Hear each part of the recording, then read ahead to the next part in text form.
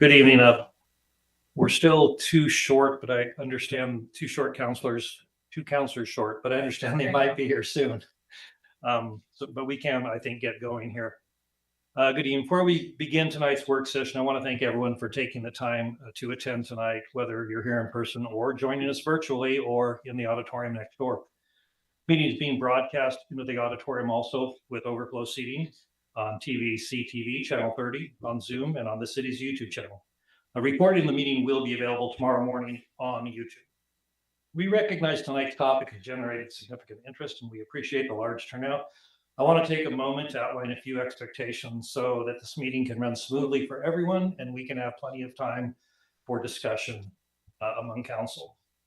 To assure the attendees both in the room and watching remotely can clearly follow the discussion, we ask that you please refrain from clapping, calling out, or making verbal outbursts. This is a work session. These disruptions interrupt the flow of the meeting and interfere with the audio for those who are participating virtually.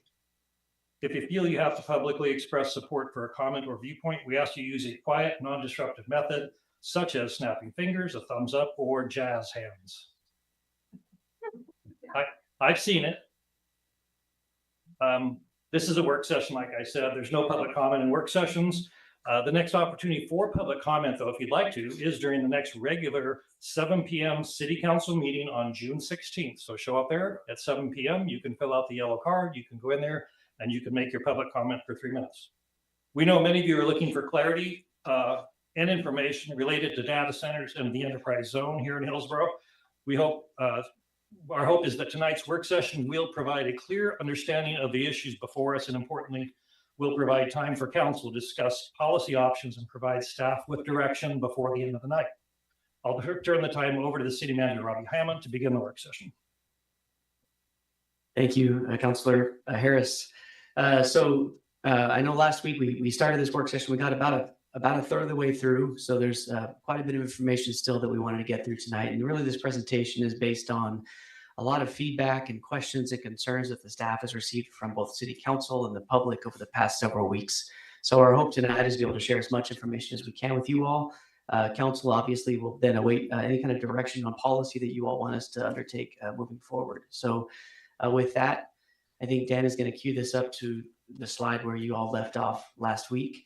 We do have 4 kind of primary sections. This first one is kind of the background section. We're almost done with that section. There's a couple more slides to go on that. The second section is on land use. The third is on the enterprise zone. And the fourth is kind of a catch-all. And that's also where we've tried to kind of group the different proposals that we've received from council in certain categories that are similar. And our goal after each of those sections is to pause, to have any kind of questions that the council has, any kind of clarifications or discussion of those points. So with that, I will turn it over to Dan. I just have a question. So you received our materials and answering our questions. Is that information on our website that's focused on the data centers? So we have both our website, FAQs, and website that is dedicated to data centers. All of the information as well tonight is included in the packet as well, both online, and I think we put out printed copies as well of everything that we have also. So that just a point of clarification, that information that questions that council have asked, though that information has been answered and is available on the website for data centers, or no? I think the questions that council has asked is what we're trying to address this evening. I think our FAQs get to a lot of it, but I think most of the questions are going to be addressed in tonight's presentation. Okay, and one more thing, how long do you think this presentation is going to be? And so that I just want to know, because I'd be willing to withhold my questions so that council has more time to answer questions and we don't run out of time. Yeah, we have approximately 45 minutes remaining in the presentation. So I would say 15 minutes or so for each remaining section. That excludes any questions though. So that's why we'll try to pause between each section so that the council can have any kind of question discussion on those specific sections. We didn't want to have you all wait till the end. It's just so much material. We thought it'd make more sense to pause in between each section so the council could have any discussion if they want at that point. Thank you. Okay, thank you, Robbie. Good evening, Council President Harris and councilors. I'll pick up and finish the last couple slides really to the background section. And this section in particular is in response to some of the public comments as well as council questions really around some of the environmental protections and regulatory layers, specifically to waterways and riparian areas and sensitive natural areas. In Hillsboro, there are a series of layers of regulations and protections that get applied to these different areas. I'll cover those in maps here in the next couple slides. But just to summarize what those are, at the city level, there's what's called the Significant Natural Resource Overlay. Often you'll see the acronym SNRO, and that is applied to natural resource areas throughout the city. And there are different degrees of protection for those sensitive areas. So we seek first and foremost to always protect those areas. Occasionally, those areas may be partially impacted, and if somebody does impact one of those areas, then they have to go through an additional land use review process with mitigation requirements and evaluation there as well. Then at a more of a kind of countywide level, our partner Clean Water Services has what's referred to as sensitive areas and vegetated corridors. Those usually will follow mainstream corridors or river corridors. And Clean Water Services, in coordination with city staff, will review any impacts to those. Oftentimes, there is a lot of co-location, as you'll see in a minute, between our SNRO and the Clean Water Services vegetated corridor areas, but nonetheless seeking to really protect the most sensitive of natural resource areas, especially in those riparian areas. On top of that, occasionally we can have what are called jurisdictional wetlands or jurisdictional waterways. And so these are wetlands that can be on sites, pretty much anywhere where you have flowing water, also then elevates up to a state and a federal government level of regulation and protection. And so again, most of the time, we are working with development applications to seek to avoid those areas. Occasionally there may still be an impact there, in which case now that requires state and federal permitting above and beyond the local level permitting that I just spoke to. And then lastly, there's an additional regulatory area really around our floodplains. So again, in our waterways, especially that are prone or subject to flooding, we evaluate development to try to keep that out of those floodways, both for that development's impact of potential flooding and not to cause additional flooding perhaps in other parts of our community. And so our planning division is the local authority to review any impacts to the floodplain, but that has to be done in coordination with the Federal Emergency Management Administration, FEMA, as well. So what does that look like? Here's an example site. It's a little faint, but the black box at the bottom is intended to be a development site. The green or the blue area you see on the map would be an example of the FEMA floodplain. So the light blue line is really a creek corridor. This could be a site that's transitioning, say, from agricultural use where farming activities happen pretty close to that creek corridor. And the floodplain in a major storm event is that kind of the darker blue or the more faint blue you see here. So if there were to be development in there, that's where that FEMA floodplain alteration or permit would be triggered. In this case, you can see the building footprint down there staying outside of that. Then as we layer in, this is now showing the Department of State lands. Let's say there was wetlands along that, there's ponded water or soils that qualify as wetlands. Those are protected, and so we would first seek to keep the development out of that. If the development is getting into that blue area or the green area, and you can see where some of this starts to overlap now, that's what would trigger that Department of State lands and the federal review as well with the Army Corps of Engineers. Then on top of that, you can start to see then how the Clean Water Services vegetated corridor, which is really a buffer of those waterways, would come into play on the site. That's in the orange. It overlaps with the green and the blue as well. And so again, we typically seek to try to encourage development to stay entirely out of that. Development can propose going into that, of course, but as I noted earlier, that requires an additional level of review and evaluation and for mitigation if it is to be approved. And then lastly, we'll overlay the Hillsboro Significant Natural Resource Overlay, which typically then expands a bit beyond the Clean Water Services vegetated corridor as well. So again, this comes out of our local community development code and natural resource protections. And so again, in an optimal setting, we would have the building in the development project located as such here where it's not encroaching on any of those. But again, if it was proposed to encroach in some of those, there are local permits to be reviewed, evaluated against criteria, mitigation proposed as appropriate. And so again, Rachel will talk a little more about that in a very specific case of example later, but we really wanted to help flag and make sure that there was common awareness of the multiple layers of protection, especially in some of those most sensitive areas.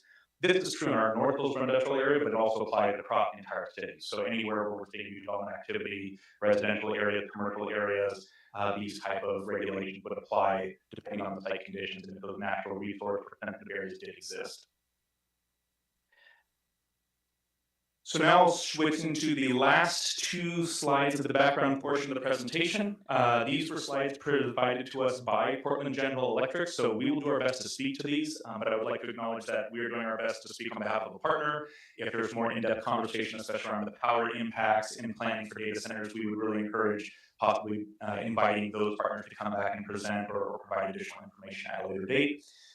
This slide seeks to show the breakout of the different customer classes that Portland General Electric serves. You can see residential is 34%, commercial users are 31%, industrial is 35%, and then there's a breakout below that. It is our understanding that these are the percentage of total customers making up. This is not the consumption percentages by each of those customer classes. So it's a little bit different than what Nikki Iverson, our water director, shared the last time. In the upper right is a map that shows the Portland General Electric service territory in the green hatching across the region. And then in the green box is that Silicon Forest, the high-tech sector where most of our data centers are concentrated. That aligns with some of the maps you may recall that were shown in the last background portion of the last work session. And in the lower right, I think is a map that they were seeking to highlight and show many of the Trans-Pacific cables that come in daylight in Hillsboro. But the main thing from a city staff standpoint we wanted to flag on this is we do our best to coordinate with our power utility partners, primarily Bonneville Power Administration and Portland General Electric, when we're doing a lot of our near-term and long-term planning efforts. We share growth aspirations with them around our housing and our economic growth. When we were planning for geographic areas, whether that be for redevelopment or into some of our expansion areas, we do our best to coordinate with them on the service needs of those areas and all the very specific utility corridor alignments. They do facilities planning of their own, where do future substations go, where do emergency response centers go, off of all that work. And so I would like to thank them for that partnership, but that does, I think, become relevant to some of the power planning questions and concerns that we've definitely heard from the council and from our public. And then the last slide of the background section really we wanted to highlight is you may have seen in some of the city's frequently asked question responses and in some of staff's responses to your questions, reference to the Oregon Power Act, which was passed as part of House Bill 3546. And that really lays out how our utility partners are undertaking efforts to create a new regulatory framework, especially serving large load customers. Those customers are using significant amounts of power coming in. And there's some multiple core components that we've been tracking and that Portland General Electric has shared along those. Those include a new customer classification and schedule. Some of you may have seen the recent news over the last week in terms of some of PGE's rate changes, especially as it relates to data centers and other use classifications. We believe this is a part of that conversation. Growth-based cost allocation, where and how some of those growth modifiers and modifications are happening. Customer protections against stranded assets. They, like us, are utility operators, so making sure there aren't stranded assets that users are paying for. And then lastly, special contracts to support clean energy development, as that is both a corporate goal of Portland General Electric and also one that we have stated as a community in terms of renewable and clean energy usage and grid as well. And so you'll see references sometimes to this UM 2377. That is really that effort really to evaluate some of the changes to their rate model and their service delivery model.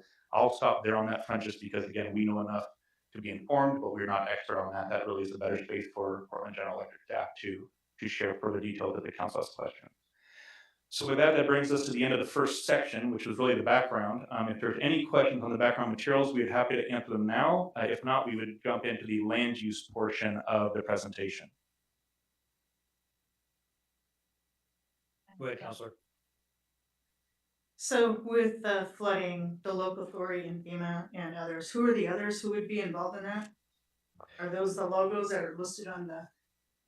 Councilor, Thank you for the question. Just to make sure we answer it properly, you're asking who evaluates the protections of the regulatory floodplain. Yeah, That is done by our local floodplain administrator, who is Rachel Marble on our planning staff right now. We have different staff that will review that. That is done in coordination with FEMA. so the city does that. The Correct. city monitors that. Correct. Okay. Let's see.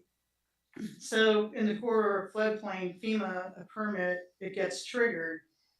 Department of State Lands, so if something happens, FEMA gets triggered. Department of State Lands, you say, protected lands with non-development. Why are, first of all, why are these lands protected and what deems these lands to be, why are they deemed sensitive areas? I'll do my best to answer that somewhat briefly, but happy to get into more detail now or later if the council would like as well. So each of those layers, I'll just go back briefly to the map maybe.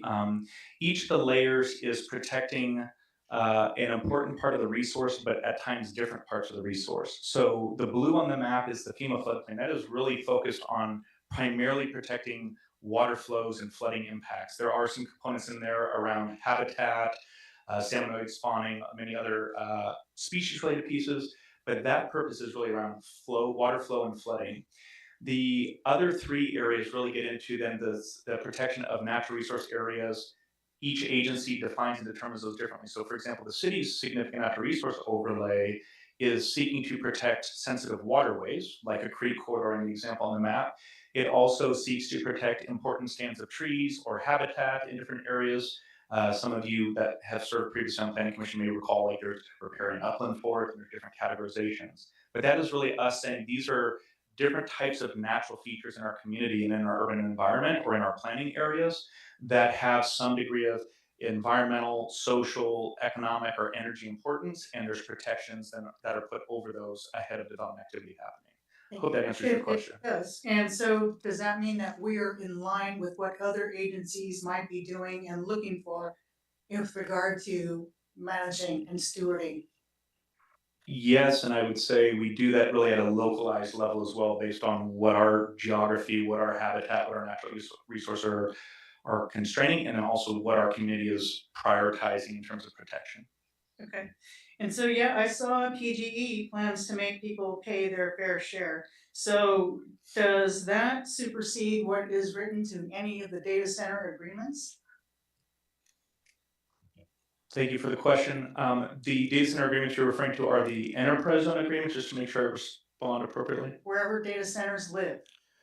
So yes, and that's a question perhaps we can come back and answer when we get to the enterprise zone portion a bit more, but in short, the enterprise zone agreements are not speaking directly to power rates or energy usage. It is really speaking to the investments of the facilities and the equipment in them and the specifics of that program. But we can come back, maybe answer that a little bit later in the presentation further. It might be good for council to have a tour of all data centers, just to get an idea so that we understand differences and location, so we have an idea what that looks like.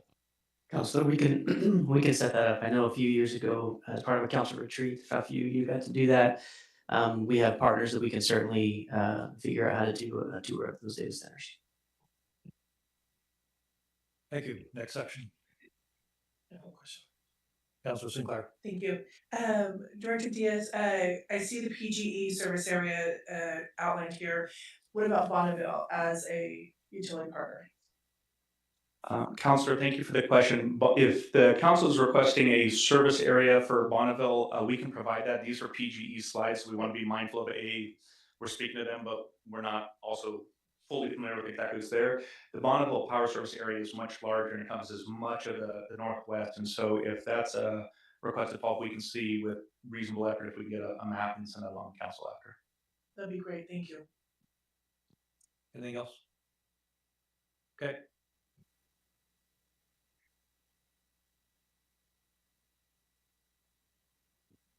Good evening, Council. My name is Rachel Marble. I'm the Code and Policy Project Manager in Community Development. I'm going to talk to you this evening about land use regulations. Just a quick kind of level set on the policy basis. So our zoning code is the Community Development Code. And those regulations are an implementation of the comprehensive plan. And the comprehensive plan is an expression of the community's values that's represented as goals and policies. And that's really an extension of the vision that's set by the Hillsboro 2035 community plan. The development code is also informed by other analyses. This is the economic opportunities analysis is one example of that. So an overview of the development process. This is not specific to data centers, but I gave an example of a data center development, and I'll go through that in just a moment. But just to kind of walk you through the general development process. So when a use is permitted outright in a zone, it's typically reviewed as a type 2 administrative decision when it goes through land use. That includes a public notice for type 2 decisions that's sent out at a 200-foot radius.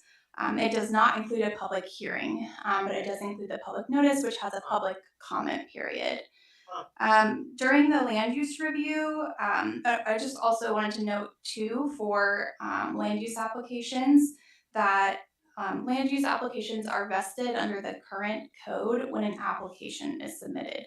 So it's at that point that you're vested under the code as it stands when you apply. And your application does not need to be complete, you just have to submit an application. During the land use review, the application is reviewed by city departments, including building, transportation systems, fire, public works, water, and parks, as well as external agencies like PGE, Clean Water Services, Washington County, ODOT, and the Department of State Lands. And conditions of approval are added for any needed public improvements, such as road construction, utility extensions, traffic safety improvements, and fire access. Once a land use decision is approved, the applicant moves on to engineering permitting, which includes public infrastructure permitting, private utility permitting, and grading and erosion control permitting. Those permits are all reviewed and issued through the city, but they're also they also involve review and coordination with external agencies like Clean Water Services and DEQ. After that, the development then moves on to building permitting, and this is when we're ensuring that it's meeting all of the building code requirements, including fire and life safety requirements. And it's at this time that the applicant, when the building permits are issued, the applicant would pay fees and any required system development charges. Lastly, once it's under construction, inspections are required to ensure that the code requirements are met that were shown on the plans, including the building code and utility connections. Okay, so where in the city are data centers an allowed use? So data centers are classified in our code as industrial services. You won't find them as a use category. They fall under an umbrella use category, which is how our code is categorized. The list of zones on the right is all of the allowable land use zones in Hillsboro that data centers are permitted as a primary use. They're allowed in all of our industrial zones. They're allowed in one commercial zone, commercial general, and 2 of our urban center zones, which are found in the Amber Glen area. I'll note that there's actually 2 industrial zones that are missing from this list. My apologies. One is the Evergreen Special Industrial District, ESID. That zone is actually not applied to any properties in the city. So it's a kind of a legacy zone that we don't use anymore. And then the other one is the or SSID, Chute Road Special Industrial District. That zoning only applies to the Genentech campus. So they're not allowed in any residential zones, and just for kind of a comparison, we have 37 zones total in Hillsboro, so these are the ones where it is allowed. There are additional limitations in the IS Industrial Sanctuary Zone, which is what the map on the left is showing you. That map on the left is not showing you all of the zones in the city, it's just showing the IS zone. We have sub areas in the IS zone, and there are 2 sub areas with additional limitations. One is the Meek sub area, where data centers are not allowed as a primary use at all. And then the other is the Jackson East sub area, which is actually split into 2 further sub areas. The Jackson East South sub area allows data centers as a primary use, but only up to 62 acres total. The Jackson East North sub-area allows data centers as a primary use, but only 21 acres total.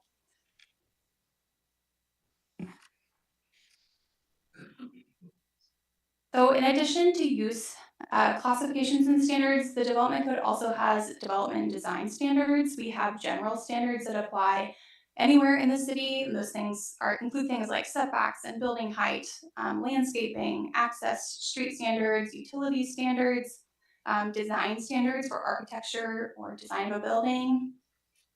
It also includes overlays, standards for overlays, which are some of the environmental protections that Dan mentioned.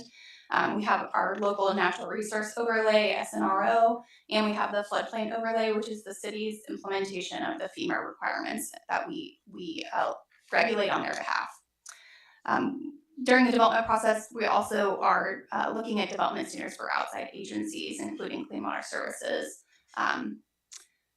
We also have plan districts in the code that have regulations for certain areas of the city. North Hillsboro is one of those. We have a North Hillsboro Plan District. The North Hillsboro Plan District has regulations that are in addition to the general development standards. They include things like enhanced landscaping, buffers at the urban-rural edge, which is mapped in the code, enhanced design requirements for buildings, and a special setback along the Crescent Park Greenway along Weibel Creek.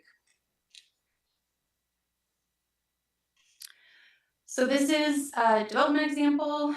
This is the QTS site along Northeast Huffman, and that was given to you kind of in detail with items that were required during the development process.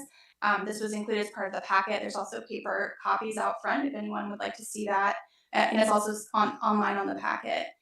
So this is the QTS site in 2018 prior to urban development. The land was previously agricultural, as you can see. And you can see Weibel Creek there with the agricultural activity having no setback from the creek. The creek was evaluated as a part of the land use review, as a part of the Clean Water Services service provider letter process, and it was in marginal and degraded condition at the time of development. This stretch of Weibel Creek, I'll also note, between Brookwood and Star is not protected by the city's significant natural resource overlay, which that determination is done as a study it's density wide, but it's also done when new land is brought into the urban growth boundary. There was, however, upland forest on the site. You can see the L-shaped forest there. That was protected by the significant natural resource overlay. It carried a level 1 protection, which is the lowest level of significance in our overlay. And that forest, you'll see when I move forward, was removed and mitigated as a part of the development. So this is the QTS site in 2025. You'll see that it has 5 data center buildings that were constructed in phases. And the summary of the development has kind of the process and the requirements broken down by topic areas that have been brought up, like water, stormwater, things like that. And you can see in there the requirements the applicant had to go through as a part of the development process. And the summary also includes required improvements, public improvements that the applicant made during the construction process. You'll also see, it's a little dark in the photo here, but you'll see Weibel Creek now, and north of that, was the mitigation area for that natural resource removal. It's over 12 acres of upland habitat that was planted with over 1,400 plants during the development, and you can see it very faintly, but the Crescent Park Greenway is also there that the applicant was required to construct across their property. And this is a selected amount of the environmental overlays that Dan went over. I didn't include all of them just because it's a lot going on, but I wanted to highlight here. This is Weibel Creek highlighted in blue. The Clean Water Services vegetated corridor is highlighted in red, not only on the QTS site, which ends there. The vegetated corridor continues. And then the Weibel Creek green space setback that's required by the code is also highlighted here in yellow. The site's pretty large, so you can't quite tell, but with the scale how wide this is, it's 100 feet setback in total. sorry, and I'll also just mention, I mentioned that this area of Wyville Creek is not significant on the significant natural resource overlay. There are other portions of Wyville Creek that are protected by the significant natural resource overlay. And again, that evaluation is done, including many things like the condition of it whenever it's studied. And the buffer for that, for the city's significant natural resource overlay for riparian areas is 75 feet. So that would go from the edge of the water or the creek in this case, or wetlands if it's wetlands. And that buffer ranges in size. It's minimum 75 feet for riparian areas in the city, and it does extend all the way up to 120 feet for certain creek systems. So now we'll talk a little bit about the code amendment process and what that looks like as far as our code, what it requires. If council were to desire to initiate a code amendment, which you have the power to do, a code amendment can be initiated by council or planning commission. Once it's initiated, the code amendment language and findings would need to be drafted to support the amendment, whatever was being proposed. By statute, we're required to send notice to the Department of Land Conservation and Development and Metro 35 days in advance of our public hearing with the proposed language. That language can change after that notice, but we're required to have a proposal of our code amendment language at that time. So after that notice is sent, our code requires us to hold a public hearing at the Planning Commission. The Planning Commission makes a recommendation to City Council on code amendments. Public notice is sent to affected properties. In this case, it would be in the zones that have changes that are affected by the amendment, whatever is being proposed. Part of that notice would likely include what's called a Measure 56 notice, which is a requirement that we have to let people know that the permissible uses of their property are changing. We're also required to let them know that it may affect the value of their property. We have to do that at least 20 days in advance of the hearing.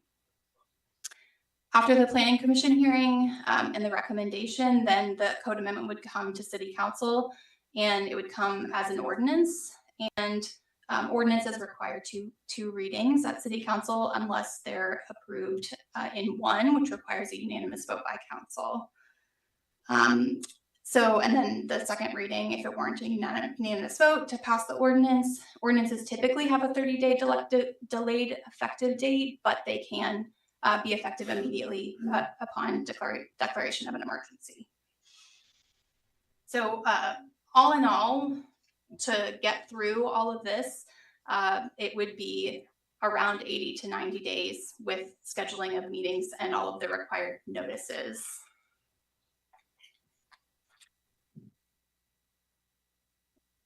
So council, that concludes the land use portion of staff presentation. We wanted to take this slide to recognize that we've sought to take many of the policy ideas and inputs that we've received from council, some of the common themes we've seen in some of the public inquiries and testimony, and frame them on this slide. But really at this point, we're happy to answer any questions you may have or receive any additional policy direction, discussion, deliberations that you'd like to have.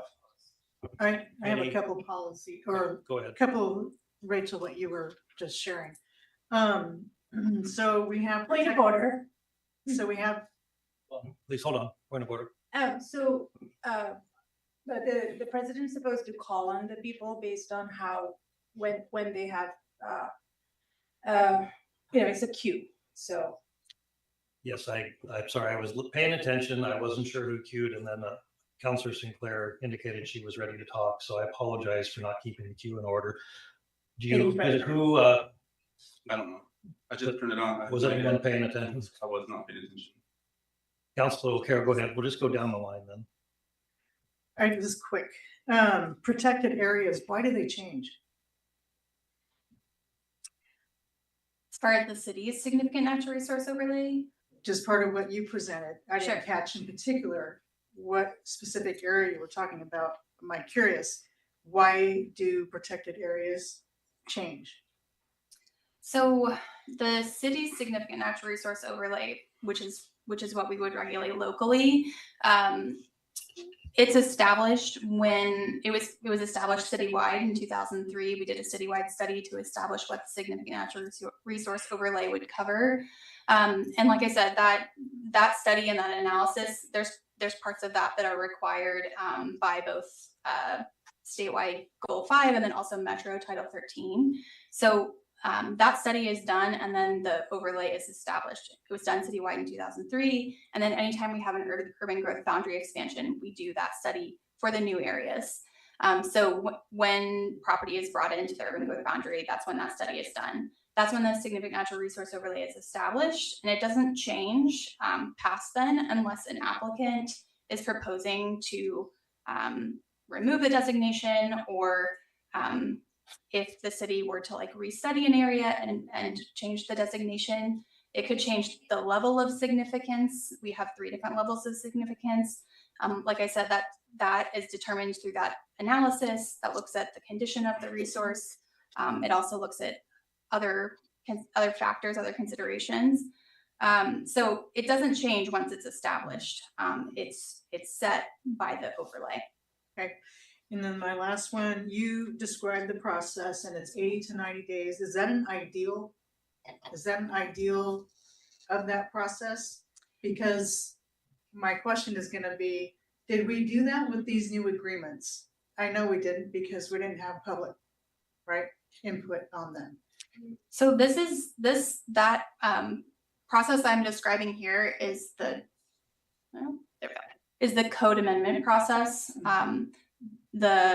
I think the agreements you're talking about, the enterprise zone agreements, are not subject to this code amendment process. Okay. So this is just specific to land use development code amendments. Okay, thank you. Councilor Sinclair. Thank you, President Harris. Rachel, at the beginning of your presentation, you conveyed, and I'm assuming you're referencing to the enterprise zone. Once agreements are signed, am I correct in the understanding that it grants the corporation a vested legal right to our land? So regardless of a site plan being completed? So this portion was only on land use. So that was not regarding the enterprise zone applications. That was regarding the land use applications. Okay. So can you hold 1 second, please? Mr. Wildfire, that's the 3rd time you've interrupted us. So we will not tolerate disruptions that preclude the council from being able to conduct its business. Your actions are causing a disruption, precluding the council from conducting its business. That has an impact on every person in this room and online. Please refrain from causing any additional disruptions. If you continue to cause disruptions, I may ask that you leave the meeting before we continue. And if you refuse to do so, I may ask them to have you removed. This is your first warning. Mr. Wildfire, your actions continue to cause disruption and preclude the council from conducting its business. Please refrain from causing any additional disruptions. This is your 2nd warning. If you disrupt the meeting 1 more time, I will ask you to leave the meeting before we continue. If you refuse to do so, I will have to ask you to be removed.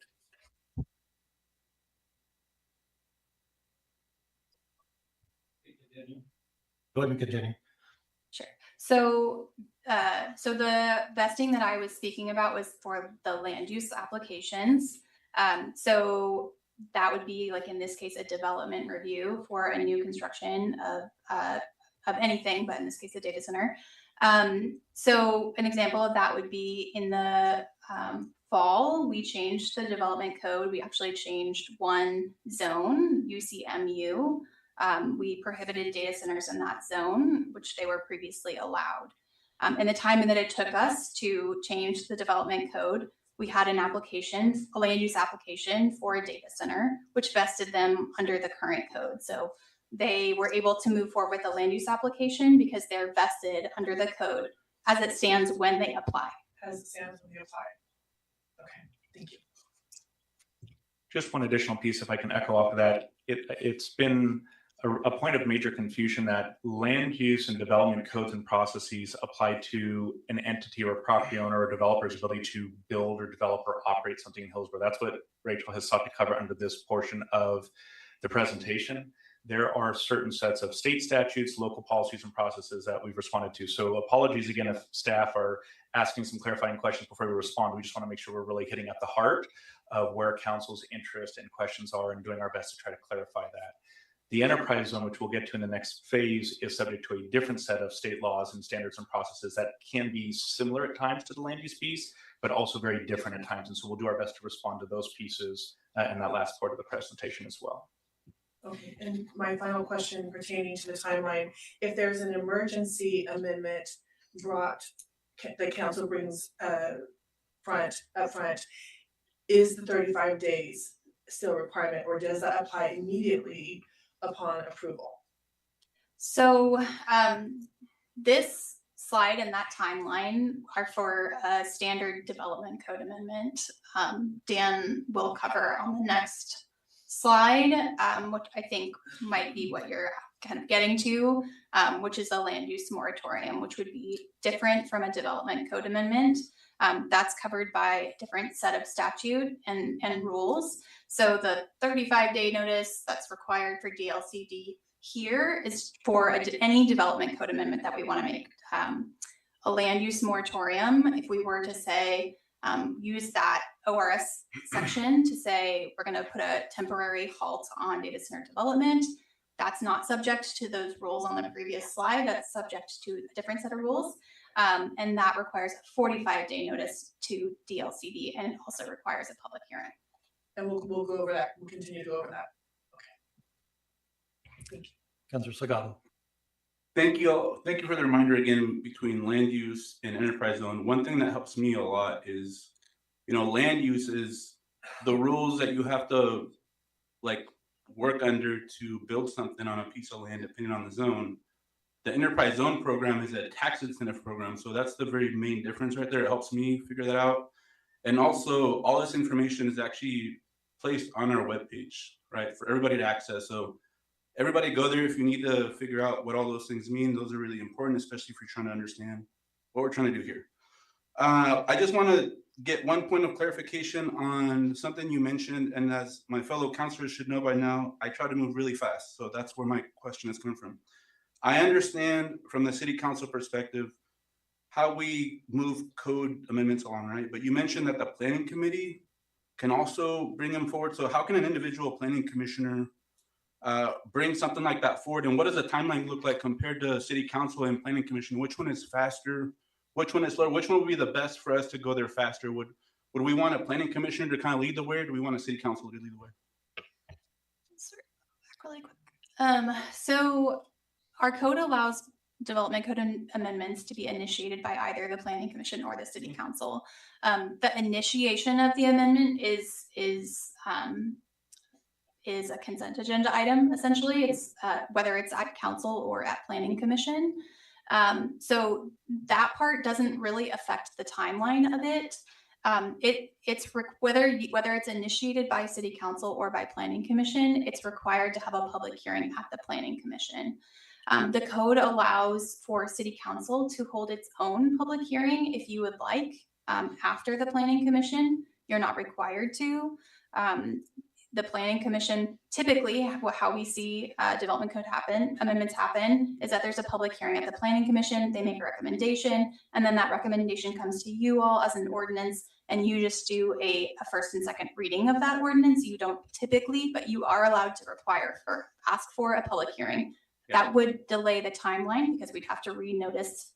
We'd have to meet our noticing requirements for your public hearing as well as the planning commissions. Okay, and then as a follow-up, is it just like the council that any commissioner can bring up any sort of issue, or does it have to be like the leader of the planning commission? So it would be initiated by an order. So it would need to come before you all as a consent agenda item as an order. Yeah, let me clarify the question, because before you give me a really long answer, which I appreciate the details. My specific question is how does somebody on the planning commission initiate this process? Councilor, if I can take a stab at that, please. Yeah. Thank you for the question. So in short, we would need consensus by whichever body was initiating it. That consensus then is the direction to staff to prepare and initiate that order to bring on consent agenda. It cannot be done on an individualized basis, much like you work on a council. One last piece, if I may just flag back to your initial question too, which I think is an important clarification piece, especially we talk land use now, enterprise zone later, is those processes around the initiation, the public hearing steps are informed in part by state land use law. We have to be compliant there. That is seeking to encourage a degree of public engagement, public participation in the legislative process. And then another part of that land use code amendment piece is in our own codes. And so those pieces are rules that we would have to follow in our set processes, especially around the spirit of so much of what the council often raises is having that transparency, having that public engagement component and being available there too. When we get to the enterprise zone piece later, we'll talk about there are different state laws that we have a similar piece, but I want to flag too, again, they're different right now. Thank you. I have one question, Ms. Marble. You said the estimated the quickest we could possibly do this is 80, 90 days, but does that take into account the entire process of agreeing to and drafting the actual code amendment, or is that in addition? First we have that, then once we actually get it finalized, at that point it's 80 to 90 days. Is that right? Yeah, I mean, 80 to 90 days, when I timed it out to see, like, that's like the bare minimum. Right. And that would be like, if you were to direct me to make a code amendment and I were to take like probably 2 weeks to draft that, it wouldn't be very long. And that would also include no public engagement in that process. The 80 to 90 days is like the bare minimum and not an ideal. I think someone asked if that was an ideal. That's not an ideal code amendment process. So if we have a complicated code amendment, there's a lot of debate or a lot of discussion until we reach agreement. That whole process could take many more weeks than 2 weeks, particularly if you want to do public engagement. And say it's a 2 or 3 month process, then would you just add like 75 days onto that? Is that sort of like, once it's finalized, is it 80 to 90 days? Is that what or is it a little shorter than that, like 70 to 80? I mean, once it's finalized, you could count the days from the DLCD notice, because at that point we have an amendment. We have amendment language, so we've agreed, in theory, agreed to some type of amendment language at that point. So that's 35 days in advance of the public hearing. The Planning Commission public hearing would happen, and then typically, depending on how the dates fall with council, it either goes to the very next council meeting or it has to skip one, depending on the how those dates line up. So I would say from the DLCD notice, it's going to be around 70 days. So 70 days plus the time it takes to agree and draft, more or less, approximately. Okay, thank you. Any other questions in this section? Okay. Sorry, we do have Councilor Andrew. Thank you. I have a question about water. Should I wait for the next section? If it's related to kind of permitting and development evaluation, now would be a good time. We can probably answer it quite quickly if it's related. It's about data center Sure. water usage. Yeah. So, can you help with what are the different kinds of data centers and how they might be using our water? Sounds good. Yeah, thank you, Council, for the question. I'll try to be brief in this because I think we touched on some of it last session, but we have received some follow-up questions, especially from Council around the systems. And so while we're not expert on all the systems, typically, as you heard last meeting as well, we have many data centers in Hillsboro that use what's called a closed-loop water cooling system. So it's basically like a radiator where water is brought into a cooling system. We call it a closed loop system because the water often will stay and be recycled within that system, but that's used to cool some of the heat from the server processing in the data centers. When our water director spoke to the lower water usage, it's because of those closed loop systems. I confirmed since our last work session with our plumbing inspector, so they're the staff, as Rachel was talking about earlier, in the inspection phase, that go out and look at every one of these buildings as they're being built. They look at all types of buildings across the city, but I was asking them about specifically data centers, and the plumbing and the building inspectors both clarified that since about 2013, every data center that we have on record has included some form of those closed looped reuse water systems for cooling. There are some, and we're working to compile more finite data on this, that, as you also may have heard last week, and I think there may have been some confusion here, that at times we use a hybrid system. So in addition to that radiator system, use what's called passive air cooling as well, where they will open up dampers and use a lot of our more mild temperatures here to cool some of the data centers and not have the need to fire up the radiator system quite so much. I think that's where some of the confusion came in. Other types of systems include like mass air conditioning type of systems, and there's a lot of nuance there. Those sometimes we see to be evaporative cooling, where there can be a lot more water loss, sometimes back to those pieces. We don't see those in Hillsboro, as we've talked about. So I'll stop there just for the sake of brevity tonight. I hope that gets at the heart of your question and builds upon some of the information that Nikki did a great job presenting last week. Yeah. And the water usage numbers are from the last time are the same, are correct. The water usage numbers have not changed and reflect the answer I just gave you as well, because those closed loop systems, They don't use much. they don't use constantly of flushing new water in. They stay largely closed and get flushed very periodically, but Yes. spread out. Thank you. Thanks. A day. Excuse me, I didn't see who said that. You want to stand up? You've all been pretty good, really good, honestly, about letting us do the work here so we could concentrate on this and have communication. So I do appreciate that, and I appreciate everyone's patience and consideration to this council. One final piece just before we move into the enterprise zone section, which will be the final section of staff background for this evening. I want to commend planning and Rachel, especially for providing this document to you all. When we come back around to have any final policy discussions or direction, our hope is that this again seeks to summarize a lot of the requests and inquiries that you all have provided, at least help frame some of that. So please use that as you see appropriate or not. But our hope is there's just helps us to let you know, here's the categories we're hearing and seeing recommendation from you, and would welcome any additional policy direction or guidance. Are you going to go back to that prior slide there? Would you like us to do that now, or move into the enterprise zone section and finish that up? Well, I don't know. So, Dan, I thought we were gonna go through the slide and allow the policy sort of discussion for the land use before we moved on to the enterprise. I'm happy. Yeah, sorry, I must have misunderstood to move forward to the next section. I'm so sorry, Director. I have one final question. I'll Okay. make it quick. Go ahead.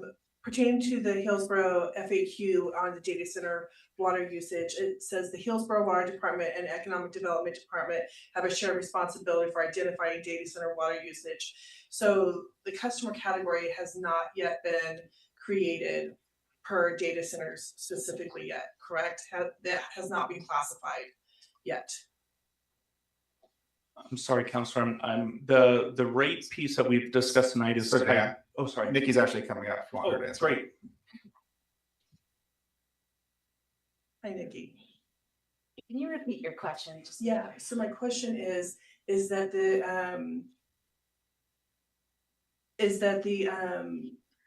category, there's 8 classes, correct, currently? that's correct. And that there's think not a there's- class to identify data centers specifically. We actually have been doing research on this based on the community concerns that have come up. And we're working on it right now. Some of the data centers are in the commercial category, Right. and they might have smaller water use, but they also have irrigation associated with that. And our commercial category has a winter and a summer peaking. That way they're paying a higher peak. And some of the data centers are in the industrial class. This is something we'll be working on with the Utilities Commission. We need to do some research to see, because if we move them into one class, I don't want people getting a deal if they're irrigating and then we move them into another. So we need to make sure that we're very careful and deliberate about that. And we're doing more research on what their actual usage is, because the large industrial customers usually have separate irrigation meters. And so those are in a different customer class. So we're doing that work right now and trying to figure that out and to see if we should create one. And the Utilities Commission is asking some questions about that as well. Okay. Does that answer your question? It does. It's still Okay. it's a process and it's still being developed. Yes. So a question I have is, can the council receive the corresponding addresses and meter reads data provided for the Economic Development Department that has generated the March 2026 data center water use FAQ? Yes, so we received this last year about 4 public records requests. So we've been generating that data pretty frequently. So we can get that. Are you wanting their usage, their meters, and their addresses? Yeah, we should be able to get that quickly because we received several requests. Thank you. Yeah. Thank you so much. Of course. And Nikki, just to clarify that point, so that was data that was put together by the Water Department, not Economic Development Department. Oh, yes, I should have made that clarification. That was from the customer accounts. Yeah, it will not include we don't have the data from Tualatin Valley Water District. I believe they have 4 in their service area that serves the city of Hillsboro. They serve east of Cornelius Pass. They have also done public records requests. So if we're interested in that, I can gather that as well. in its entirety, that'd be wonderful. Okay, Thank yeah. you so much, Nikki. Did you, I don't know if we have the customer class in there, but I'll have to take a look. Okay, Okay, thank you. Yep.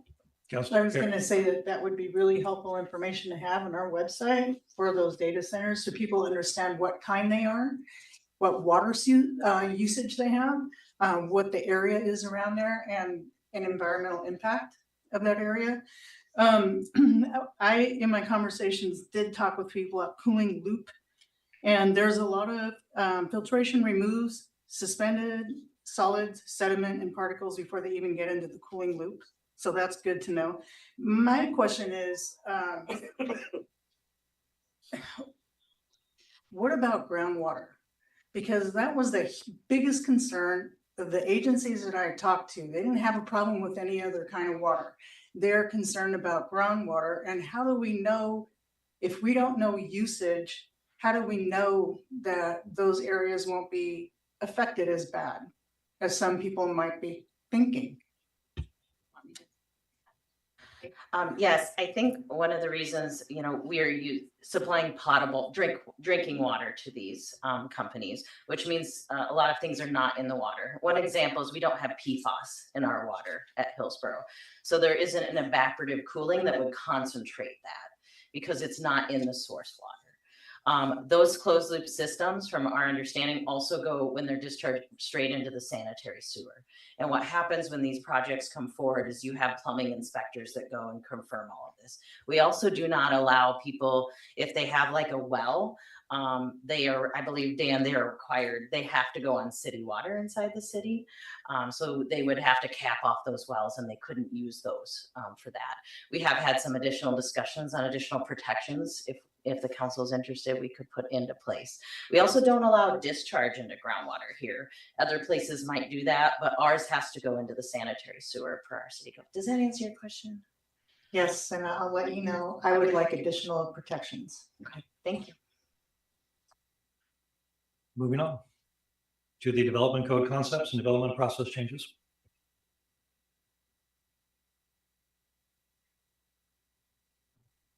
So council, again, as it was mentioned, what was put together with this slide was really just a slide to help facilitate your conversation.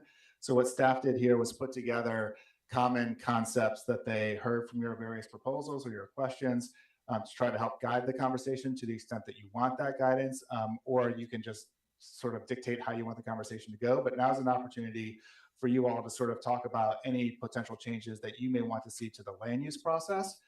We'll get to the enterprise zone and then a sort of a catch-all at the end for anything that's not land use or enterprise zone related. And it's sort of following this outline that was put together that's sitting by your seat.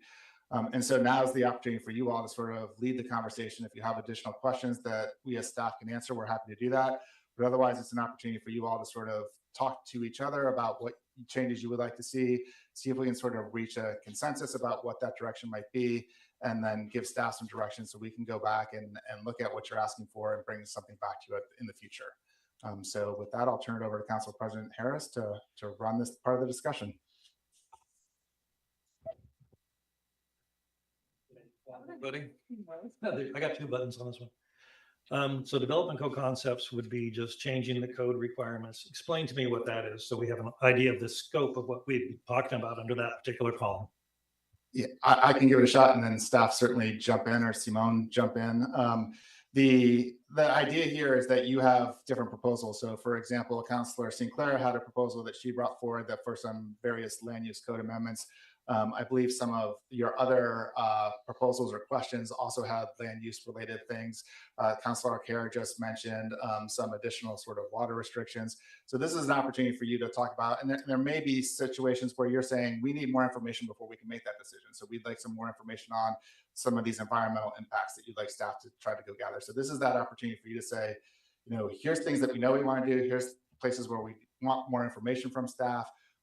Or just other ideas that you may have sort of about how we regulate land use and all those things that Rachel just covered. So that could be uses in various zones. That could be the sort of design standards that Rachel talked about. I don't know, Rachel, if you want to you could probably talk about this a lot better than I can about what their options are. So yeah, and so I tried to kind of compile, again, there were different proposals and things that were brought up. So I kind of tried to distill that. And again, there's three different things on this concept sheet. The first just being a new use category to define data centers in the code.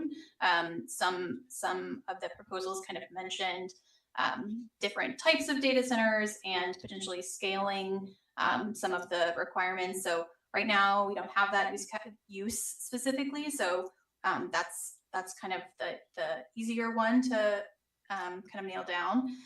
The second piece of this is the development and design standards. There were some things mentioned in the proposals, and some of these I don't have like recommendations per se on what standards we could consider adopting, but these standards could include things like additional landscaping, additional setbacks, additional buffers, screening, sustainability or green building requirements. And those would go into like the special use standards of our code, section of our code. That would be something that either you all would want to determine a policy basis for, or again, have us bring back additional information based on the local studies and data. And then the third thing, they're out of order up here, is the use restrictions. So every use in the code, there's 4 options. It's either permitted, limited in some way, it requires a conditional use, or it's not permitted. So those are the 4 options we have in the code for every use. On the back of the sheet, I put the purposes of all of the zones that currently allow data centers, with the exception of the ESID. I left that off because, like I said, that's a legacy zone. It's not applied anywhere in the city. So you can see the purpose statements of each of these zones and, decide if you want to provide policy direction based on the purposes of these zones. If you feel like there's additional limitations or prohibitions on data centers that you want kind of by zone, that the table next to it is looking at a different approach. This is just data to show you if you were to go forward with something like we have in Jackson East, where it's limited. It's basically limited by acreage in the zone. This is all of the zones that they're allowed in today, the total acreage of that zone as it stands, the amount of existing data centers we have in those zones. So as you can see, there's only actually 2 zones that we have data centers in currently. And then what kind of some example limitations would look like if in acres in those zones. So I put, there's 3 boxes you can see highlighted in red text. Those are the IS zone. I highlighted those because we've already exceeded those percentages with the amount of existing data centers. And then, the acreages here don't include the Meek sub area and the Jackson East sub areas because those already have limitations.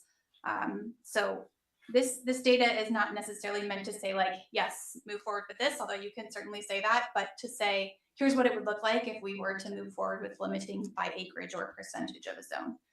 And then the last piece on this sheet is if we were to move forward with limiting it, which by the whole area of North Hillsboro or by all of the industrial area. I don't have an acreage calculation for what that looks like, but I mean, you can see the total acreages of the zones. Not all of these zones are in North Hillsboro, so that's something else to consider. If you want to move forward with looking at it by zone or by area of the city, maybe you want to do a combination of all of these things and say, we're only going to allow them in North Hillsboro, but we're going to limit the amount in North Hillsboro. So other zones like the urban center zones, those are not located in North Hillsboro. Those are located in the Amber Glen area. So you could make a different call on those zones based on the fact that they have very different purposes than some of our industrial zones. Thank you. First of all, to get this organized a little bit, I see these 3 categories. I like this, the way you've done this. So we could talk about use categories, establishing, we could have some discussion whether it's one different or multiple different types of data center uses, probably even. Second, development design issues, which is like, oh, maybe they have backup diesel, they have to use biodiesel or something, or some sort of a more photovoltaic or something. And then the third one, the use restrictions, which is like, what areas do we want these restrictions to apply? So that's sort of how I see these broken down. I think there's going to be a lot of suggestions from everybody as we come along here. And I think they're gonna be a lot. And I wonder whether or not we want to take these one at a time, like what new use category, and talk about that. And then if people have suggestions, we could say, that's a good one, let's include that. Or to try and build support. So we're focusing on like the top 1 or 2 or 3 or 5, whatever they happen to be, in each category. And then we could start off, just everyone have one suggestion, or we could just go. So my suggestion would be maybe to talk about either 1, 2, or 3. So we keep on track of what we're all talking about, and then let everyone share at that point and see if we can find some common threads here for you guys to follow up on. That's my suggestion. That being said, we're all city councilors. We all have the same power to say what we want. So I would, we're going to start here. It's going to be Councilors Embry, Salgado, and then Sinclair. So just to be clear, so right now we're gonna work on the new use category. I would suggest that's how we start, but if people want to talk about other things, they can do that. But I would suggest we start that way. Before we start the process, can I just add one thing? Sure. Before we go down the line. So one of the things that I really liked about, obviously things didn't turn out how I wanted them during the immigration discussion, but one of the things that I really liked about that process is what Raheem did. So he basically took all of our ideas, took a couple of weeks, put something together, and came back with some options and recommendations. So I would like to propose that we decide whether we want a new use category, which I think that's where we're all leaning towards, and then have staff do something similar like Raheem did, because I think like we have enough information on paper. We've shared enough about our feedback and what we'd like to see. There's a lot of research going on right now around data centers, and I really have a lot of faith and trust in our staff to kind of come back with something that's really good. So that's what I would like to propose, because I could really see us going back and forth in an hour over one specific topic. And that's really not something that I would like to do tonight. I would just, like something a little bit more concrete. I agree. I think that as people go, we round robin this a little bit, we can be concise on the areas without, you could get into details if you'd like to, obviously, but eventually it's going to go back to staff and they're going to try and draft it. And you're right, they have more expertise, knowledge about certain things than we do. Now, it comes back, we don't like it, we can always kick it back or we can modify it. But I agree at this point, we should be not necessarily at 30,000 feet, but not at 3 feet either on this, right? So with that being said, it would be nice if we had some concise, this is what I'm interested in. And then we did some round robin to see if we can reach some guidance for our staff. All right, I'll start. So how about this? So new use category, thumbs up. Yes, that is what I would like to see. For development and design standards, I think you have a lot of similar, I think the council has a lot of similar ideas regarding solar panels and doing maybe going multi-story, things like that. So really looking at the environmental impact. And I would also, and I don't know if this is going to be in this or not, or maybe it's in under the next section, where I would like to propose that we do an environmental study of what we have and the impact, but for Hillsboro. Thank you. Councilor Salgado. Yes, again, I think special use category, and then I also have a clarifying question. Because see, the thing that I'm thinking about is we can, well, actually, let me go back to my question before I dive into that. Can we set zones specific for data centers? Or we say, this is the only place that data centers are allowed to go? Is that exactly what we're discussing here? Because I noticed that on the zones, there's different uses, but then there's a lot of, like, an industry can go in one zone and then another zone. Like, can we do specifically strictly data centers only in the zone? Is that legally allowed?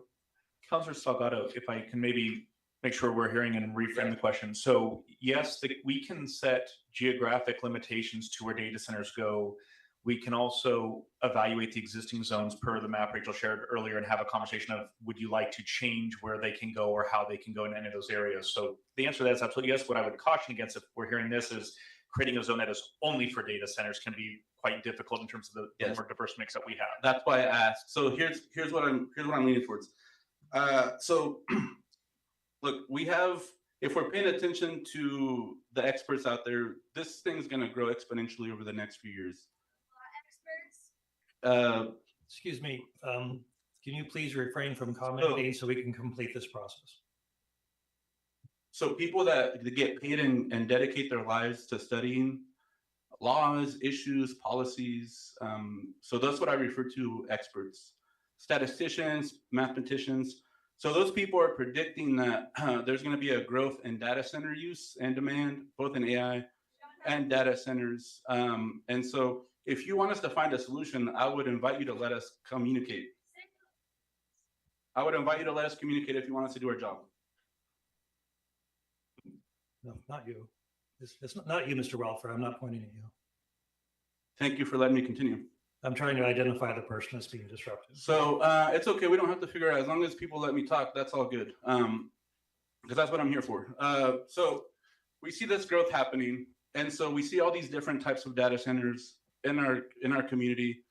And I feel like we need to know where these things are going once they apply for these applications. And so what I would like to see is different zones depending on type of data center, and consider the environmental impacts of the different types of data centers and the proximity to things like wetlands, schools, critical infrastructure. I think those are the things that we should really be looking at and seeing what type of protection our environment needs from the different types of data centers. And I think we do need to have that sort of approach to it, because we can't do wholesale. They're not all the same. There's some that can fit inside of other buildings that don't create all the environmental impacts that the huge hyperscale ones do, right? So that's what I would like to see in whatever the staff come up with. So just some options and some differentiation and acknowledgement that we do have to treat them differently. So nothing specific. I mean, you can refer to the document that I submitted. There's a lot of bullet points there. I think it's a lot of what a lot of people are saying. So nothing too different, just a little bit more details on what we can actually do. Thank you. Person, is that the same one that interfered before? Would you like to stand up, please, so I can identify you? You don't want to stand up to be identified. You just want to interrupt us.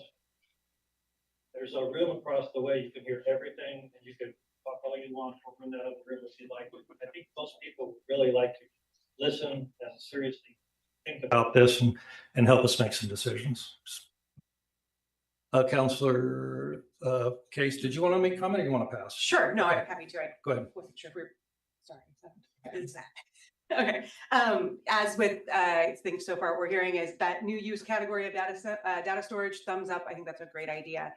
And as we were talking about the development and design standards, as I've been thinking about this and thinking about through the presentation from last week as well, and how 80% of data centers are supporting local businesses. And so I'm hearing what you're saying, Councilor Salgado, about the data, about having the standalone data center, but maybe also considering some other things. I absolutely agree with multiple proposals that talked about having an environmental impact study. What I'd also like to see is an economic development impact study, and how if we are to, pause data centers or reduce the amount of them or where they're located, what would that economic development impact look like? Because we are the economic engine of the state of Oregon here in Hillsboro. And so what we do matters for our jobs, our friends and neighbors' livelihoods, as well as our own. And so I think kind of pieces of what I've been hearing, I think that might be a helpful thing to do, as well as have an economic development impact study on some of these things. So as we look at the development and design standards and are looking through this fabulous document from Rachel, I think that might be really helpful too. So that'd be my addition to all of this. Thank you, Councilor Sinclair. Thank you, President Harris. I want to say to staff, thank you for the time that you've put into this. But I really want to focus right now on our governing authority as a council body. And I'm would like to focus initially on the teeth of why we're here, which is the enterprise zone program. And I would like to ask a question: can this council exercise its authority over the Hillsboro Development Code to amend the zoning within the enterprise zone boundary, immediately striking data storage and compute facilities as a primary allowed use, as we did in 2022 in the Hillsboro City Development Code Amendment 001-119. And this pertains references to the Jackson East sub-area where standalone data centers were downgraded from an allowable primary use to a strictly accessory use. I'd first like that question answered, and then I'd like to go on to what I submitted as proposed tonight. So, Councilor Sinclair, that's exactly what we're asking you all to discuss right now. So we're talking about land use restrictions and various zoning codes, whether that's the number 3 use restrictions on the back of this sheet, or development design standards on number 2. There's various aspects of all of that we can impose. We can't do that immediately. As Rachel was describing, there is that process under state law that we have to follow. So what we're trying to get tonight from you all is a consensus from the council and saying, here's restrictions that we would like to impose or design standards that we would like to impose. So then we can begin drafting those sorts of things and bring it back to you to say, is this sort of what you had in mind? And then we can go through the process that Rachel described. Great. I'm on the same page. I totally understand that. I wanted to get my question out so to get a straight answer that this is doable if this body chooses to direct to do so. What I created 2 proposals that I'd like to submit to council tonight, and specifically with the land use aspect. I'd like to propose an emergency ordinance amending the Community Development Code. This ordinance exercises our sovereign authority over local land use law to protect our unlimited industrial land supply, preserve utility capacity, and mandate high density employment. 1. Zoning precedent. Direct staff to replicate the legal blueprint this council established in August 2022, case file number CDCA 001-19, which restricted data centers in the Jackson East sub-area. 2. Permitted use amendment. Remove data storage, processing, and information technology centers as a primary permitted use citywide across all industrial zone districts. 3. Reclassification of accessory use restricts data storage facilities strictly to accessory uses directly subordinate to a primary manufacturing or commercial operation on the same parcel. 4. Mandatory employment density standard establishes a land use performance standard requiring any site using an accessory data facility to maintain a verified minimum of 15 permanent full-time equivalent jobs per acre, secured via a binding restrictive covenant running with the land. 5. Public safety and transparency regulations requires any accessory facility exceeding a 2 megawatt threshold to trigger a public resource impact analysis for water or power and a type 3 land use review with a public hearing and binding capacity sign-offs from our regional utility partners. And last, emergency clause includes an emergency declaration enabling the land use changes to take effect immediately upon passage, preventing speculative acreage acquisitions while the policy is finalized. And that is what I hope for us to talk about. Thank you, Councilor Alcare. Everything that Kipperlin said. And I agree with looking at land use defined and having some restrictions. I want an environmental impact study, but I want that impact study in alignment and with our partners. All the agencies that I listed in my study have an interest in what's going on. The only one that I did not hear back yet was from the Grand Ronde Tribe. I did hear back from the Columbia River Intertribal Fish Commission and some other agencies that we're already working with.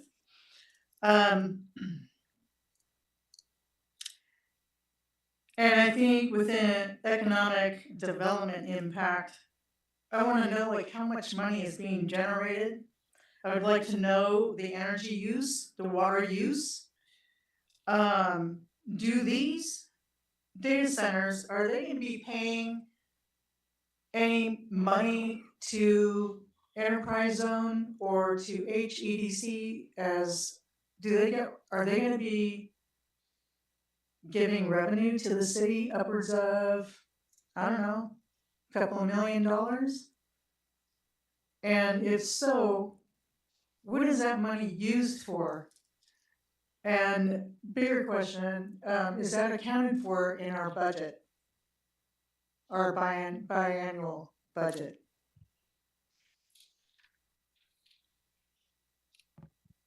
All right, thank you. And I have a few comments as well. On the new use category, yeah, I agree with what's been said. We should have a new definition of use for data storage, and I think maybe more than one category possibly, whether that's based on size or energy use or whatever, acres, I don't know, however they measure it. I know we talked about hyperscale co-location enterprise, and I think there's even like a higher size now. We don't have 1,500 acres to do those big ones, so that's not going to happen. We're looking at they're still big, but they're smaller. Two, development and design centers. I think most people covered what I had thought as well, which is some environmental issues related to that. I think that's the main thing. And use restrictions. I was looking on the other side of this chart. It looks like there's only 2 sites that actually even have standalone data centers right now. If I'm reading this chart correctly, it's just the IP and the IS sites zones. Is that 2 right? zones, yeah. 2 zones. So Well, I'll also just provide one clarification. So I did mention the example earlier. We do have one data center that's not represented here, that's in the UCMU zone, where it's not permitted anymore, so that's now going to be a non-conforming use. That's not represented here because it's not permitted in that zone. So I guess I look at the ones that don't even have any right now and then ask maybe these are not appropriate for data centers in the first place. So either putting them under the limited or not permitted might be an appropriate place to start on those for you guys to look at. And then where they are cited, let's take a closer look at those and see what features are appropriate or necessary. If this is where they're going, let's look at the stream corridors and land use on those particular places and what the manufacturers are on those sites.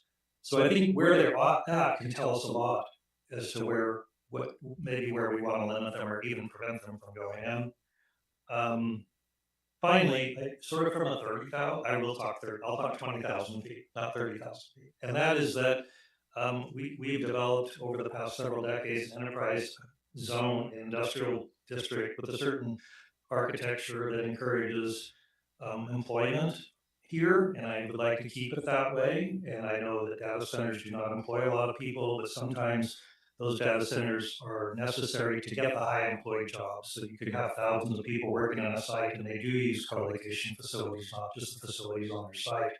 I don't know how to square that circle, but I'm just pointing that out that I would like to have these industries and manufacturers that come in here and take really good paying jobs and follow all the rules and make sure that they're environmentally sound and are participating positively in positive ways in our community, are able to continue doing the work in this community. Whether that means limiting them or putting a 15% cap on something or whatever it happens to be, I want to make this a welcoming environment for people, for people who create jobs, industries who create jobs that pay well in this community and give back to the community.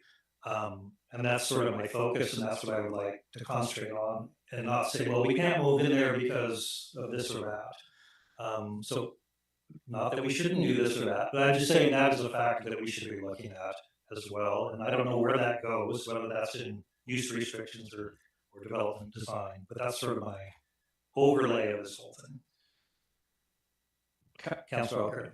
So I was here when I signed up and voted for enterprise zone and everything that it would bring.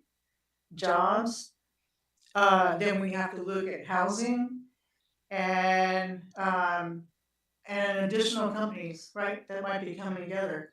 I cannot get the thought out of my head of large layoffs and a room full of people who are trying to get their careers back. So I didn't think about the recycling of people in those companies. And I am not okay with that, because we are also wanting to encourage our youth to want to aspire to some of those companies and become engineers. And I would hate to tell them, you got a time limit if you're thinking on certain companies. So I think I want to have some understanding going forward with those companies and their intention to bring jobs. Like, what does that mean? And I actually, Kipling, I'd like to have more than 15 jobs per data center. And It's not $17 an hour, right? I think I would want to know. Excuse me, ma'am, you're not part of this discussion. So you can always submit your questions online, by email, or try and contact people after the council meeting is over. But please just listen, please. This is a work session for us to complete this. So the types of jobs that we say we want to recruit when these companies are coming in, they're livable wage for working families. And some of these have been union jobs. I'm a union member, so yes, that matters to me. And I would like to see if what the investment is with the data centers and their workforce that's in there, what's their long-term plan? How disposable are they gonna be in the future? What I said about youth and that pathway, that they're gonna go into that kind of business, I would rather encourage them to go and get the degree and go work wherever you want and not to belong to a company. That's not your purview for economic development, but that's what I'm thinking about when you talk about bringing more jobs, getting more people working.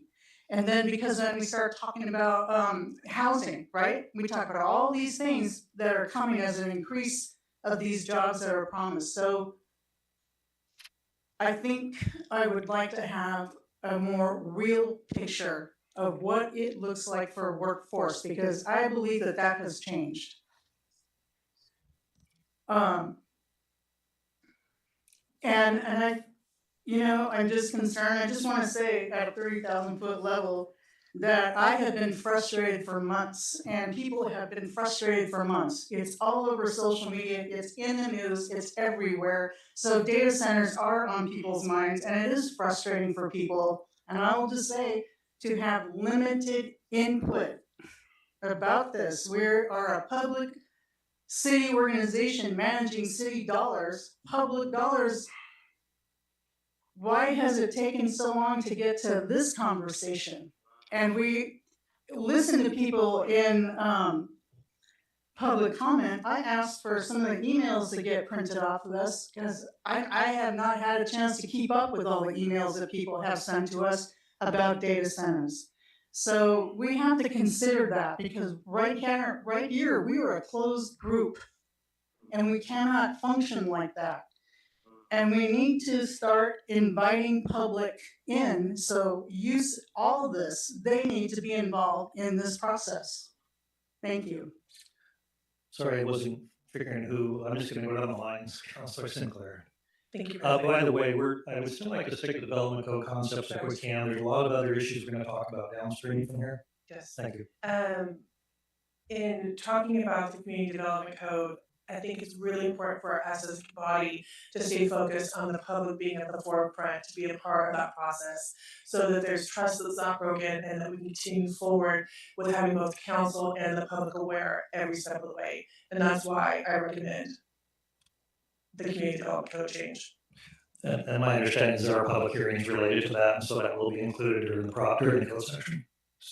Councilor Salgado. Yeah, point of just clarification, because I'm trying to follow what the staff have laid out in front of us, because I think, following a process and an order is going to get us farther. And so I just don't want to miss an opportunity to share my thoughts on the economics and the workforce piece of it. Is this something that the staff is taking feedback on this right now? Like, did I miss something? I'm trying to understand what's going on here. Councilor Salgado, I thank you for the question, and what we are seeking to listen for and do is absolutely take all the feedback in, but especially in the land use space here, what I will intend to do here in a minute when you're done as the council with this deliberation section, we will try to just quickly regroup of the common themes we've heard and make sure there's a degree of consensus amongst council. We'll do that now, move on this with the rest of the program tonight, and we can come back at the end of this evening to make sure, because that will be the direction we take. But I am hearing some common themes around policy areas you are seeking for more work. There might be a couple clarifying points before we wrap up. But on the economics piece, some of that is starting to definitely straddle or get in more to the enterprise zones and the incentives and those pieces there. We'll do our best to try to respond to that, but I think much of that is probably best to be held and then discussed after we have a chance to get through the full enterprise zone portion of the presentation and have that similar conversation there. I think will be a little bit more relevant. Okay, then I'm gonna ask the rest of my council if we could just follow the instructions from our staff, because I really don't want to miss an opportunity to share my views on the economic and workforce stuff. Because I'm sitting here focused on land use, and then I'm hearing you talk about other stuff. So I just ask you stay focused on what we're discussing, so we can all contribute fairly. Thank you. Councilor Henry? Thank you. So two other things. If you could investigate that, would be if maybe we could lease the land instead of sell the land. That may be something, because then the land comes back to the city. It's not a forever thing. So that's one thing. And then yeah. So the other thing is you know, the data centers are kind of empty outside. If that all that area we could somehow use in the sense of maybe pathways, or just because they're not using all the parking, for example. And so if you could maybe look into that, so that people who are living around they could benefit from it, with being able to use that better. Thanks. Thank you. And I have one other comment. I noticed this is listed up on your slide on the development process changes. We didn't talk too much about development process changes type 2 versus type 3, but I'd like to get some feedback on that, because I think we're going to have to if you put them in the limited use category anyway, probably. And the bottom one, the land use moratorium, which is a statutory thing. And it would obviously put a halt to permitting at the point. Obviously, it takes a period of time, but there's a process for that. And I think there's a consensus, perhaps not. Maybe I can get a thumbs up or thumb down. At least have the staff explore the process for moratorium, take a look at that, and see if we can establish the facts on the ground for that. Sorry, point of clarification, the review process type 2 and 3, is that the thing that just got changed at the state level? Different. That I think is getting it into the enterprise zone later this evening. I think what this is getting at is, in many instances, development goes through a type 2 administrative review against development standards.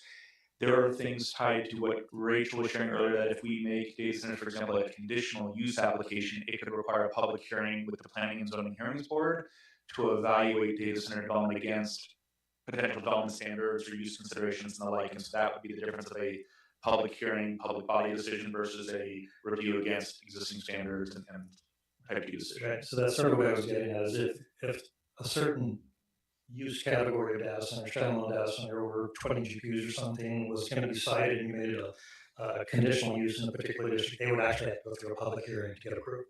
And that's not being done now. So that would be one thing we could look at changing the development code in the process to do that. Okay. Council President. Yeah.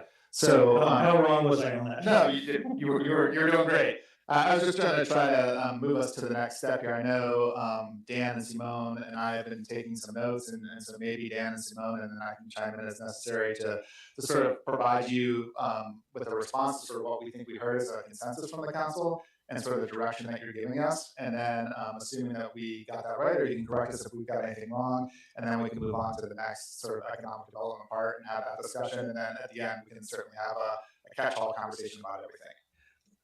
I would suggest it's time to move on to the economic development part. If you did supplement or you forgot to say something, you can always email, Chad or whoever, and get that distributed. Plus, we'll always have another chance to review the first. It's going to be it might be multiple drafts, obviously. So you'll have a chance to to add anything maybe we have forgotten. And we still want to have an opportunity right now to at least tell you what we think we heard and an opportunity for you to tell us if we got it wrong. So Okay. we're not quite finished with things quite yet. If okay, I'll take them kind of topic by topic, and I'll look, Council President, to you just to facilitate it quick, is what degree of consensus, and apologies because I will summarize a little bit, but it sounded like there's very strong consensus amongst the council in terms of evaluating the use category and coming up perhaps with a new definition or some sub options. We can take that back and look at that. Is that You get a thumbs up, sideways, or down? Councilor Sinclair? Are we good? Okay. Then with development standards, we heard yes, explore additional development standards. It sounds like there was pretty solid consensus around looking at environmental impacts, especially things that can be done to design them for noise sensitivity, sensitive natural areas like we talked about earlier this evening, and possibly energy efficiency. And I wanted to confirm those three is where it sounded like there was the greatest consensus. Yes, yes, no, it's okay. And then environmental impacts, this one, I think we heard two categories. One is a district-wide assessment, kind of an aggregated assessment of impact of environmental. And then we also heard maybe site-by-site specific impacts. So I just want to make sure we didn't miss something there. But in terms of looking at environmental impacts, can I just get a quick sense of looking district-wide at data centers more broadly, if that's of interest?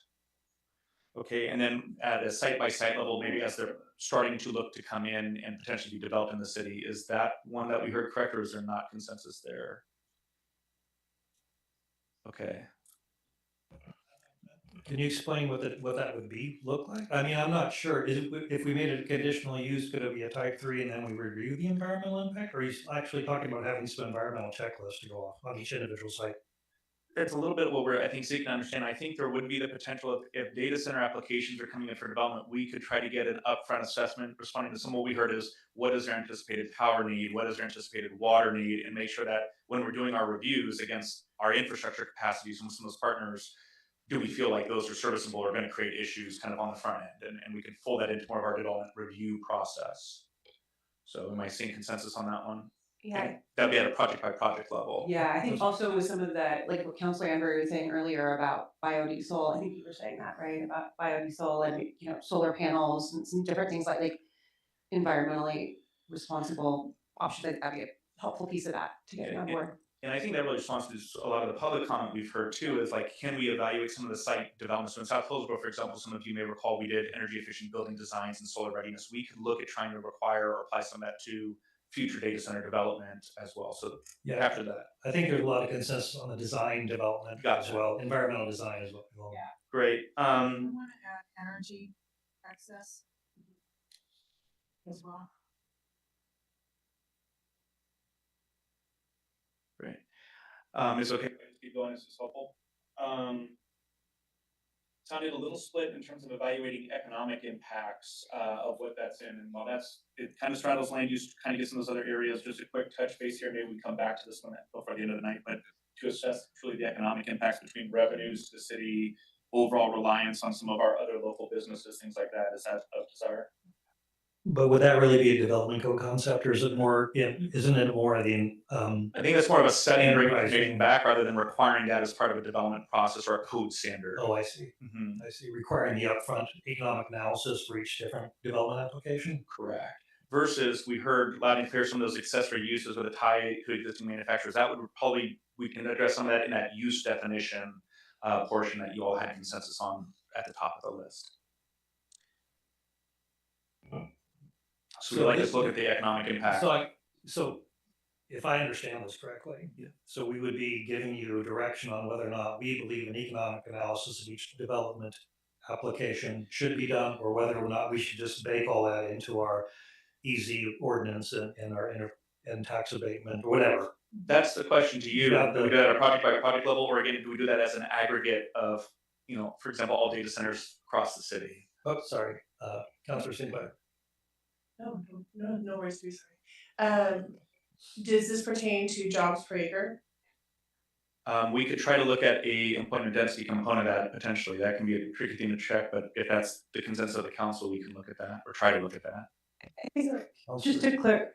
No. Councilor Case. Sorry, and just to clarify, because I brought up the economic impact.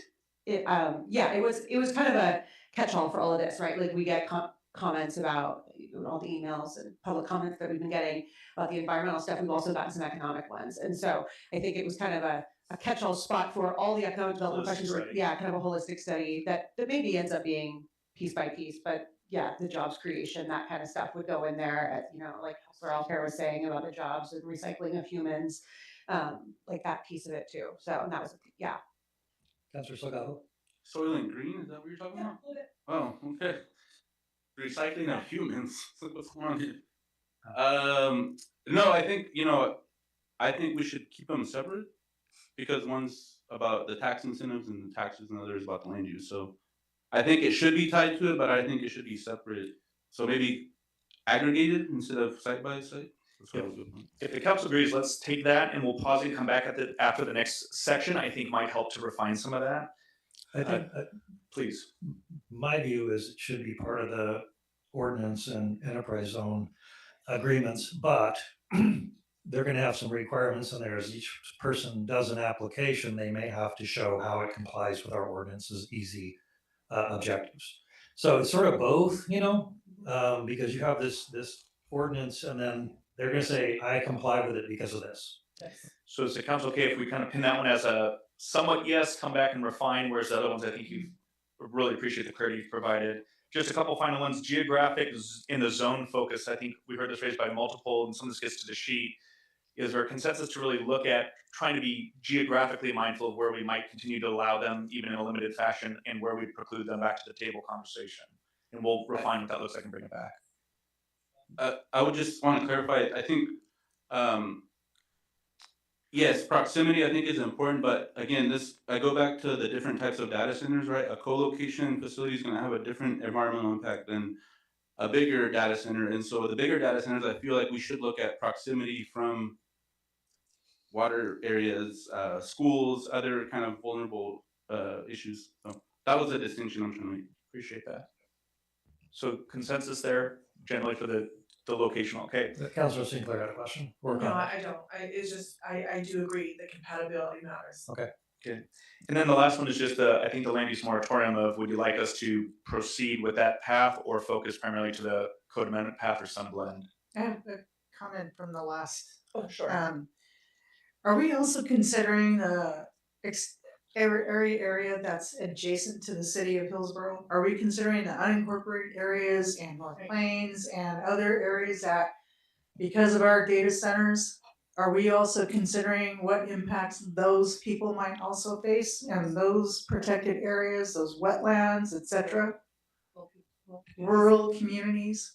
Councilor Alcare, thank you for the question. Just to make sure, are you referring to that last piece where I was asking about our evaluation coming back with options on geographic zones, whether they'd be allowed or not? Or are you talking more to one of the other categorical areas? What we were just discussing. So we can make that a factor of, as staff come back with different zoning location options in the city, understanding of what is the proximity to, we've heard schools mentioned, or to residential areas, or sensitive environmental areas, we can definitely include that. Could we, Dan, quickly, if we did that, like we were gonna do a site on a piece of property that abutted a neighboring community, is there something where we could say we're gonna go ahead and give notice to people that we're not statutorily required to give notice to, but outside the city limits, but maybe even go a little further, so at least our neighbors would have notice of our proposed changes? That could be something that we talk about a little bit to the geographic consideration and or the process piece. All right, thank you. And then just the last is the moratorium question, whether or not that we're voting for a moratorium, not that we've agreed to a moratorium, but there's a process to undergo. We have to make some findings, we have to do some things. And the question is whether or not, as people talk about piecing this together, this could be a piece or a bridge if you choose to, but it's not requiring us to vote for a moratorium. I want to make that very clear. It's just authorizing the staff again to explore it. May I also ask, because I feel like we interrupted you earlier, Director Diaz, you were going to say also an amendment to the community development code? Direction on which is if there's some evaluative steps that we're getting clarity on that we will need to follow back up and also integrate into our work plan, we'll follow up on that. But feedback tonight of whether you'd like us to pursue that more in the spirit of a community development code amendment or in the form of a moratorium through the state moratorium process or some blend of both would be very helpful so we know where and how to kind of frame up the response to council and spend the energy and time from a process standpoint. Councilor Sinclair. I would absolutely like to recommend an amendment to a community development code.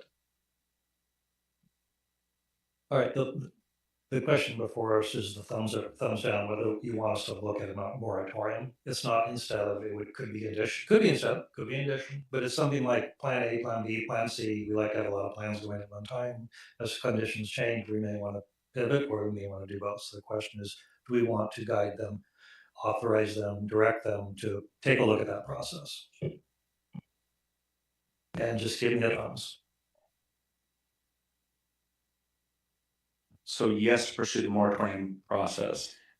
Yes, Okay. So investigate it, I think is a better way, and Come back with what that would look like. take initial steps, just to take a look at it. and investigate an amendment to community development code. That, yes, that's mainly what we've been talking about I know tonight. I'm making sure, because up there's a type 3 and then land use moratorium. And It's an and, not an or. okay. Yeah, I also just wanted to clarify that if we were pursuing a land use moratorium, the point of that, part of the point of that is to buy us more time to be able to do a development code amendment, and to pause development while we're figuring out what all of these standards would look like, so that, the moratorium is temporary, but it could get us time to be able to be thoughtful about the development code amendment that we're making. And it would be both. We wouldn't do a moratorium without also pursuing a development code amendment, because we are required to show that we're working towards a long-term solution as a part of the moratorium. Rachel, thank you.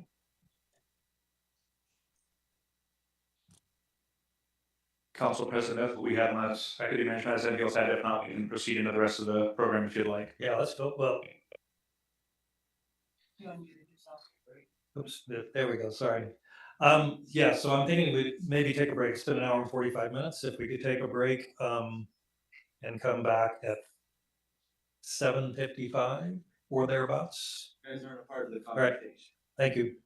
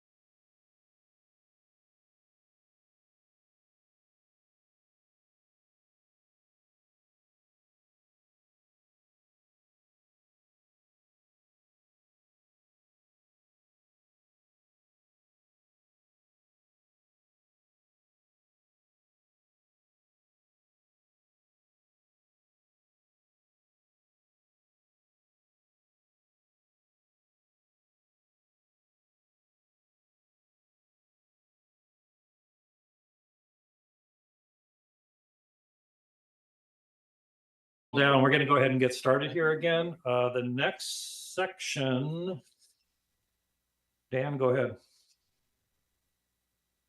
Thank you, Council Pretz. I'll turn it over to Val Okada, our Economic Development Manager, to talk about the enterprise zone portion. So before I get into the enterprise zone details, I just have a short summary about economic development and how that relates. So economic development helps build a strong and resilient community by supporting business growth, attracting investment, and creating opportunities for residents. These efforts focus on 3 key outcomes: strengthening the local economy through industry diversification, creating jobs with a range of wages and career pathways, and generating tax revenues that support essential public services, infrastructure, parks, and public safety. Together, these outcomes contribute to a strong quality of life and a stable future for the community. The city advances these goals through a variety of policies, partnerships, and incentive programs. One of the most effective tools is the Enterprise Zone program, which helps attract new investment, supports existing businesses as they expand, and encourages companies to reinvest in facilities and equipment. This makes it a valuable tool for business recruitment, retention, and expansion. The city supports economic growth across a variety of sectors with a focus on fostering opportunities that create living wage jobs, encourage capital investment, and strengthen the local tax base, which supports community services. Because Oregon's tax structure can make the state less competitive for certain large-scale investments, programs such as the Enterprise Zone help companies justify locating and expanding here, enabling the community to capture the economic benefits of those investments.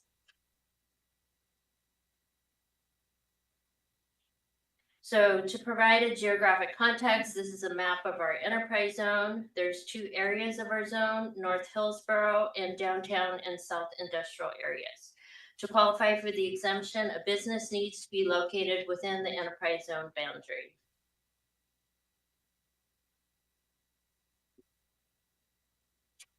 Okay, so the Enterprise Zone program supports many different types of businesses, not just data centers. The information listed on this slide is a combination of various industries that were approved for Enterprise Zone benefits. The Enterprise Zone program has been active for 20 years with 100 approved applications representing 60 companies. An average of 7 applications per year were approved over the last 10 years. As an overview, 50 applications are currently active, meaning some businesses are currently receiving tax exemptions while others have approved projects that have not yet placed property into service and therefore remain eligible to begin their exemption. This represents more than $11.6 billion in total estimated investment and approximately 3,200 jobs, with a median compensation of $126,500 per job. Participating companies are also required to submit annual reports detailing expenditures made within Hillsboro, from supplier purchases to retail spending. In 2025, reported local expenditures totaled approximately $21 million.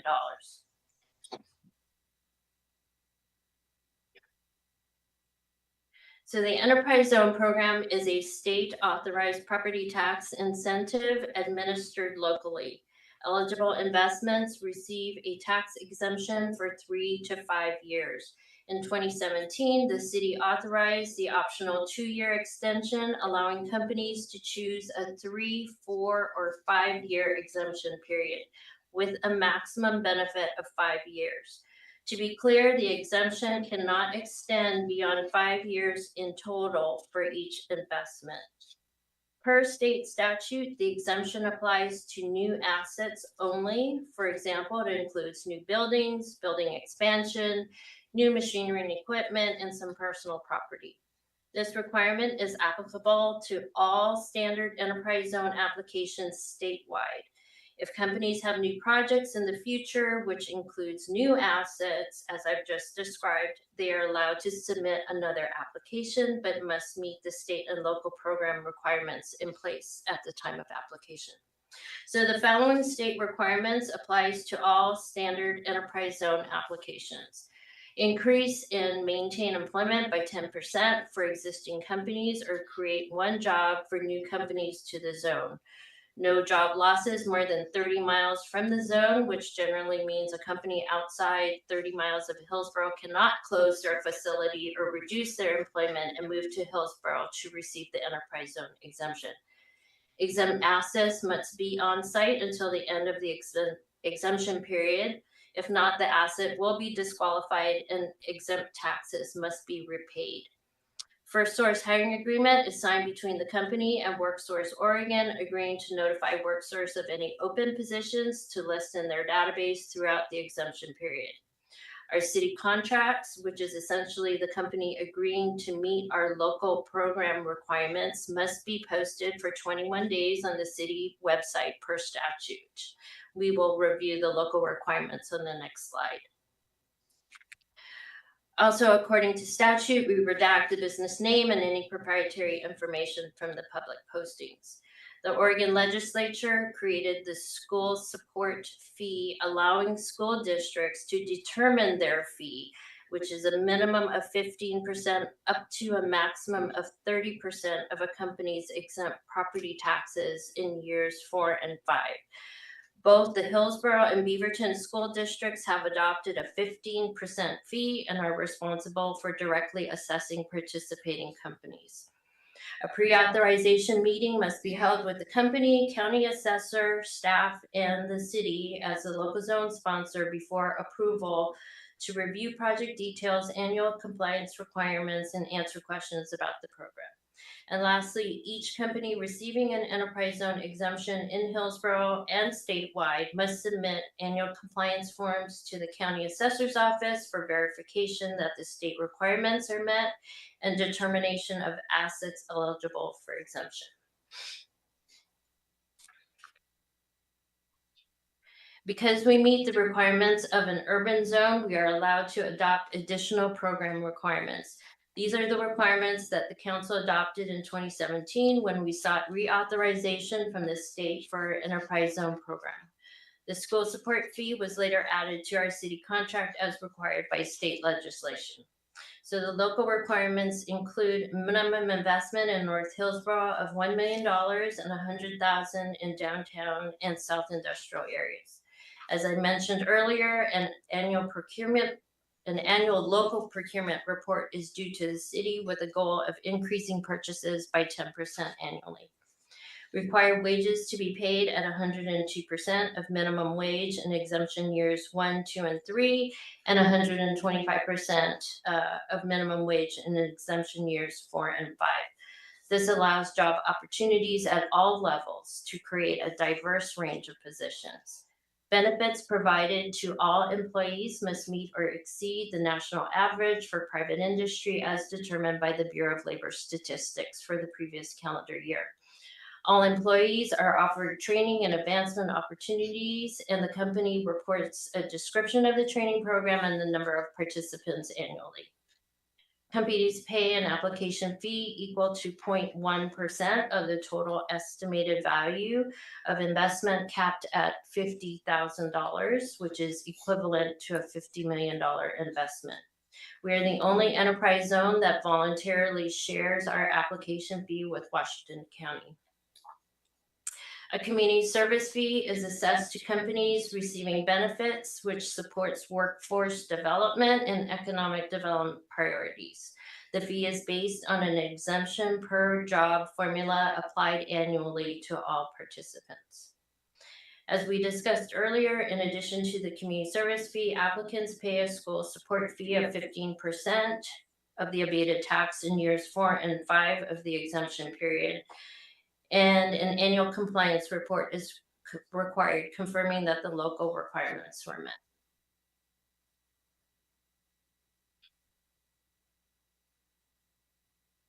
So this timeline highlights major milestones in the history of the Hillsboro Enterprise Zone program. So in 2006, the Hillsboro Enterprise Zone was established, including the creation of the community service fee and the appointment of a zone manager. In 2016, the City Council adopted amendments to update the community service fee and application fee. In 2017, the city applied to the state for reauthorization of the enterprise zone and adopted local policies discussed previously. In 2024, the Hillsboro and Beaverton school districts established a 15% school support fee and adopted resolutions implementing the fee. That same year, the City Council approved an expansion of the enterprise zone boundary.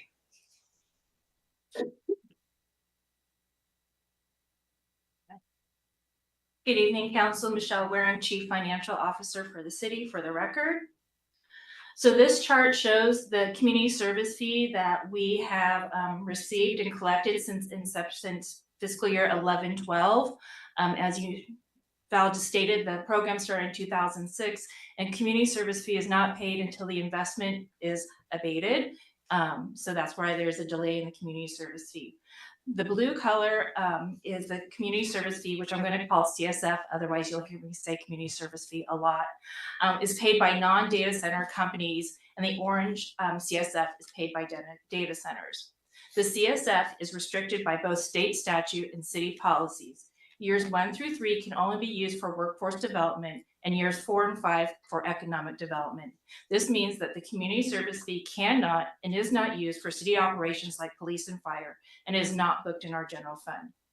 The city has chosen to fund 1.25 FTE with the community service fee funds.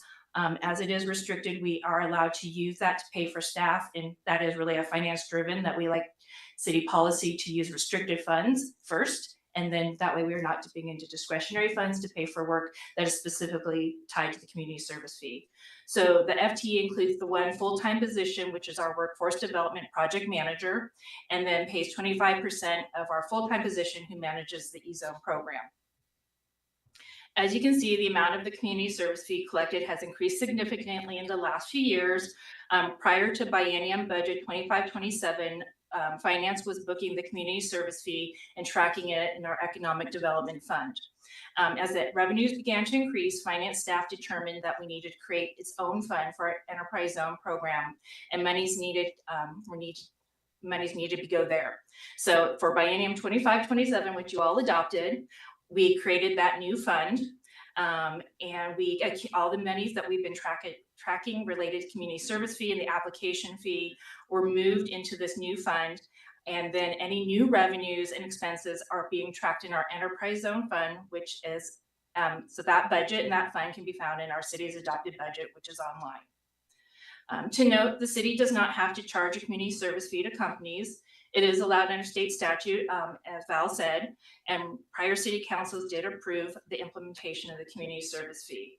If we did not impose that community service fee, then the companies would keep those funds. And the city would have to find other discretionary funding sources for the programs that are currently being supported, that Dan and Val will talk about briefly in a moment, or we'd have to end those programs. So the Washington County Assessor recently changed how they calculate the real market value for data centers. They changed their methodology from a cost basis to an income basis. The county assessor thinks this new methodology provides a better valuation of these types of properties. And with this methodology change, it increased the valuation of data centers, thereby increasing our community service fee. Companies in the enterprise zone agreement, like all property owners, can appeal their property valuation. And if the appeal is successful and the valuation amount is decreased, then the city must refund the company this community service fee amount in excess of the revised calculation. There have been several appeals throughout the time since inception. And in fiscal year 16-17, you can see the blue is actually negative, and that was a non-data center company that appealed their valuation, which resulted in the city having to refund portions of those community service fees. So because we have to potentially refund money, not just for evaluations, but if a property is determined by the county not to meet the program criteria and their exemption is not allowed, then we would have to refund the community service fee. So every year, Val said, the property is evaluated, the asset is evaluated to make sure it still meets all the criteria and continue in abatement. So therefore, we need to retain a balance in this fund for potential refunds. And if there were no community service fees funds available, if we were to spend them all and we had to do a refund down the road, then we'd have to use discretionary funds to pay that refund until we had new community service fees collected. Back to you. Thank you, Michelle. So what I'll cover briefly, and I think this actually gets to some of the questions in the last session too, so hopefully you see some of the answers here and we can come back at the end. But these are some of the public benefits that come from that funding that we are able to aggregate and collect from those community service fees that are paid back by the enterprise zone applicants. Many of these programs should be familiar with you because it's due in large part to past and present council's direction to support the funding and the evolution of many of these programs that seek to provide not only benefit to Hillsboro residents, Hillsboro workforce, and Hillsboro small businesses, but in making these investments too, we recognize many of these partners do serve at a countywide or region-wide level as well. So that benefit is spilling beyond our city limits, even though the primary emphasis of the programs are to really respond to needs and opportunities here in the community. So this table seeks to provide the funding that has been provided with a correlated year, because some of those partnerships and agreements have expanded over time as we have seen the program mature and revenues change. And so at the top, you see the Portland Community College Quick Start program that we launched in partnership with some of our local employers and Portland Community College, really focused on getting manufacturing technicians and manufacturing workforce ready for our advanced manufacturing sector, especially semiconductors. You can see that on the far right column are some key performance indicators that we tried to normalize across the years 2020 to 2024. But in a couple of these longer standing partnerships, I'll give you aggregate numbers too, because they're quite noteworthy. So in the Quick Start, we have supported to date about 390 participants in that program. Similarly, we launched and want to thank our partners at Centro Cultural with the Centro Prosperidad, something that we have supported since 2016 to the tune of just shy of about $2.8 million. That effort provides a variety of support throughout our community, both ranging from workforce development and small businesses. And you can see some of those last 4 or 5 year indicators on the right-hand side. So more to come on that. Cocinemos, our food entrepreneur partnership program with Adelante Mujeres. You can see the funding there. You'll see in some cases there may be similar new businesses created, but those are two distinctly different efforts. And so you see some of the key performance indicators that we have out of our partnership there, including business coaching hours, new businesses supported at launch, and program graduates really learning financial literacy, how to create business plans, launch their own programs. And then one of our longest standing partnerships is that of the PCC Future Connect program, which in the last 2020 to 2024 window has supported 250 first-time college students or low-income college students. That program, dating back to its inception, is over 700 students supported as well, in the spirit of providing access to community college, providing access into the workforce, and helping to support careers and livelihoods. So moving on, there's some additional pieces that we've been evaluating as we started to see some of that fiscal curve, albeit uncertainties of appeals and appraisal methodologies. But we have been tracking other elements as well, some of which stem from city council priorities or other community initiatives. Those include things like customized on-the-job training programs that we have launched with Hillsboro employers, everything from English as second language classes up to specified welding classes for certain type of job skill sets, customized training programs. We've worked with biotech companies to create biotech career pathways at Hill High, many other types of examples. Similar to that, we provide a customized incumbent worker training program to many of our local businesses. The goal here is to try to encourage those Hillsboro residents that are employed at Hillsboro employers to be able to get additional training and perhaps grow or stay within those companies during different economic periods and changes in needs. We have the Workforce Development Center feasibility analysis. This is something that has come out of community engagement efforts in the past and has also been a council priority. So we continue to evaluate what it would look like to establish a more holistic advanced manufacturing training center. We've done that to a degree in partnership with Portland Community College, other workforce trainers. And that is one, while we've not taken the next step to acquire a site or build a facility, which would be massively capital expensive, we have been evaluating what the design of that would look like and starting to put some funding away to be able to support a partnership like that if we're able to make it realized. The Advanced Manufacturing Training and Education Consortium, AMTEC, is one that our workforce development manager, previously Christy Wilson, currently Claudia Rizzo Mendoza, has helped to facilitate. This is where we bring our local employers together with local workforce partners, educators, trade training programs and the like, and they meet monthly to go over that. And a lot of the programs that we've created in the past and some new ideas of future opportunities really get established there between that set of partnerships. And so while the city organization and Claudia in particularly does a great job convening that and establishing that, many of these dollars that Michelle was just talking about help to fund portions of that and the ideas that can come out of that. We talked about Hillsboro School District support. We're continuing to explore a couple of opportunities there with them as it relates to some of those college and career pathways and support for that. And then as Michelle noted, we do support and fund a portion of our staff out of those funds as well. The picture on the lower right here is one of those BCC Future Connect cohorts at graduation. So with that, that concludes the first portion of the enterprise zone more macroly. We're happy to take some questions here. And then the next portion would be getting into the specifics of the enterprise zone process. We've received a lot of questions around how those applications work, what's being reviewed, what's being asked for in contract, but that's the next section up. Councilor Salgado.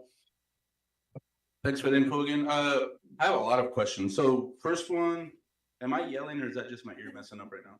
Because my ear's still a little. You're a little close to the mic. Okay, You're I'll okay. back up. Yeah. For those that don't know, I'm dealing with been dealing with an ear issue for the past couple months, and it kind of messes up my hearing and my vocals. So on the local requirements, is there like an annual report that companies submit that's part of the enterprise zone program, or how do we confirm that information? Yeah, so all of the companies are required to submit, I call a compliance letter, just basically providing the information that they have complied with our local requirements specifically. So the state requirements, that is required to be submitted to the county assessor's office with a copy to us, and the county verifies state compliance for those requirements. Next question.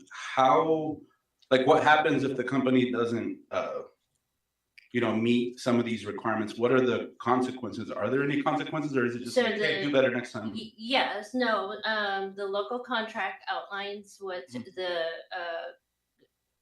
clawbacks are if they don't meet the requirement. If a company does not, and we recently had this happen, company did not submit an annual compliance letter, and we actually took steps to disqualify their exemption. Okay, so there's real consequences. That's really great to know. Okay, next question. Help me understand. I think this is what I understood from the presentation, so I'm just going to confirm, right? So the graph, 25 to 26, we haven't collected those yet. Those are what we're expecting, or at least we haven't distributed, we haven't dispersed that money. That is money we have received in the community service fee from the companies that are part of the program. That's our money. It hasn't been dispersed yet. No, that's the revenue. That's the revenue side. What has been dispersed has been from last year, and that's what we're seeing on the table below and the following slides where it talks about the different partnerships. Is that kind of where all of the money gets spread out? Because I'm looking at the table and I'm like, that's a little bit under 5 million, and then I look at the graph and it says 15 million. So I'm just trying to make sense of the numbers that I'm seeing in the graph. So because of the last couple of years, the balance in this fund, which is why we created a fund specifically for this, currently has about $55 million in it. Oh, okay. See, Yes. That is really helpful information, Yes. and that is information that I've been asking for, right? Like how much money is in it, how much have we dispersed, what's available, what can we use it for? Because there is a lot of need out there in the community, right? And there is a specific use. So I just feel like that is really important information. So thank you for distinguishing that. And as Dan said, we're retaining some of it for appeals and those sort of things. But one of the big pieces is that workforce development center. Obviously 55 million is quite a bit, but it's that sort of thing. Dan could probably speak to that better than I do. Yeah, and then one more question. So given that there is partnerships with private companies, and part of it is to help their workforce development programs, what are we doing? Because I have some insights. For example, when I worked at Intel, we partnered with PCC for the Quick Start program. So I have some insights about how the program works, right? And so one of the things that is really important and what I really value and I like about that program is that they bring people into semiconductor industry that would not traditionally think about semiconductor industry. So they look at other industries where people have the same skills, the same kind of daily routine, right? So one of those is fast food. Others is like nursing home. There's people out there on their feet all their time. They're writing reports, they're checking in. So they're bringing people in that are not used to that environment, right? Which is a really great program when we talk about equity, perfectly designed. The issue that I saw is people are not set up for success, right? It's like they go through this program, they get put in a job, they're in a completely new environment, and nobody is there to actually hold their hand and say, actually, you know what, this is completely new for you. Let me show you the way, how you talk to people, how you communicate, because they end up getting set up for failure, right? So how do we follow up on that money we're investing, making sure that the investments are actually permanent and not just like a flash in the pan program that we can highlight? Because that's what I care about, that this money is getting invested in some real long-term impacts, right? Not just like a flash in the pan. This program looks really great, but in practice might not actually work out. And you see that a lot, right? And that's not like an indictment on the staff intel, anything. That happens with any program. You can think of the design any way you want. Once you actually put it into practice, you start seeing all the things that happen, right? And so that's one of the things that happens. So what do we do? Because I feel like we have some responsibility there to make sure that when we do give some of this money back to these companies, because that's what's happening, right? This money is going back to them to help them. How do we assure that that money is actually going to have a long-term impact, and it's not just to repeat the same thing 4 times now, a flash in the pan? Yeah. Because that is what I don't like money being used for. Counselor, thanks for the question. I'll do my best to respond to it as briefly as I can. Again, happy to follow up in more depth later if council desires. So first of all, that's in part why we created a portion of that 1.25 FTE in our dedicated workforce project manager, and the role that we have filled to commit to that, to try to understand the community's needs, the businesses and employers' needs, the workers and the workforce need, and to convene those partners and help establish that and operate that program.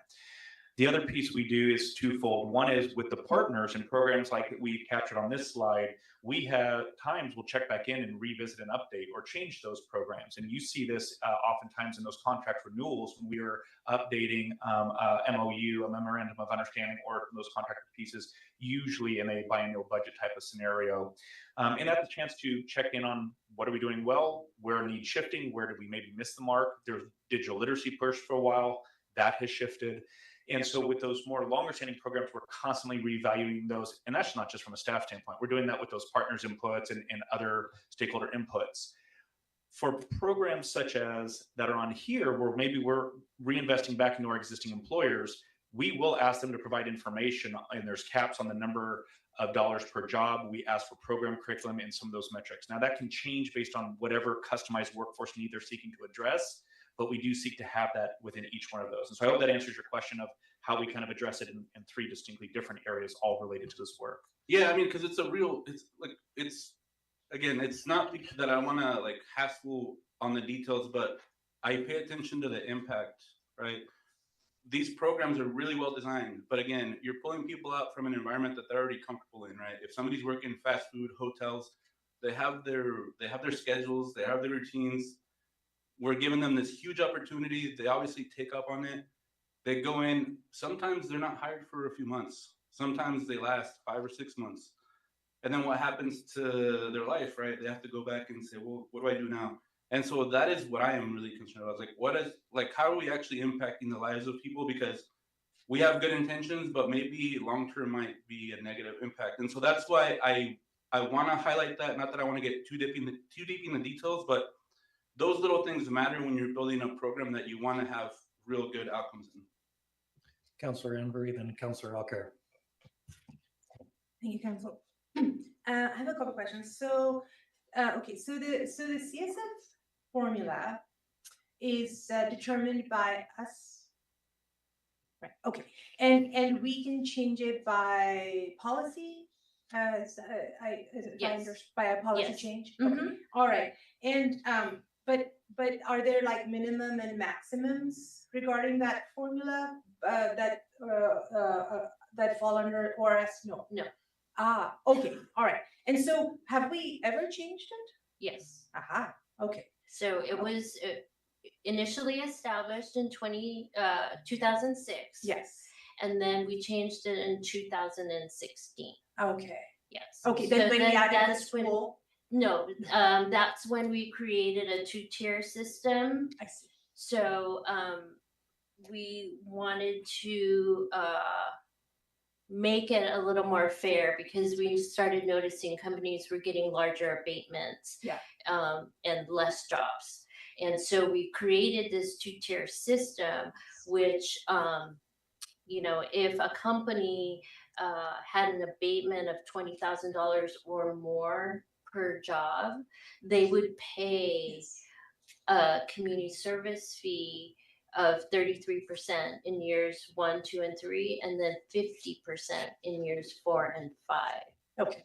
We have a lot of the data centers, because of their low employment count, fall into that tier, which is making our community service fee fund grow. Yes. So that's where a lot of the money.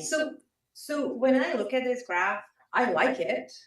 I really like it. It's a lot of funds that are being generated. But what are so the restrictions that are put on the usage of these funds, are they under ORS or are they us? Can we decide how to use them? Counselor, they're both. So state law has some restrictions, especially in years 1 through 3. And then we at the local level of law also impose restrictions, especially in years 4 and 5. Okay. So we can change our local stuff, but we can't change the state law requirements. Yes, okay. And could you tell us what they are? Yeah, so in years 1 through 3, the money has to go to workforce development pursuant to state law. And in years 4 and 5, it has to go to economic development pursuant to our local code or local policy. Okay, and workforce development is not equal to schools under that or that law that under ORS. So we do have some programs where we work with the schools. I'm not fully understanding your question. I'm sorry. So our schools teach the kids and. You mean just giving the money directly to schools for school funding? Yeah, would that not be? No, it basically has to go towards programs that assist people who live in or near the zones for work opportunities. For work opportunities. I mean, it has to be, like, it can't be high schoolers or. No, it can, and we do have some programs where we're helping high schoolers, and then some of the programs that Dan was talking about does work with high school students. But sorry, I'm just trying to understand this. What about building a science lab in a school? Would that not be workforce development, or a computer lab or something like that? I think we'd have to look at each of those on a case-by-case basis. I don't want to give you a blanket yes or no answer. I mean, I'm a lawyer, so I'll tell you it depends. But I think generally, when these kinds of situations where the state imposes restrictions on what you can spend the money on, there's ways to potentially, if you could demonstrate that, like, the computer lab was being used for people to learn how to do resumes and something like that. So that you could potentially program. Yeah, I mean, but we haven't, those are the kinds of issues that I think the program manager works with different entities on, sort of where you can get the most bang for the buck. And I think it's important to really stress the point that was being made by staff earlier, is that historically we haven't had this large influx of money. Of course. And so now there's an opportunity for the council to sort of weigh in the future about how we're going to expend this money, going to Councilor Salgada's point, like what kind of programs can we sort of have the most impact with, and then to sort of what Dan and Michelle were talking about, sort of a larger sort of workforce development center that has been on the city's sort of priority list for a while. And so there's a lot of decisions that are going to have to be made with that money, but we're not yet making those decisions because we need to hold on to that money, as Michelle was saying, just in case we have to refund some of it. So we're being conservative with it until that money is basically free and clear to be able to use, and then the council will start to make those decisions. Okay, all right. I have one more. Let me think. Yeah, so could we go back to the graph? Because I really like it. So I see that we have an opportunity. The enterprise zone was adopted by the city in 2006, and it was adopted to create jobs. It did create jobs. That's why the CSF is so low in the beginning, but then the data centers were kind of there was a loophole and they came in, but they are providing a lot of community service fee. And so what I would like the staff to look at is maybe changing the formula to get more. And I mean, it's marketing, marketing mindset. You charge as much as the other person can bear. So, charge more, and then just investigating what to do with that, what to do with these funds so that so just to do what to do, because I think it's a great opportunity. Thank you. Councilor Alcaire, then Councilor Sinclair, and then Councilor Case. Can we go ahead to the slide with all the benefits that CFS is providing? This one? Yeah. So I appreciate all of the things that the city gets to enjoy because of the enterprise zone and the data centers. I'm questioning the sustainability of that fee and our reliance on it. Because I think we ought to be looking at other sources as well. And other people have said how to reconsider using this funding in a different way. The Coastal Animals program and the Quit Start program, those are like shorter term programs. The Coastal Animals programs, you can demonstrate how many people participated and how many new businesses were started. For PCC Future Connect, we can always ask how many students are enrolled who are doing Future Connect, right? And then for Centro de Prosperidad, they provide numbers to you for what they do there.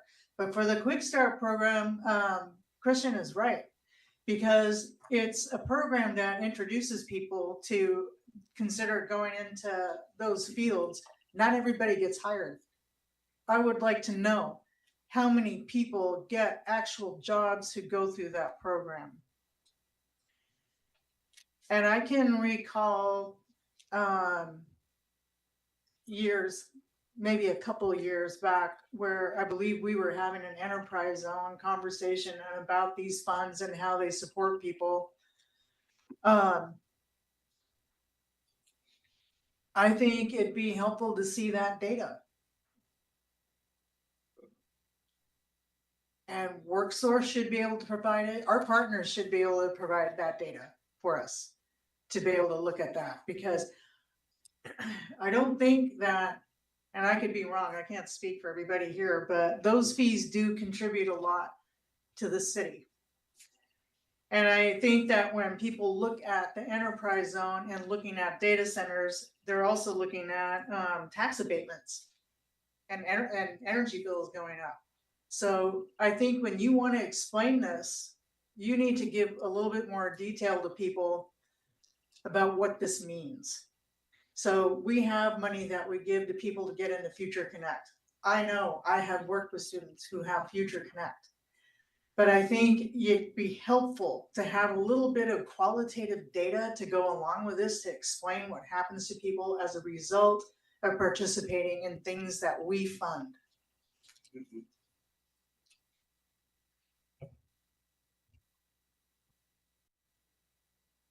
And yes, we want to get them into school, and community college is the easiest access program, but let's also think about colleges, 4 years that are offering free tuition for everybody who qualifies for grants, because that exists too. And I think that that can give you maybe a different picture of who some of those Future Connect students might be and whether or not they're transferring on. And we're looking at Quick Start and hopeful that people are going to get into the field of technology.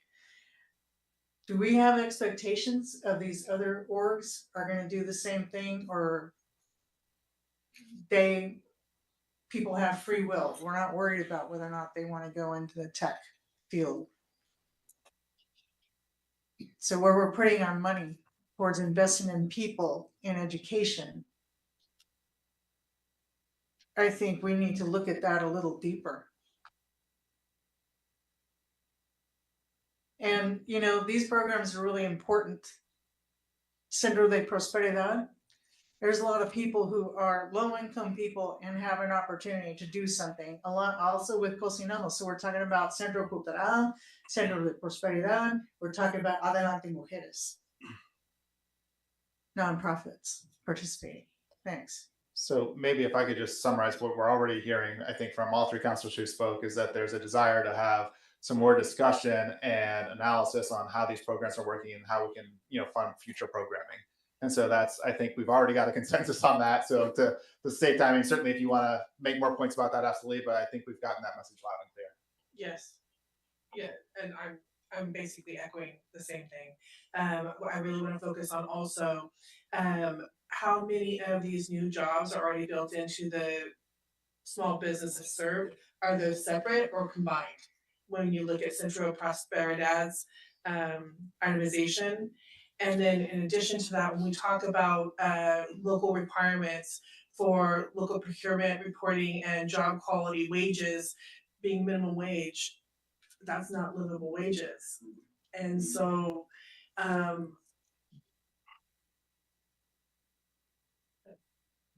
So I'm wondering,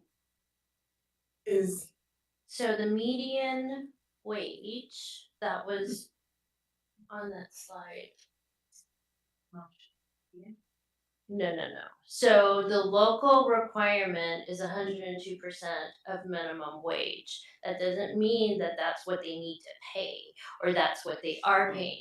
The median compensation that they report to the state and or to the county and to us turns out to be $126,500 per job.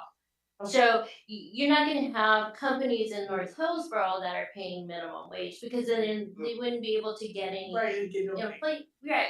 But we wanted to give companies the biggest range, knowing that they're not going to pay minimum wage up there. I'm so sorry, Val. I'm looking at the page where it says job quality wages, and it identifies Hillsborough Enterprise Zone overview, local requirements. And so am I reading that wrong? Because those are two separate It's a minimum. Oh. It's a they have to pay a minimum. Okay. That's confusing, at least to me. Okay. So maybe my bad. Clarify It's just wanting to verify what that is. And then when we look at the itemization of who the partnerships are for the workforce development, my question is, I heard Councilor Alper mention that the city benefits on these fees. Do we do workforce development within the city, and do we bring in any of this community service fees to provide workforce development, create job opportunities here within the city through this funding? So, Councilor, just to make sure we're answering your question appropriately, are you referring to job training for city hired positions in the city organization or within the city community? The city organization through the community service fees. So these community service fees are intended to support workforce development programs for the employers across the city from a community standpoint. None of these dollars are being utilized in a lot of the programs like the examples we gave for internal workforce training. That is coming from other revenue sources. I was just going to add to that too. So you're familiar, we have a pretty robust internship program that we have in the city, for example. We have some job training, apprenticeships, those types of programs. Those are not paid by this. Those are paid through other funds of the city. We use these funds externally to put out into the community. But Councilor Sinclair, I think if I want to make sure that we're giving you accurate information, I think the question that you're trying to ask is that there is money that the city utilizes out of the community service fee, and you're asking what that is used for. Yes. And as I believe Michelle explained, that we have 1.25 FTEs that are funded with that money. And so one of those positions is that position that we've just been talking about that manages all this workforce development program. And that's the one that Dan was talking about that goes out with community, works with the community, and determines like how to utilize this money.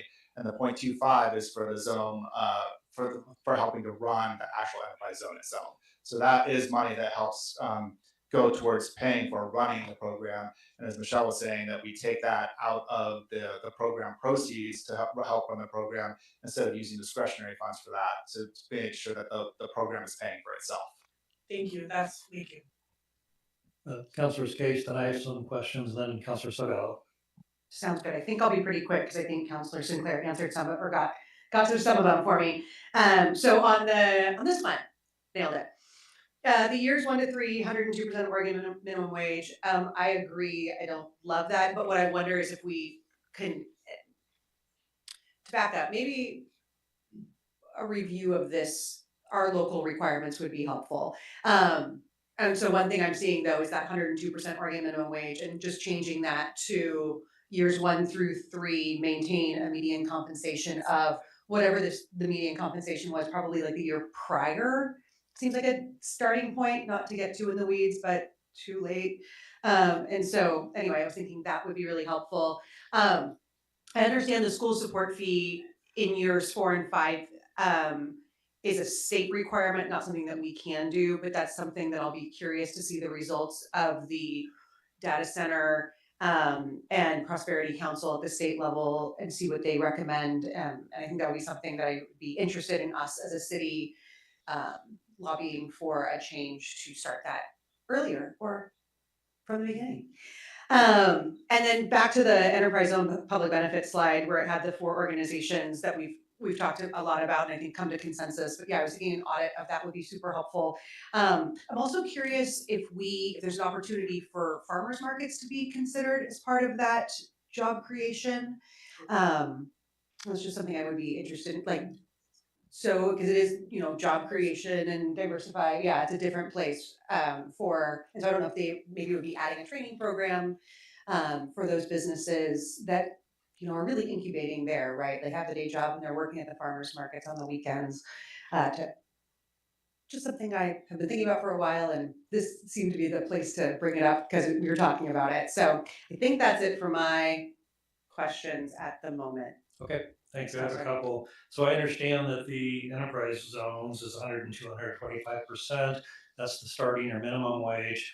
Do we have a median wage requirement? Secondly, the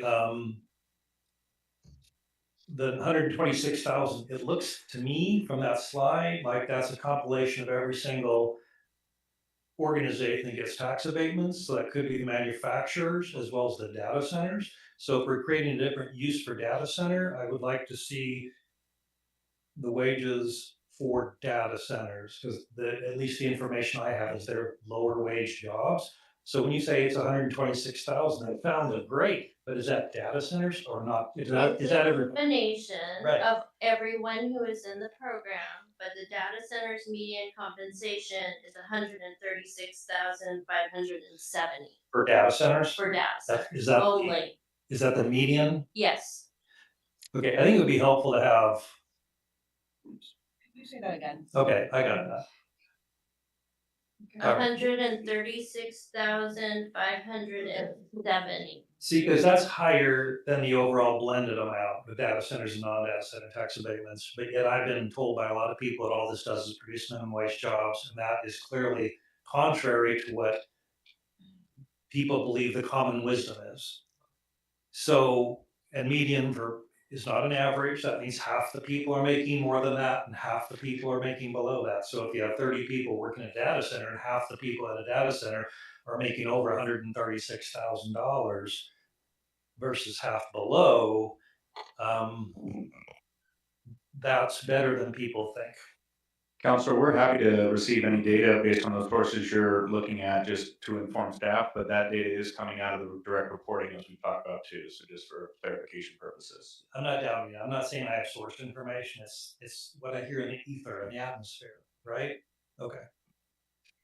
Oh, a couple of other questions. On the refunds, clawbacks, or paybacks, or whatever you want to call them, if someone were to appeal their tax assessment, how long of a period of time do they have to do that? Isn't it 6 months or a year? I believe they have to file their appeal before the end of the calendar year. Okay, so if they get the notice in But that does November, not I think mean you're right, actually. that it would have, I mean, it could take a year, Sure. maybe longer for the appeal to go through tax court and get settled. Right, and they're not going to win 100%, right? It's not all or nothing. They're going to. Sometimes it's negotiated. Sure, sure. And then also, how long is it between the time when we know they have fallen out of the system compliance wise, and then we are ordered to refund their community service fee?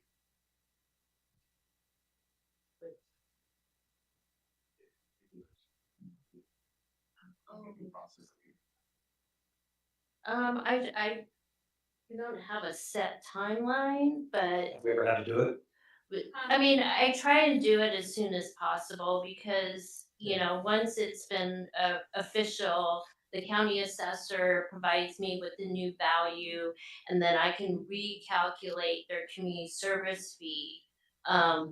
Usually the companies shortly thereafter start emailing and calling, asking about their refund. Sure. My point is that we probably calculate how much of this money went hard pretty quickly. It's not like, hey, we have to hold on to it for 3 years. It's not like we have to hold on to 100% of it for 3 years. We could say, well, we're gonna escrow, 10% of this for paybacks, right? And I think that's probably relatively easy to compute an estimate on that. And so I'm just saying, as we calculate going forward what to do with this $55 million and the years outgoing, we shouldn't think that all of this is at risk when we make our plans. And I'm looking forward to working with staff, so council decides what to do with that $55 million or how to spend it, because I think it's going to be a robust and interesting conversation. And we're going to give you a lot of options probably about how we're going to choose to spend that money. Vacation? I would personally pick a Maserati if I had a choice, just because I don't think I'm ever going to get the chance to own one. So if we look around the state of Oregon, we have a really unique opportunity here to do something really good for our community. And I see this as a test for all of us. What we decide to do with this influx of money, it's going to matter for decades to come. And so the decisions we make right now are going to be judged 10, 20 years down the line. I just want you all to keep that in mind. One of the things that I have learned through the Hillsboro Leadership Program is that our Hillsboro School District has a really awesome CTE program. And one of the biggest challenges they have is resources, right? People line up for that program and there's waiting lists, there's not enough teachers, there's not enough space, but it's a program that produces really good results. And it's not just about funneling students into higher ed, which I'm a big believer in because that's how I got here, but they also allow them to train in trades and different things that are not requiring them to go to school. So can we look at funding something like that in partnership with our Hillsboro School District? Because I think it benefits the whole community if we look at the long-term impact of these $55 million. What's going to happen 10, $15 million line? That's the kind of impact we can have with this type of money. We shouldn't be focusing what good we can get or what good story we can get for the next 1 or 2 years. We should really look at and see what can we actually change with 55 million. We can change the trajectory of the city with $55 million. And CTE programming, HSE partnership, we should think about the future. We should think about our youth. Really, that's really where I would like to see the money go, or at least the majority of it goes. So I would love to see some sort of report on what that could look like, what the impacts, do your magic, whatever, all the numbers that you need to get to us. I just want to really see what that looks like, because I feel like that is the right move to make, because it's about the long-term impact, not about what's going to happen in the next year or two. Counselor, if I could, Counselor Harris, thank you for saying that. We work directly with Hillsboro School District very regularly, trying to identify that. And this now is a new opportunity to try to figure that out. I will say one of the complications we have with the school district is not Hillsboro, it's the state funding formula. And there are ways where we are actually not allowed to just provide money straight to the school district. That's the complication, is the way the state calculates it. Now, this is going to be a new situation. So that's absolutely some analysis that we want to do, because if there's ways that we can figure out new ways to help HSD, it would be amazing. We would love to do that. And that'll be part of this analysis that we come to. Yeah, I mean, the reason what sparked that idea is, Councilor Andre asked, could we potentially fund a science lab in the school? Well, if we can fund a science lab in the school, we can fund the CT program, from my perspective, right? So let's do we figure out ways to find easier ways for other people to do things. Let's find an easier way to fund future investments in our children. Thank you, Councilor Embry, then Councilor Alcare. Can we do a time check? How many slides do we have to go? Well, we have one more section. There's about 10 slides left. And what I would propose is, when we get into that section, there is 2 sets of council questions and policy discussions. Perhaps we can skip the middle one. This is under section 4 on the schedule HBL before you. Skipping the first green question mark middle there, and just work through that whole section and wrap up with whatever policy conversation or questions council has at that point. Okay, great. Councilors Embry and Councilor Alcare. Thank you. So are we gonna, are you going to go over the summary of what you thought we were saying? Yes, we've taken some notes on this section. If it's okay, what I'd like to do is try to get through the full enterprise zone section, including things like school funding formulas and some of the other financial tax questions we've had. And at the end, there's a couple of other policy areas we'd love discussion on, and then we can summarize all of the enterprise zone policy discussions before the night's over, if that's okay. Yes, yeah, that's fine. So you mean the next section also and then summarize? Yeah, okay, that's fine. So I have a couple things. If we're talking about job training, can be creative and maybe fun working hands farm. And other programs like that, not necessarily connected to tech. I have said that it's nice to have the Silicon Forest. One of the things that I think that schools could benefit from are having field trips and having actual front-facing opportunities to see companies and to talk to people who are actually working in there that could inspire them to go to school. And I think that it would be great if the Silicon Forest pays for the school buses. Regarding data center job requirements, you're talking about two different pay, right, structures. What are people, what are the education levels that people need to have? What's the expertise? Is there any union? What are the job requirements?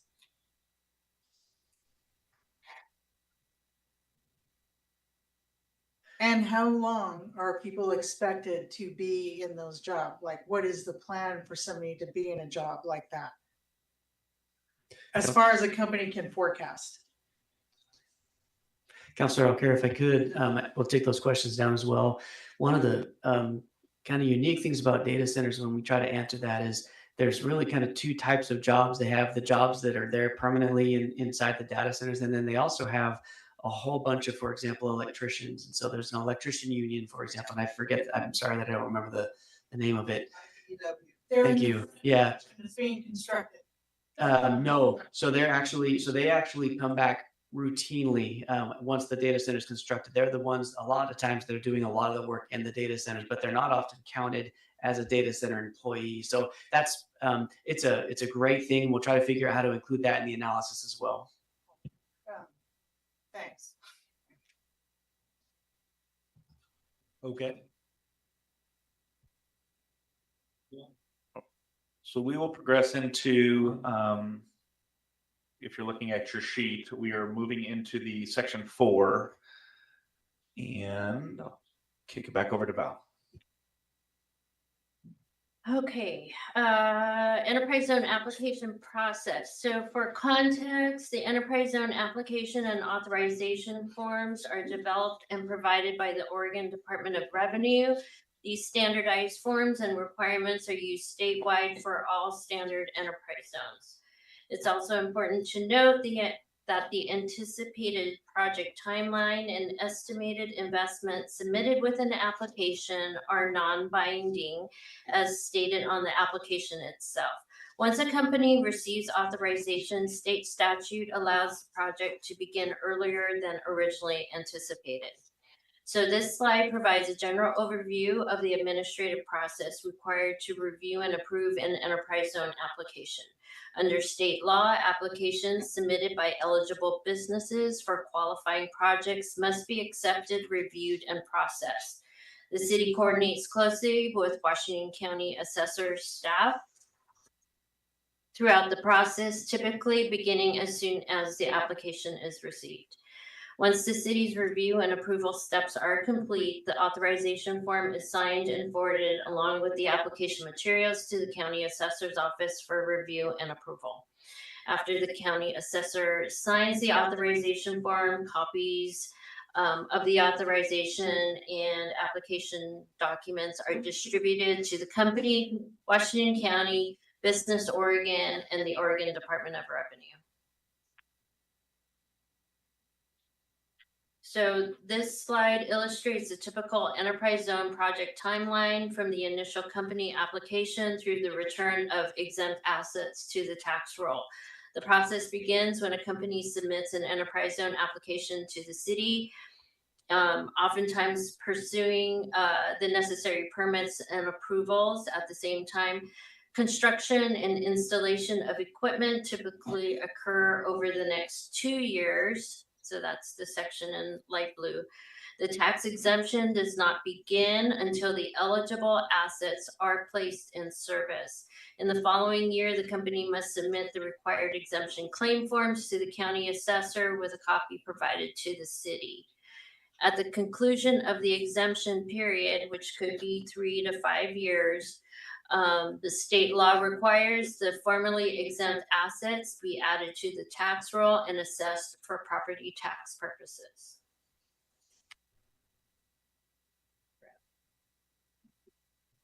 So there's been quite a few questions from many friends around how phased projects would work with an enterprise zone. And as Val stated earlier in the presentation, no one investment package can exceed a property tax abatement for more than 5 years. However, on a specific site, you can have multiple phases that have phased in 5-year investments that are subject to this, which can extend timelines for the overall site, whereas each investment. So let's say that this is a site that we're working with, pretty generic site, and we have 5 phases as shown here, phases 1 and 2 across the top, phases 3, 4, 5, and 6 across the bottom. Next to them are parentheses of when the anticipated construction completion and that placed in service date that Val noted, which is really when the abatement starts, is happening. This is very common in data, especially the medium to larger size data center projects. And also we see phased projects in some of our advanced manufacturing sectors as well. So that's what the physical layout and kind of construction phasing would potentially look like. And this is how the example with the enterprise application process would look like. So this color-coded graph follows those steps that Val just mentioned previously. The dark blue slide, or the section you see with the 1 for application 1 and then year 3 for application 2 is when we would be processing the potential enterprise zone application in a normal phased format. The light blue, as Val mentioned, is usually that construction and process that can range depending on the complexity of the building. Are they building a new building? Are they going into an existing building, et cetera? That's variable. And then this assumes 5-year enterprise zone request for all of them. If it was a 3-year, you would see the dark green shrunk down to 3 years. And then the light green is where each of those investment phases would come back onto the tax rolls and the abatement would go away. So in this case, phase 1 would come in. I'm just going to jump back for a quick minute. And would be placed in service, say, in 2036. That 2036 would really be starting in what is year 4 right here. And so 5 years, we would see property tax abatements on that investment. And then in year 6, basically in 2042, it would come back onto the tax rolls and support local property taxes, general fund. Michelle will talk more about that in a minute. Similarly, phase 2 would be staggered from that, and I won't run through every single phase, but this just helps to lay out how each of those are. So each phase is getting a 5-year tax abatement, but you can look from year 1 for application 1 to the last year of application 5, for example, just to the 5th phase, you can look at a span of potentially 17 years in total. So we wanted to clarify that point because that seems to have been a point of a lot of questions and interest, both by the council and in a lot of public inquiries that we've sought to respond to. So with that being said, there's one additional nuance that I'll rely on Val's expertise on, but is within each one of those application phases, there can be consecutive investments tied to that. I'll let her run through that as well in a similar fashion. Thanks, Dan. So each approved application covers up to three consecutive years of investment. So you can have one application that is approved, but the company is also approved to invest 3 consecutive times and receive the abatement that they had originally requested. So you're going to have overlapping exemptions under one application if they chose to submit the 3 investments. So if a company wanted a 5-year, then their investment 1, 2, and 3 would get a 5-year exemption.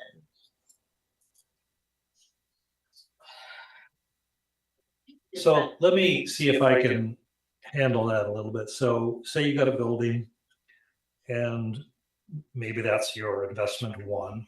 on this owner of this building. And in year 2, the owner then says, I'm going to spend 20 million on computer equipment, servers, et cetera, in year 2. So that's investment 2 of application A.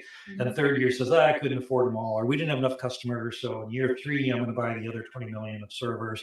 And that's investment 3 on a single application. But each piece of property only gets one tax abasement. You're basically just saying they phased in the development of that particular structure. Is that versus the other one, which is like 6 different buildings? Is that the difference between these 2 examples, sort of, more or less? Mhm. And each investment would get, 5 years, right? Sure. So the total length is actually 7, right? If you have 3 consecutive investments. But it's really 5 years for each investment, Yes. even though the total. Yes, because you're having. Because the investments were over 3 years. Okay, I think I got that. Yeah, so said another way, the taxing jurisdictions that are giving the abatement will forego or delay the revenue collection on any investment for no more than 5 years, even though across an entire site or project with multiple applications or these investments, it can trickle back in or iteratively come back on depending on where the 5-year windows start and stop. So you nailed it, Counselor. So with that, what we would recommend. Another question on that. Oh, sorry. So was that the original, like when the Easy program was created, was this phased approach part of the original design, or is this something that got amended later on? Because it seems having a phased program kind of seems counterintuitive to the whole purpose of the Easy program. So I'm just trying to understand when was this originally part of the whole plan, or is this something that I don't know? This is one of those components, as we spoke about earlier. There's parts of the enterprise zone that are authorized and really governed or set out in state law, and then there's other parts of local law. The phased ability comes from state law, and part of that is to allow a phased project investment come in. Another part where we see it to be beneficial is occasionally we'll have existing businesses coming in and consider expansions. Expansions may be here compared to somebody else. This allows them to come back in and do an expansion or a reinvestment in Hillsboro rather than perhaps. I understand that. So for me, there's a difference between expansion and attracting, right? So the original intention of the Easy program was to attract capital intensive business into an area, investment into an area that needed lightening of economic activity, right? But when you start talking about upgrading, adding, that's way different than injecting that investment, right? Because you're already in there, you're already established, you're already using the resources, you're already producing revenue. Like, I'm trying to conceptualize what the whole point of that is, because you're already established, right? Like, you're already in the market, you're competing. Why are we continuing to what's just the design behind it, right? I'm just trying to understand, like, because it seems like it does lean heavily to benefiting the businesses, and the way that we see, on the other end of it, like when we look at the impacts, right, on electricity, water, that gets really complicated. And I really just want to understand, like, is this something that can be changed? And if it can, does it have to be at the state level? Because it just seems like it could get into a place with this phased approach where we get into situations where it's hard to kind of track, right? And you're doing so many different phases of different benefits and incentives that you kind of lose track of what the actual purpose of it is. And so it's not anything criticism specific to you or what the staff's doing. It's just generally understanding the program, right? Like, Counselor, I appreciate that. I mean, staff are here to try to provide objective information on this. Understood. So to that end, I think at the heart of one of the questions is if the phased allowance of investments was to be changed, that would likely need to be done at the state statutory level that governs the overall program. That is not something we can do at the local level. We can bring back more information specifically on that if that's the desire of the council.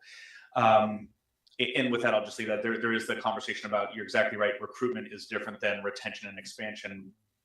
Both are arguably important. This program in Hillsboro has been used for both of those, and that could be subject to another economic development conversation at a later point in time if the council would like to have that. So I got Councilor Sinclair, Embry, and Alcare, to the best of my ability to remember who was first. Council President, could I just add one thing really quick on Councilor Salgado's question?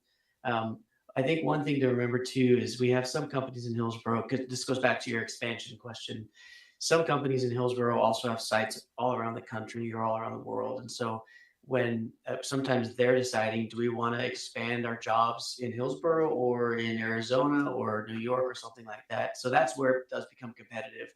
So that's why expansion is also, I think, included in the state level program. Is we are competing, even though it's one company, they could expand anywhere, and we want them to expand in Hillsboro because that brings more jobs to Hillsboro. So that's just an example of why expansion, I think, is also important as well. I mean, I completely understand all of that. I'm just talking specifically from the perspective of like, what is the role of government? What is the role of business? What is the business responsible for once you're already established in the community, right? You're already established, you got your incentive, you're competing in the market. Your choice to expand is based on the revenue that you're making, the assets that you have. So why are we phasing more incentives if a company is deciding to expand because of the capital they're making and the revenues that they're making and the investments that they're distributing to their shareholders? Why are we at the state of Oregon? Because it doesn't, someone's not going to pick up their whole business and take it to another state if they're already established, right? So again, it's high level criticism. It's nothing specific to the city of Hillsboro and what we're doing. It's just something that I'm noticing that's kind of like, well, this seems way off and it's really complicated. Maybe that's why it seems way off, because I don't understand it. But just looking at it very high level, it seems like we're kind of just as a program is not functioning, I think, to the best of its ability. Councilor Sinclair. Thank you, President Harris. What year did we start implementing the phase project example? And how many agreements have been implemented with this? Val, correct me. I believe that the phased ability of projects has been in from the program's inception from a state law standpoint, but so we can confirm that, but that is our understanding. And so it's not, like Councilor Salgado was saying, it's not necessarily expansion. Does this apply to equipment? Can one entity in one lot continue stack their equipment as well down the road? Yes, they did already. So replacement, new investments, each investment is. Can you hold on a second, please? The person there in the front row on the right side, you were interrupting again with some comments. Second time you did it. The first time I didn't give you a warning, but I will not tolerate disruptions that preclude this council from being able to conduct its business. Your actions are causing a disruption and precluding the council from conducting its business. That has an impact on every person in this room and online. Please refrain from causing any additional disruptions. If you continue to cause disruptions, I may have to ask that you leave the meeting before we continue, and if you refuse to do so, I may have to ask for you to be removed. This is your first warning. Go ahead. So in short, council, yes, any qualifying investment, whether it's the replacement of equipment or tools, whether it's the addition of new tools, are largely eligible for the program. If they're eligible for the program and they submit an application, then that is where they're considered and approved. Even if it doesn't create additional jobs, which is the intent of the program. There is a requirement to increase, especially for existing companies, as Val noted earlier in the slide, to increase the employment headcount at that location by 10% or more. Okay. Hold on. I have to do this again, unfortunately. I think it's that person in the black coat, in the hoodie, in the right, in the third aisle on the right side. This is about the fifth time you've interrupted. So I am going to give you a warning. This is your first warning. We will not tolerate any further disruptions that preclude the council from being able to conduct its business. Your actions are causing a disruption and precluding the council from conducting its business. This has an impact on every person in this room and online. Please refrain from causing any additional disruptions. If you continue to cause disruptions, I may have to ask you to leave the meeting before we continue. And if we refuse to do so, I may have to ask for you to be removed. This is your first warning.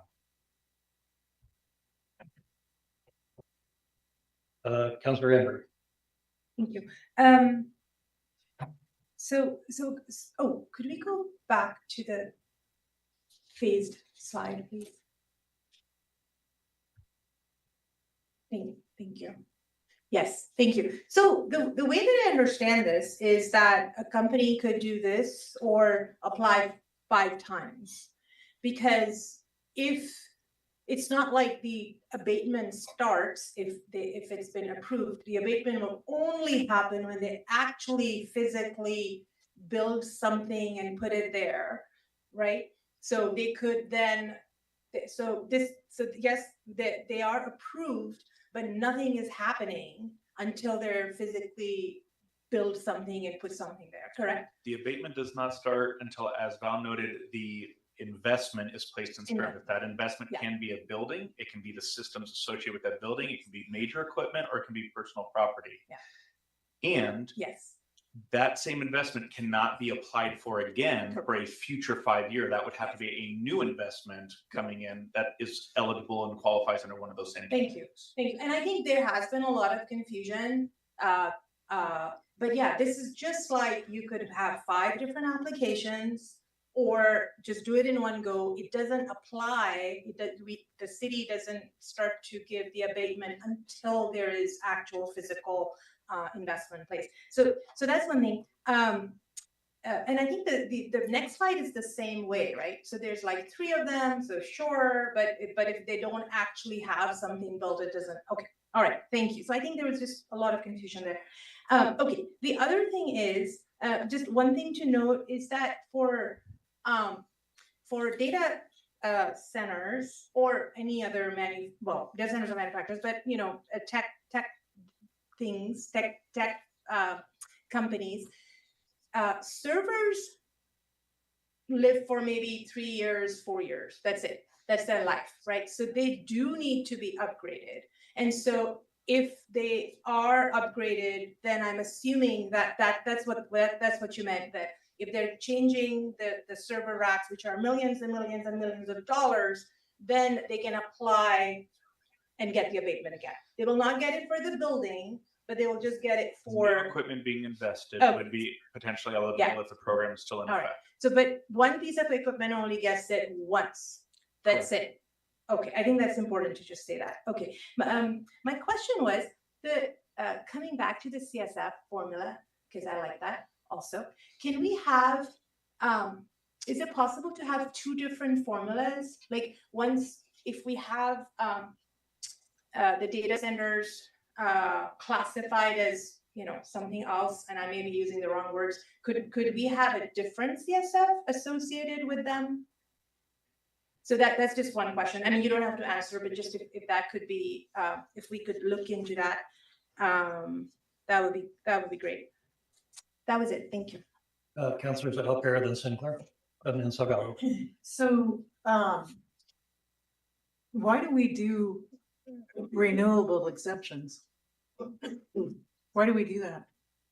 These companies have already invested, so why do we continue to give them exemptions? Let's say phase 1 gets rid of all of its stuff by year 6. Are they considered a brand new company and they can get more tax exemption or ongoing? I'm trying to understand why we've given them the incentive once. They're gonna be generating money in business. Why do we have to continue to give them tax exemptions throughout the lifetime that they're gonna be in our enterprise zone? Councilor, thank you for the question. I'll do my best to give a quick answer. I may look to Chad from one part of the legal component. So there's, I'd say, 2 to 3 parts of that question. One is, first and foremost, state law makes them eligible for it. And we have an active program that is in alignment with state law. And so if an eligible entity submits and meets the criteria, we'll get to this in the final part of the presentation, we have an obligation to process and approve that. We can apply our local policies, we can update and in the future apply different local policies. But there is a legal component of, if they're eligible, compliant with both the state law program and our local program, we approve it. So that's one. That's more of a procedural legal answer. But we don't have a choice unless we decide we want to make it. Depending on have a program. Yeah. And even that, as we can talk about later, we are able to make local policies, as we've already done multiple times and spoken to, but there is still an alignment piece back up to the state law enabling piece of that too, that we have to be in compliance with. The second piece of that is we would potentially do it because it does also ensure that investment is coming here along the lines of what Robbie was speaking to earlier, and would allow us to ensure that 10% job growth is occurring here as that company continues to expand, doing that expansion here rather than potentially somewhere else. So I'll stop there, but those are the 2 primary reasons. There's other programmatic reasons in there too. So I hope that answers the heart of your question. Yes, but now I want to say, but what about large layoffs? What do we say to that? what do we say to those companies that cannot and do not retain large numbers in their workforce? Why are they eligible? So if a company has an active enterprise zone application, they have to maintain the employment we've talked about. If they don't maintain the employment we've talked about and meet those thresholds, as Val noted earlier, we take the step to disqualify them, which then requires some degree of penalization up to and including exclusion from the program and back pay. So that's during that period of abatement. Beyond that, it can become increasingly difficult to require and ensure businesses of any size to maintain certain employment based on business factors and keeping them financially viable and the like. That's probably as far deep on that answer as I'll go right now, unless there's further questions. So this may not be a good example, but if Intel decides it's going to lay off 20,000 people, what number should we be concerned about in their layoffs? What's the benchmark we ought to be thinking like, oh my God? I want to just make sure to clarify that, first of all, Intel is not subject to any enterprise zone application. So that's a bit removed from what we're talking about this evening. That would be a separate conversation, probably to a separate incentive program that we can definitely do. And unless the council would like to use our remaining time on that, I might encourage we follow up later on that one, just so we can get through the remainder of the course this evening. Councilor Sinclair, then Salgado. Thank you.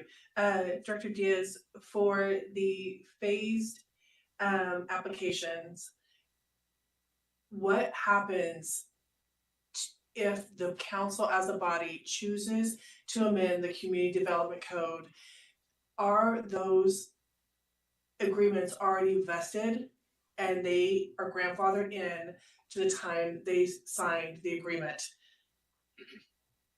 Councilor, thank you for the question. I'll do my best to respond to it. Just to clarify, because we're kind of taking the two topics again and intertwining them, they're not always that linked. Are you referring to the permitting aspect? So their permits being vested, not the enterprise zone application and process. I'm sorry. Because of the timeline being so potentially being broad, what if zoning changes after agreements are already signed?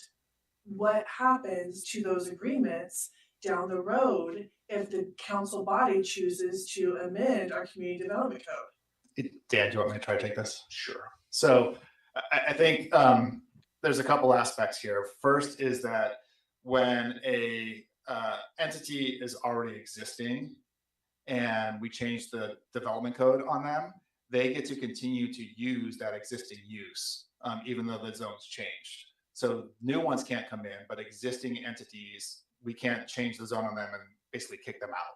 They basically get it, like you said, they're grandfathered in. And so for those entities that are already there, they can continue to invest into their property and take advantage of this program if they are a part of that program.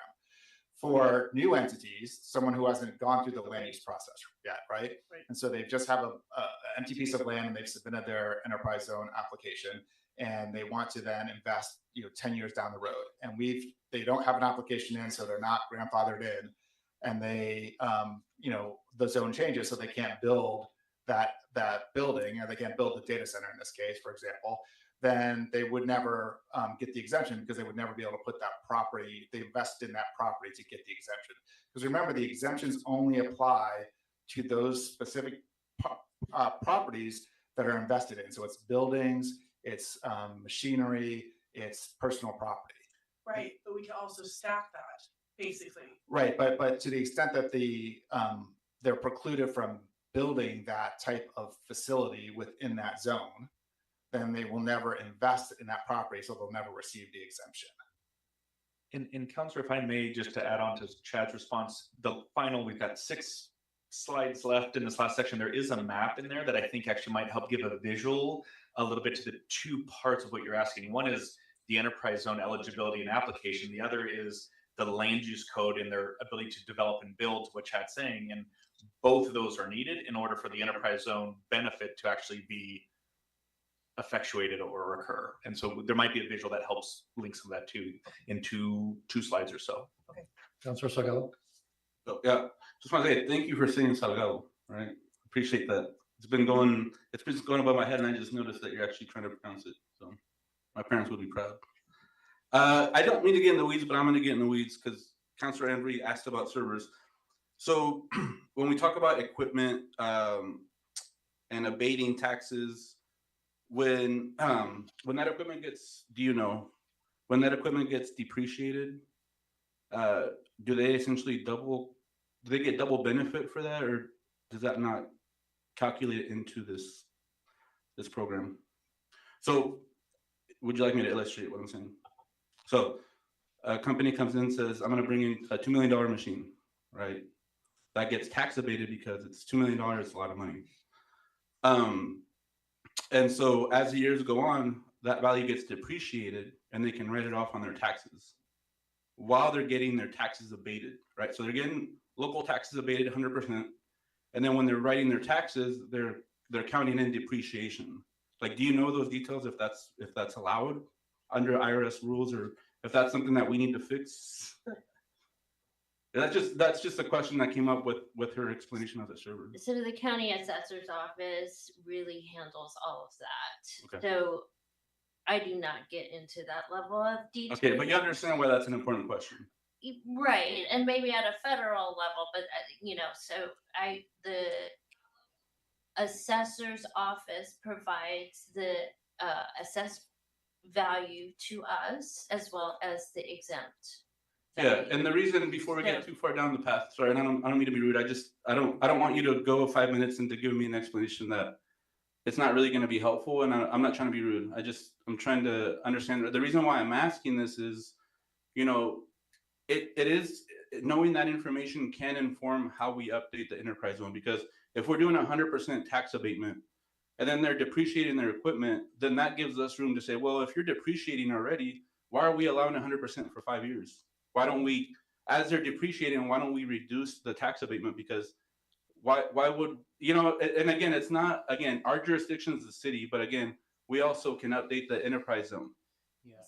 Councilor Sargado, in the spirit of trying to bring information out tonight to help navigate next steps and direction on some of this, I will just try to clarify one quick point. Is there's two types of taxing I think that you're referring to. So I just wanted to acknowledge that to make sure we're tracking you. One is the property tax depreciation and abatement tied to the enterprise zone. And I believe the other one is more of a federal tax write-off tied to depreciation. So I just want to kind of note that, as I think is what you're flagging. Correct. I do, and we can check in with the county assessor's office to provide greater detail if the council desires it. But as that equipment is depreciating over, let's say, the 5 years of the enterprise zone, the assessor is accounting for that depreciation. So the amount that is being abated, they're just not paying the property tax on it, is decreasing. That should be corresponding with the depreciation schedule. Well, yeah, because that would be 100% of their. I mean, if the value, if a $2 million, it's 100% of the value. If a $2 million tool, if a $2 million equipment depreciates $500,000 after the first year, and it's worth $1.5 million, yes, 100% of the $1.5 million is going to get abated. Yeah, that's correct. And the same could be true if the building value, for example, is appreciating. That would be reset. So I want to answer but under the tax abatement rules, it's 100% regardless if it increases or goes down. Correct. My question is, we're giving them this benefit, right?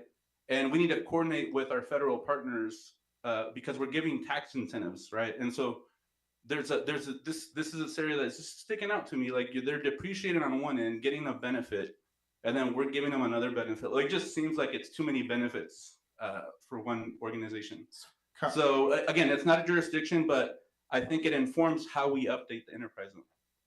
So President Harris, maybe if we could move on to the next slides to get through those. But I just want to sort of summarize. I think a lot of what we've been discussing is sort of the state program and the state requirements and what the state imposes. And so one of the things I think to sort of summarize what you all are saying is that there may be aspects of the state program that we want to look at, and maybe have Ariel or our lobbying team maybe talk to the state about that and see if there's changes that we could make to make the program fit more of what we envision as a good program. And so I do think that this was very valuable feedback, but if it's okay with you all, I think we've got that message loud and clear, and it'd be great to move on to the next slides because I know the hour's getting late and there's some really important information I think you all wanted to hear in the next slides as well. Let's do it. Sounds good. So 6 slides left, and then we'll have a similar type of final policy conversation as we did and as promised to Councilor Anbury earlier. Okay, so this slide summarizes recent legislative changes affecting enterprise zone eligibility for data center projects and the resulting local impacts. So legislation adopted in 2025 established a moratorium on new enterprise zone authorizations for data center projects after June 6th, while leaving all existing program requirements in place until that date.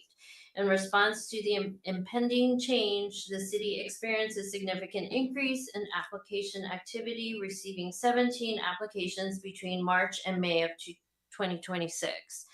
2 additional prospective applicants inquired about submitting applications, but were informed that the city could not complete the required review and approval process before the deadline. So the stars on this map identify the locations of data center sites that submitted enterprise zone applications for specific projects.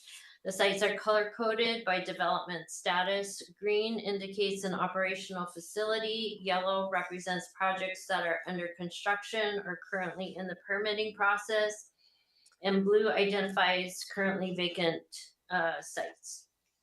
It's important to note that this map represents a snapshot in time.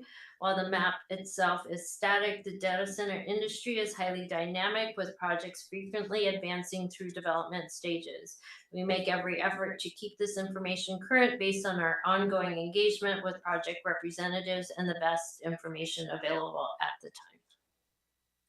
Well, before we move off to this one, I just wanted to loop back to Councilor Sinclair's question. This is the map that we were talking about, whereas the stars are the enterprise zone that were submitted, the sites are development, but back to, in order for the investment to be placed in service, they would need both the approved enterprise zone application and the appropriate land use and or other permits to be able to build, construct, install, and make that investment and place it in service. And then that's what would effectuate the realized benefit of the enterprise zone. So I hope that from that graphic here too, the color coding is that step in the processing, potentially the development process to the land use side. The stars are the enterprise zone side. Thank you. So of the 17 applications that were taken in a process, and we hope this gets to also some of the revenue or return on investment questions earlier. This slide seeks to show of those applications the total investment from a real market value on the left-hand side. Apologies for some of the acronyms. PP is personal property, M&E is machinery and equipment, and building is the structural components, all of those things we've talked about in terms of eligibility for the enterprise zone. RMV is real market value. So that's the full value of what we believe the monetary investment will take. In 2025, 2026 CPR, not life support or resuscitation, that is a change property ratio that's used in the determining of the property tax amount that gets charged, that comes out of the assessor's office. And so that's that percentage kind of ratio. Then in the next column is the estimated AV, which is the assessed value. So that's how much of that value is assessed that would either pay taxes or potentially be eligible for the abatement per the enterprise zone. You can see that's at about $6.9 billion. And then the code area 7.45 tax rate, that is the tax rate per $1,000. So that's what's charged per $1,000 of assessed value. And then the estimated imposed taxes countywide. So that would be all taxing, local taxing jurisdictions, the amount of taxes that would be applied across those 17 applications, and based on that $6.7 billion of investment, you can see that that's $113 million. So if taxes were assessed and paid, that's what it would be, is about $113 million. We'll talk a little bit more about how that would get broken out. I do want to note that these numbers account for all of those enterprise zone applications kind of coming online right away. It doesn't account for phasing. It doesn't account for appreciation or depreciation, but these are valid numbers in terms of the overall appraisal approach. And then the estimated COH, which is City of Hillsboro portion, per our permanent rate of 3.6665 plus LOL, which is the local option levy rate of 1.72, shows what the Hillsboro share of those property taxes would be annually, and that's about a little over $37 million. And as Val noted early, so that's just from what is being abated in the first few years of those, what also is roughly coming back online to the tax rolls in terms of revenue when they would not be in the enterprise zone program. The text at the bottom, that application fee of $850,000, as Val noted earlier, there's a maximum fee of $50,000 per application. We split that 50-50 with the county.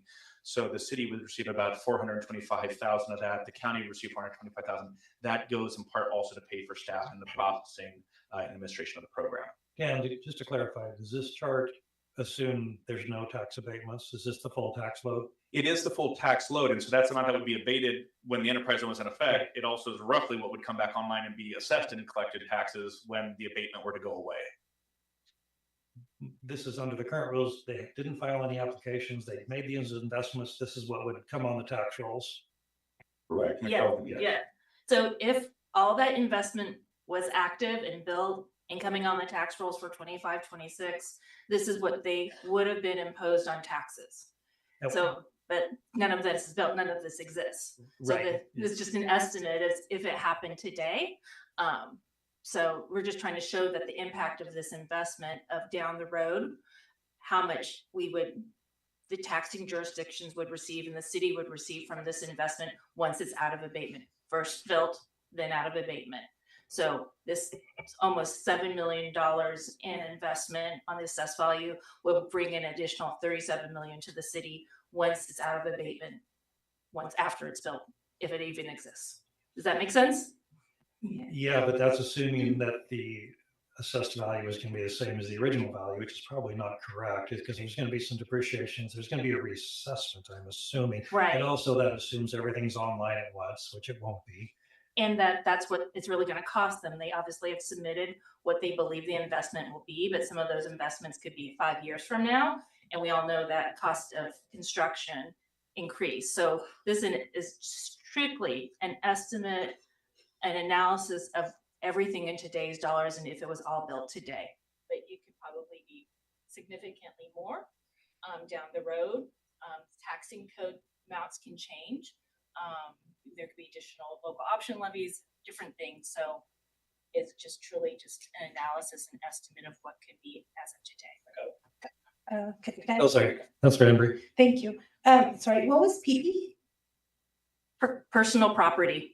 Which is what could you give me an example? You want to? That would be like servers, racks. Oh, but the land's not here. Land is always taxed. Land Yes, is it is. never exempt. Yes, agreed. Yes, agreed. And so that, yeah, I was just gonna say, so land is not here because it's always gonna be taxed. And if this wasn't built, it would just be the land that was getting taxed. Okay, so, all right, thank you. Oh, no, one more question. Where do we get the permanent rate? Why do we have that rate? So that is because of Measure 47 and Measure 50. So back in 1997, the state had, people put on the measure a change entirely property tax system for the state of Oregon. Yeah. And at that time, prior to that, we were on a tax-based system. And so the new law that was voted on by the Oregon voters change it to a permanent rate. And so it's very complicated, but I'll try to give you a very quick thing. I know. Okay. I know. So every taxing jurisdiction was assigned a permanent rate. It was not our decision. It was assigned based on the math that came out of Measure 50. Yes, and just our schools started to go down right after. All kinds of bad things happened, but I'll just stop there. Right. But yeah. Actually, with Measure 5 back in 1990, is when the schools started really having Let's issues. move on. Okay. So this is me. Staff was asked to provide a case study on a data center site and the amount of property taxes generated, and I picked QTS, just like Councilor Salgado did. So what I'm showing here is a portion of the property tax bills for the site for fiscal year 18-19 and for fiscal year 25-26. And on the left-hand side is the property tax bill, and the property tax bills are generated by Washington County Assessment and Taxation and sent out by them. We do not do them. So the bill on the right, on the left, is the first bill after QTS purchased the property. So prior to the purchase, the property was actually in what's called farm deferral. And farm deferral is a state program known as a special assessment for farm use, which significantly reduces annual property taxes. And for those of you that are looking really close, you'll notice that the acreage on 1819 is 41.65, but the acreage on 2526 is just over 90. And that's because QTS not only purchased this parcel, but they purchased 2 other parcels. And so down, you will see in the green box, I have the total net real market value, net assessed value, and taxes imposed for those 3 parcels combined, so we can compare it to the 2526. So in 1718, a total of $14,633 was imposed on those 3 parcels due to their the wildland farm deferral status. When the properties came out of farm deferral and was in the first year of ownership by QTS, the total amount of property taxes imposed for all taxing jurisdictions was $326,522. As you can see, is mostly the land that is being assessed for those properties. So now over here on the right-hand side is the property tax bill for 25-26. And this property tax bill is just for the building and structures owned by QTS. It does not include any personal property for QTS or its tenants. And I have highlighted in green the real market value for land as well as the assessed value, which basically the property taxes were calculated on. So again, as we said, property taxes are always paid on land because it already existed. As I mentioned earlier, companies in tax abatement have to pay property taxes on land and any structures, equipment that already existed. So the property taxes paid in the amount of $599,841 is basically for the land. Property taxes are not calculated on real market value. Cannot stress that enough. Not calculated on real market value. It is calculated on assessed value. And as Dan talked about, there's a change property ratio. So the county assessor does not determine the assessed value until the property comes out of abatement. When it does come out of abatement, the county assessor takes the exempted real market value and multiplies it by the change property ratio, as Dan showed, to get to the assessed value. And the change property ratio for 25-26 is 0.617. So if I use this ratio, the estimated assessed value for 25-26 on that exempted real market value of 2.4 billion would be about 1.5 billion. And the 1.5 billion is what the property taxes would be calculated on if they were not in abatement right now. Since this property tax bill was generated, it is our understanding that QTS appealed its valuation and the county reviewed and reduced the value. And the new exempted real market value is estimated to be $1,934,716,515. So the revised estimated assessed value would be just under 1.2 billion. So in addition to the land, QTS and its tenants have property, oops, stay there, Dan, I'm not done talking about my numbers. You know I love my numbers. So they have property taxes imposed on 1.34 billion in personal property assessed value. So there's 1.34 billion in investment, not in enterprise zone, not abated, being taxed. And so some people have asked, where are those bills? Well, per Department of Revenue, personal property information is considered confidential. So property tax bills and individual taxpayer information is not available. So we, finance staff, had to go to the county assessor to ask how much, and they gave us the number, the 1.34 billion of was being taxed on personal property. And so unlike land and structure, the property change ratio for personal property is 1, so real market value equals assessed value for personal property. There is currently $150,810 in exempted real market value related to personal property that is being abated right now. So between the $559,841 plus the $21,989,664 imposed for personal property on the 1.34 billion, total impact taxes imposed for 25-26 on this parcel and its tenants and everyone was 22.59 million. So that is the tax bill that was received. And I say imposed because like all property tax owners, so there's a 3% that they can take advantage of, and we don't know that because again, the money goes to the county, not to us. As I said earlier, the estimated assessed value for the revised exempted real market value is 1.2 billion. So if that amount was not in tax abatement and was on the tax rolls right now, it would generate an additional 19.6 million in property taxes. So that's the total would have been paid is 42.78 million. So next slide, please. Thank you. So what this is showing is the property taxes broken down by jurisdiction at a summary level. So the Hillsboro School District, they have their permanent rate, they have a bond rate, we've combined it all together. And so you can see in 17-18, when it was in farm deferral, a total of 14,000 was assessed for all those property jurisdictions. And in 25-26, a total of 22.6 million was assessed, and that's where it all goes for those taxing jurisdictions. Next slide.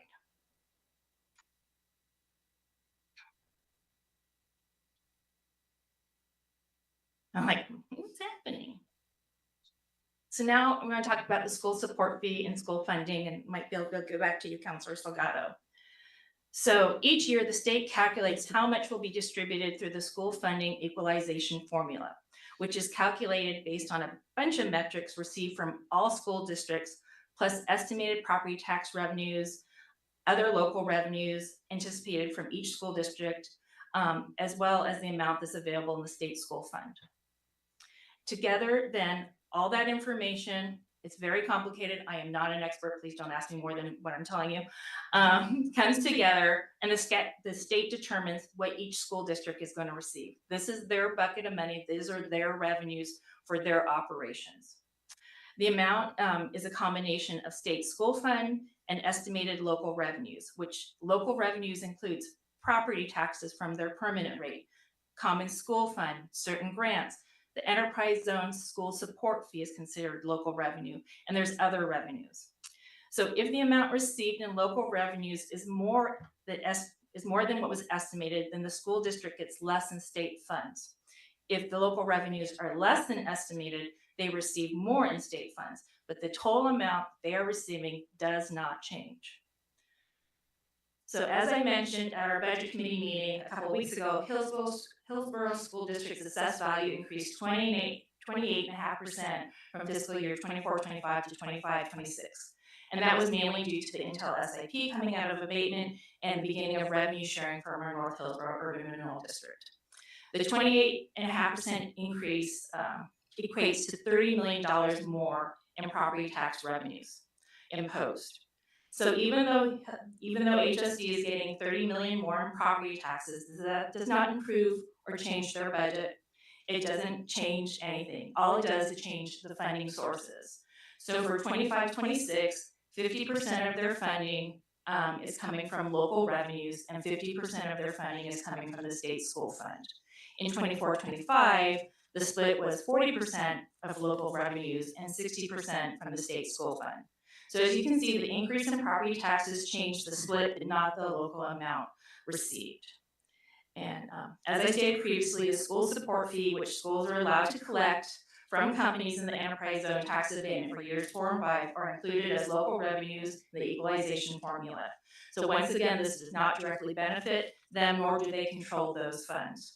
It just means the state funding would be reduced. And I don't know if that's what the state legislature was meant to do when they added the school support fee. That's how the program works. And so again, with the state legislation, if that's something we would want to look at, we could do that. And so both, as we mentioned earlier, both Hillsboro School District and Beaverton School District established a 15% school support fee for the Enterprise Zone program in 2024. And the school districts are responsible for billing the Enterprise Zone companies under abatement and collecting the school support fee directly. We do not be involved in that, other than Val, as the Enterprise Zone manager, is required to provide them necessary information for them to bill those companies and receive those funds. And it is our understanding, I did meet, why I know all this information is myself and my staff met with the Hillsboro School District finance people to get this information. So At last we spoke with them, they have not yet built any of the companies, because I don't think any of them are currently in years 4 and 5 yet.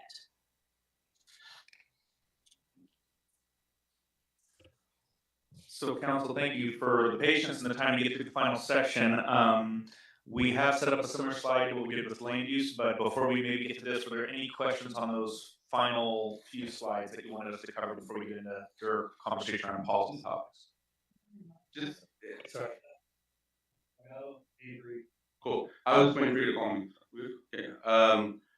Yes, I just want to confirm. So it doesn't matter if we do put more money from the CSF into the schools, the state's just going to take away whatever they invest because we're making up. Most likely we would need to check with them. So it's been, as you all aware, the gain share program we've been sharing with the school district, $500,000 a year, which is an entirely different program.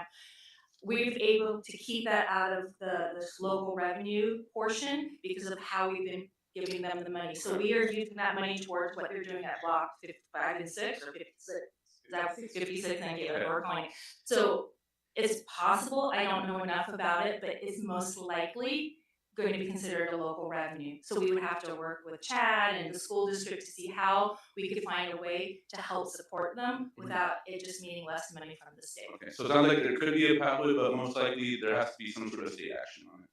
Cool, thanks. Councilor Andrew?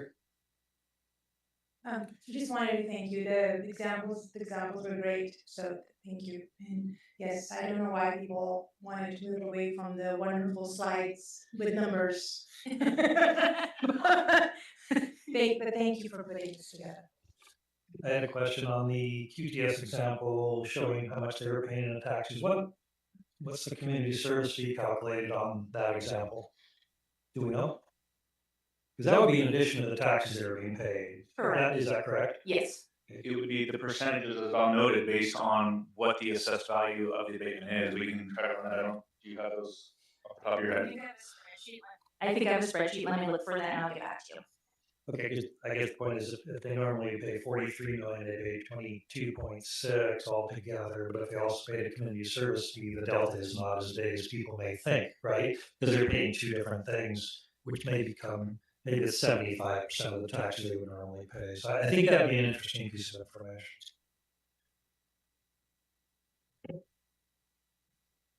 No more questions? I guess we're on the question Q&A side though, aren't we? Oh, so running through the potential policy areas to consider. Do you want to lead this, Ian, or Chad, or what do you want to make, Counselor? Well, I want to go back to the last set of discussion in the enterprise zone space we're having and just capture what we captured out of that, and then we can definitely go into new areas or refine this if that's okay. Just a second to jump back a couple pages of notes, almost out of ink. So I think the two big areas of interest and consensus in. I'm sorry. Okay, can you hear me okay? Okay. The two major areas of what sounded like general consensus was one, come back with a conversation, a policy conversation around the community service fee, both how it's being calculated and also what other requirements are in there. The specifics, I think, are a bit variable, but that's when we can definitely try to frame up some options and come back. We can do a thumbs up now or not, but that's just when we heard.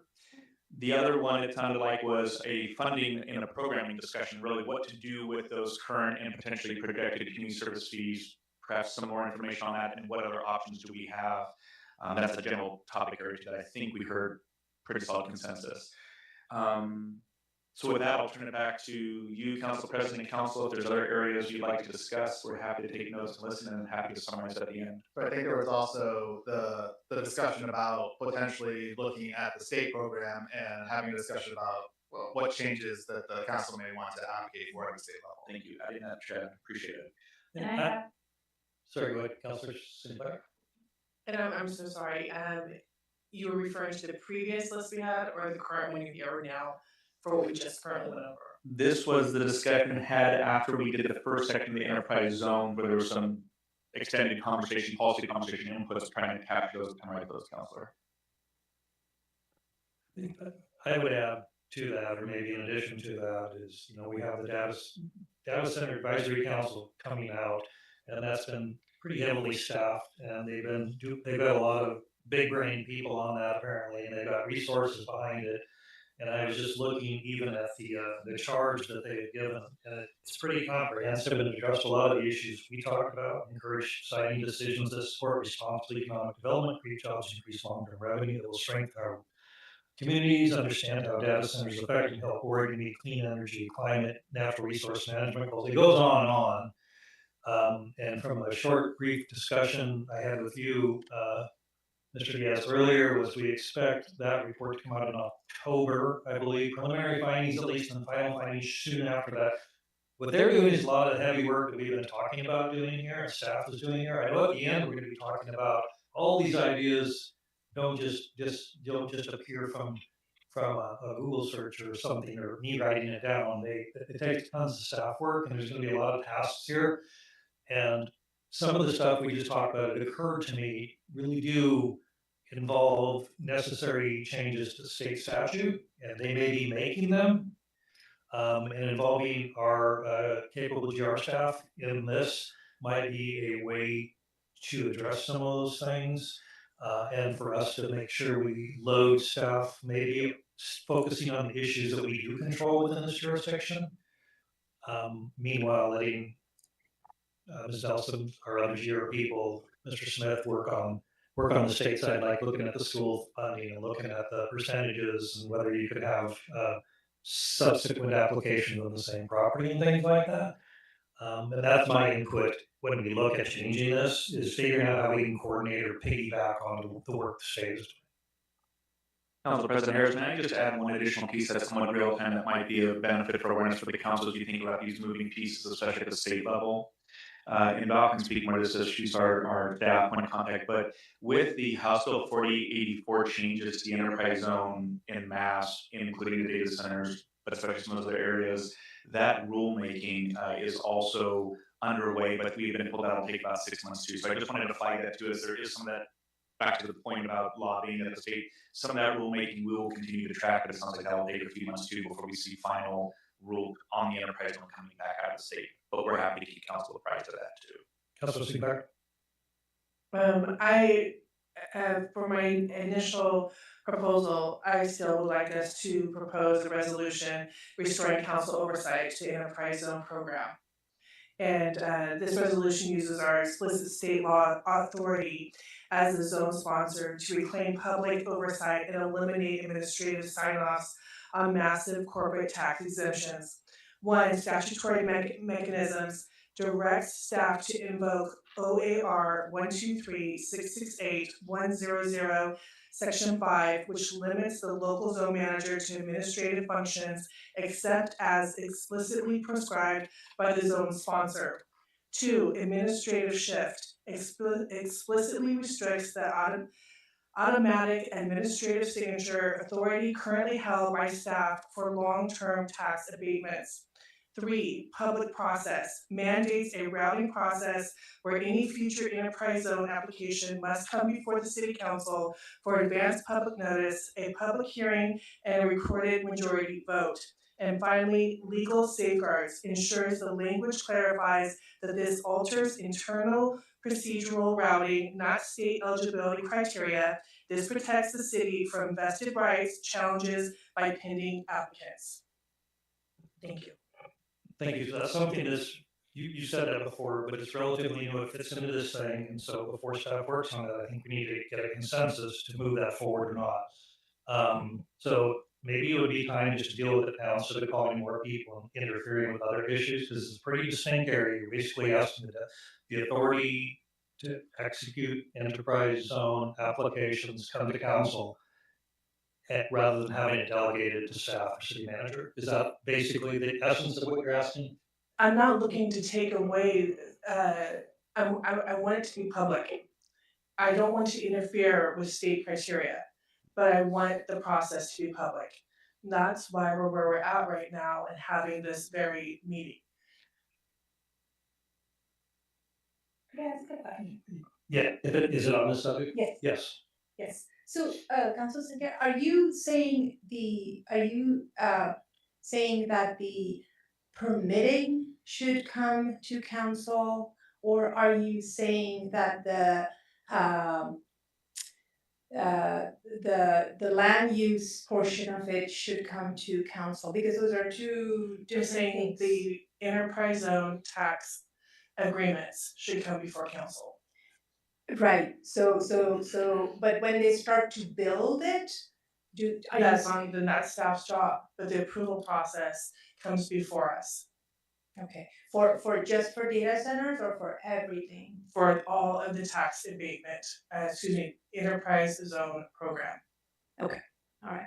So I would not agree with that, because there are a lot of applications, and if we start to make them all conditional and have public hearing for all of the businesses that are applying to be in our enterprise zones, that will take a lot of council time, a lot of public time. I think that it would be better for us to make rules and policies where we could make some sort of them conditional, but make these rules so that we empower the staff to do what they do. But because if we start to look at every single application that comes, that will not be viable. So that's my feedback. Thank you.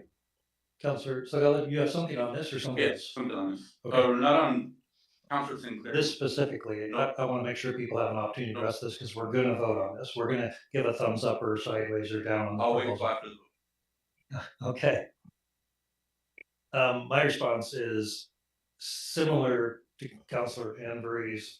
I feel like if it's mainly ministerial, and this is just, does it check the boxes on the statute, which we've been told that's what it is. I think coming to council doesn't really serve a point, because we don't have any subjective way to reject it. So basically, we're going to say, hey, did it check the boxes? And they're going to say, yeah. And I don't know that I want that authority. I'd rather have it delegated to someone who actually is an expert and has the time to go through that. I would support maintaining that authority to the city manager rather than delegate further staff. And this is why this council has the city manager is the only person that reports directly to city council. Right. And so to that extent, there's a closer nexus between the decision-making and this council than there is a delegated staff. So that sort of wasn't working very well.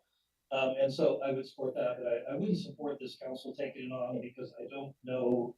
And by the way, when those are signed, they get posted 21 days. Obviously, no one knows about that until now, obviously. But now we do. Now we know about it. And if you see it, and maybe we need to be notified when they go on. We should be notified when they get signed. So there's direct notification to us, so we can ask questions at that point. But I would not, I don't support changing the authority directly to city council. And is if before we go down a rabbit hole, specifically if it's only data centers, because it's the data center aspect without having the local jobs created, with it being considered data centers, is that something that council would consider? I can't speak for everyone else. I don't think I would, because you run into the same issues. Maybe it's a more heightened sense of concern. I get that. Maybe what the question I'm asking then is, this wasn't, in my opinion, there's been trust lost with where we're at today with the 17 agreements. And so how is this, or maybe it goes to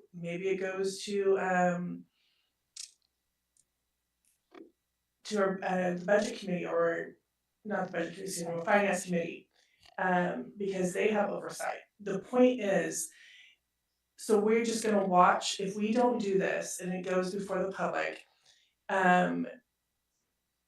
what does that look like? Because where we're at is a weird thing between land use and the enterprise zone. And so the point is, when it comes to the data centers, I believe that should go before council and the public, so that there is public notice and a recorded vote. Because our community has the right to understand, because it's universal, our entire community is impacted by data centers. And we do not know the long-term consequences. And so currently, with the enterprise zone program agreements, where there was a landfall of 17 agreements, That's the part where there's distrust, where our community wants to see that go before a public hearing. I don't know how to remedy that besides doing a resolution, what I'm suggesting now, and also a land use aspect of amending our community development code. I appreciate that. Councilor Alper?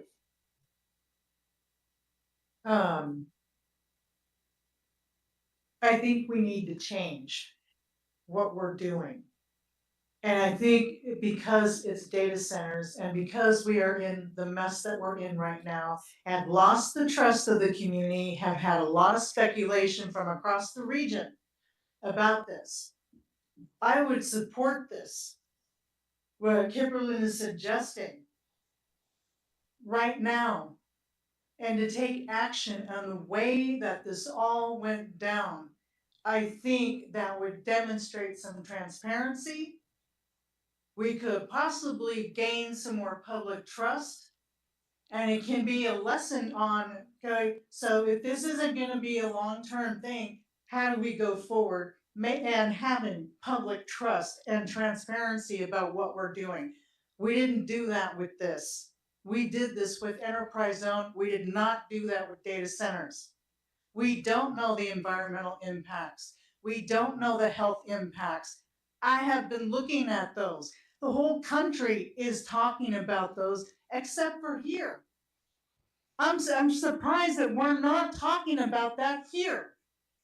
I don't know if we can monitor, regulate, watch what's happening, and be ensured there isn't any health impacts or environmental impacts. But without that, what are we doing this for? We're just making money. We're generating money, and we're sacrificing people's well-being. Somebody said earlier, maybe we can get land back. Well, the land's been ruined. The land cannot be used for something else. We've heard testimony. People are here. It's late. I've heard nothing of human impact of how people are going to be dealing with this long before we're all gone from council. That's what we're doing. That's the legacy that we're setting forth. What is wrong with finding out and doing this, and I would say temporarily, so we can make sure and get back on track with what this is for? We're not doing this. This goes against what the enterprise zone was created for. We know that. We're doing this because COTEC told us we had to. Now that moratorium date is gone. All we can do now is make sure that from here on, we're going to make sure we're not going to have any more impacts. We're not going to have any more loss. It's not just about making money. And I think that's why people are so angry about this. We're not even talking about that. They're here. Acknowledge why they're angry. Thank you. Councilor Case? I am not interested in micromanaging staff, and I feel like this leads in that direction. I think kind of what Councilor Harris said, the recommendations you made, and having the city manager continue to sign off on things and then maybe bring us more of a report, I think could be helpful. I think there is some accountability coming to data centers from the state level reports that we're asking that are coming from the state, the data center advisory committee and the prosperity council, and then our requests are for the environmental impact study and the economic development impact study, and I think that can help with reestablishing trust that people feel has been lost.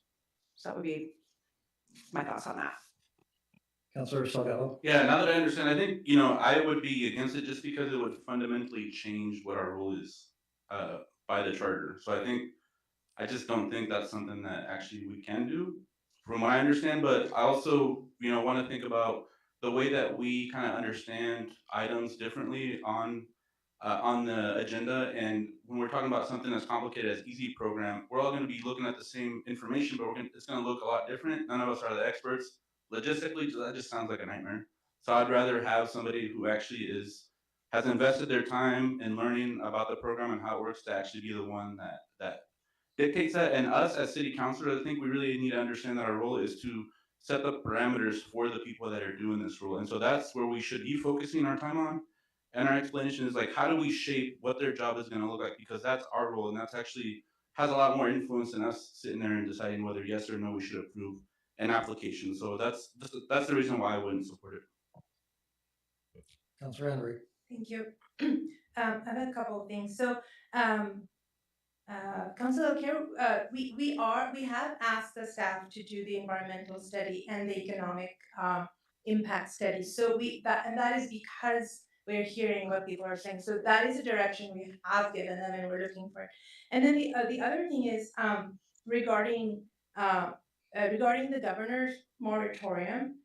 There are going to be no more data center applications coming in for a year, right? So just Councilor Santana, I'm just saying that there are going to be none because there's a statewide moratorium. So and that applies to us, right? And so just wanted to mention that. And then the last thing, it just kind of pains me regarding the trust being lost. That this council gave the authority to the staff to do what they're doing, right? And so they have been doing that. This council gave that authority in 2006, 16, 17, 24, 24, and 24. So we should not say that, the trust that it could have been lost for us. We were not involved in this. We should have been looking at this. We did not look at this. And now when we are now looking at it, we are making big changes. We're asking for changes in their in the zone itself, in the permitting process, in the building process. We are doing all of that. And so I would just reiterate that it pains me when our community says that the staff is doing something. The staff is doing exactly what the council told them to do. And so it should be on the council. They're not doing what the council told Please them let to her, do. just let her finish and then you'll have an opportunity.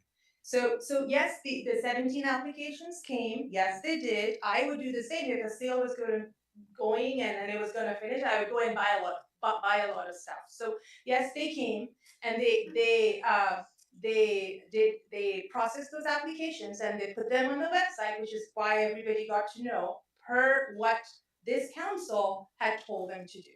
And so I just wanted to say that because yes, this council should have been a little bit more proactive regarding the data centers, for sure. But it is the council and not the staff, because the staff was doing what they'd been told since 2006. So that's it. Thank you. I'm not sure which you two was first. Councilor Sinclair, then Alcare. Thank you. Councilor Embry, I value diversity on this council and having different perspectives. But what happened here, this was a factor from 2017, not this council. We did not create that policy. And so I can only speak for myself. I know staff works so hard, but when we continuously ask questions and we'll get answers at a later time, I understand we can only do so much at once. But this, with council not having that awareness and the public not having that awareness, that definitely breaks trust. And I don't know what universe we're sitting here looking at where that doesn't. So our community, as us as elects, there's 6 people here that represent the public, and they expect action from us. Those are taxpayer dollars. They expect action from us as their representatives. That's why we come here. And this is going on, 7 weeks now? And they want accountability. They want oversight. That is our fault as council. That is our fault now.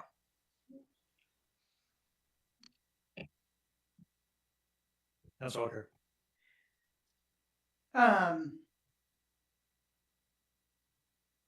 So when was council made aware of this? Because I think there were conversations, but not with all of council about this. And so how I found about it was a newspaper article pointing this out. So there was a definite change in the way that we were inviting businesses to come in. And there was a definite difference in ignoring of how data centers were coming in. Yes, we'll have environmental impacts. Yes, we'll look at impact on human health. Why is that so hard to ask for? I asked for it over and over. People have asked for that over and over. I am not sitting here representing my own interests. You have heard it from public. They have given it to you in public testimony. They have challenged you. They have asked you. They're pleading with you. They're angry, yes, and they're frustrated, and then they're cussing and they're swearing because they're frustrated. They are afraid of what decisions we're making. We are letting them down.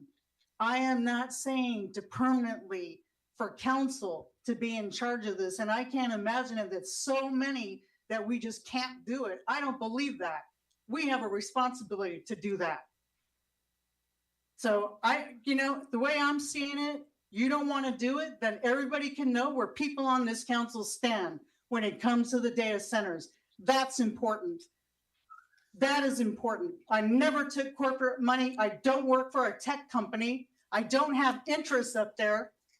I am concerned that the people in my ward, predominantly low income, are going to have to face this.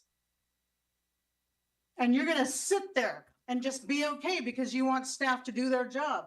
Sometimes we have to intervene and ask questions of staff. And sometimes we have to make a change. I have never been around people so unwilling to do that. And it's your role to do that. But you go ahead. Because now I think we got to fight now for environmental impacts. And we need to know that. We're going to need to know what's going on with our water. Because of the way that we're doing it, we are not establishing trust with the community. We're not. You can act like we are not. I know you feel strongly about that. I got a question though for Councilor Sinclair. What specific actions do you think the council should be reviewing and either approving or not approving? Under what criteria would we deny them? I don't think the data centers should be in the enterprise zone program, period. I asked you what applications, what actions specifically that staff is now doing that you think we should come to council. What actions specifically? And specifically, I think where there's confusion, it's not that I have more, anyone here has more knowledge than staff, because we do not. The point is, I want it to be made public to council. I want it to be known to council and to the public. To me, that's through a land use process. But then I'm told that doesn't apply to the enterprise zone. That's a different process. Two things happened here. We weren't informed, and then real agreements went through. I don't have to go. I'm not trying to take anything away from Robbie. That's not my goal. My goal is to have it go before the public and council. And so if that's not the appropriate process for authority on the sponsor, the zone sponsor, then how do we get that to the public? Again, what specific action are you saying? Is it the applications that were recently approved? Because they're not going to come in, as Councilor Anbury pointed out, there's no more for a year. We could do it, but there's not going to be any more for a year. It doesn't matter. Those are gone. And that's another thing we have not went over with the public. Where are we at with those 17 agreements? Again, getting back to your request. I am. What specific actions that are now delegated to staff do you want to come before council? What actions do I want? Yes. That's what you're asking, Yes, right? the actions that I want is for it to come before council and to the public. What actions are you talking The about? agreement, review the agreements. Okay, well, you mean the ones that have already been signed off on? Even in the future, even though if we can't, those are done, I want us to, as a body, to take action because it's the right thing to do. Even if there's nothing that comes in for the next year, I want our public to know. I don't understand. You guys need a conversation on yourself because you're welcome to speak. No, he indicated he was ready to speak, and I indicated, I think I'm going to ask Dan a follow-up question to follow up on this question to you. I just want to be seen because you've been on the mic like 10 minutes. So I just want to make sure that you see me. Okay.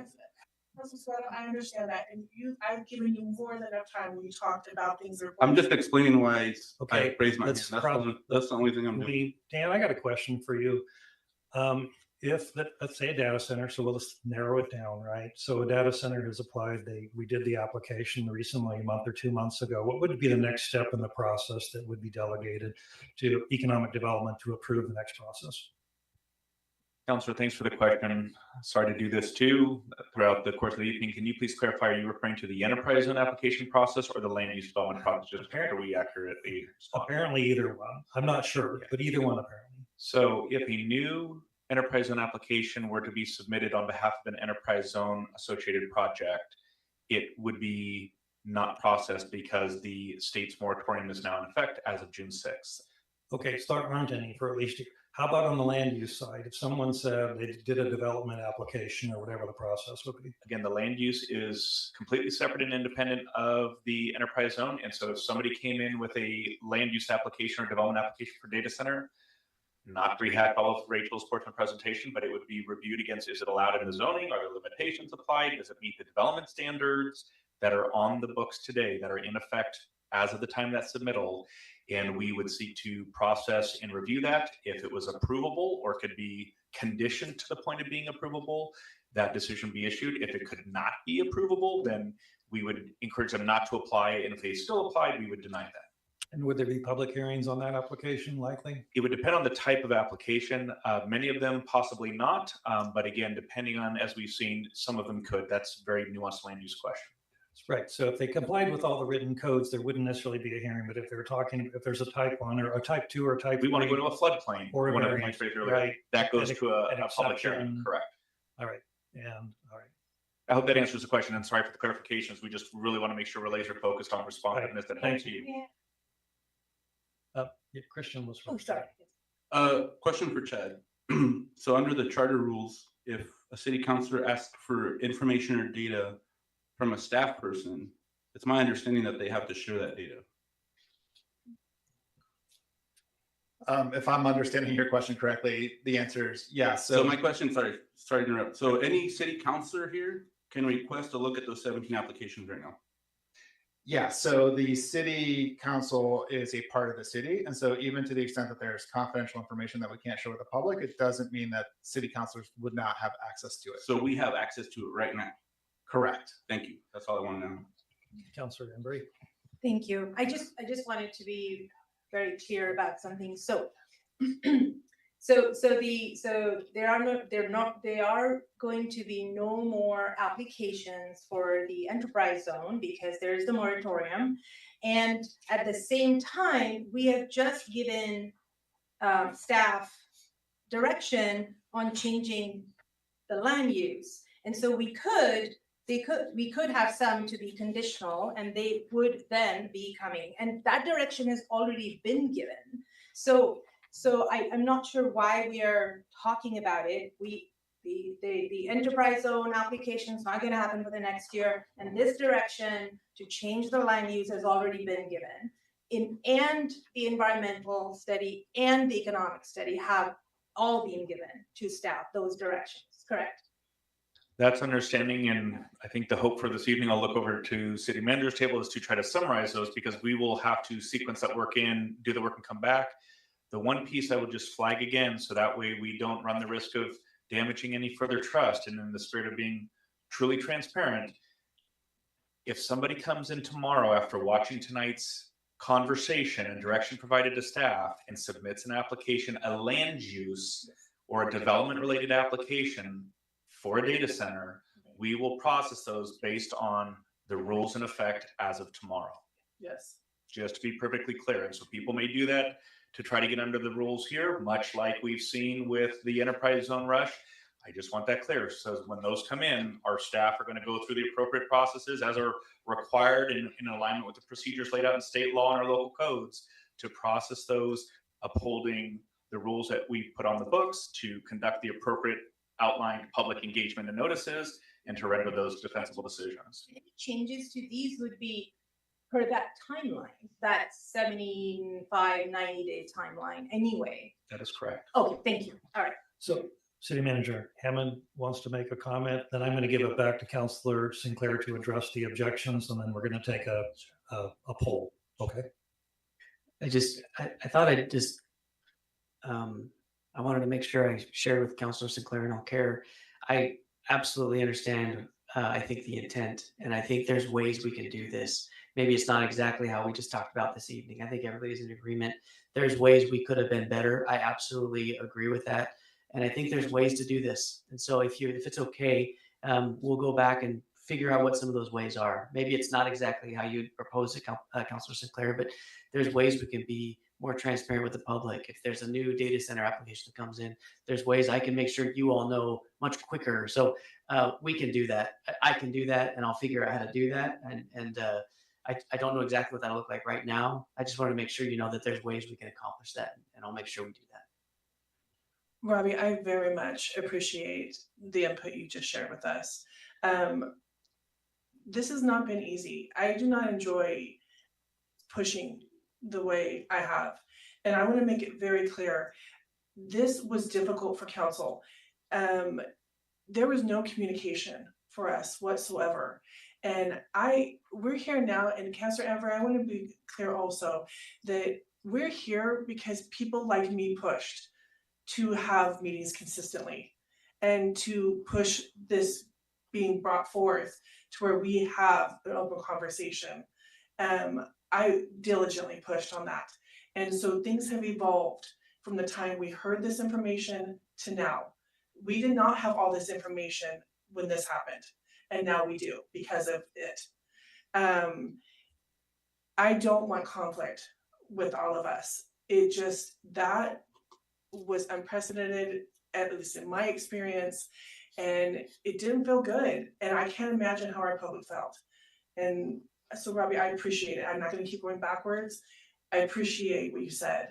And I appreciate that we've had this time to talk this far out. And that is what's caused a lot of conflict. Thank you. And I acknowledge the work you guys did in pushing this forward, honestly, and getting a lot of information out there.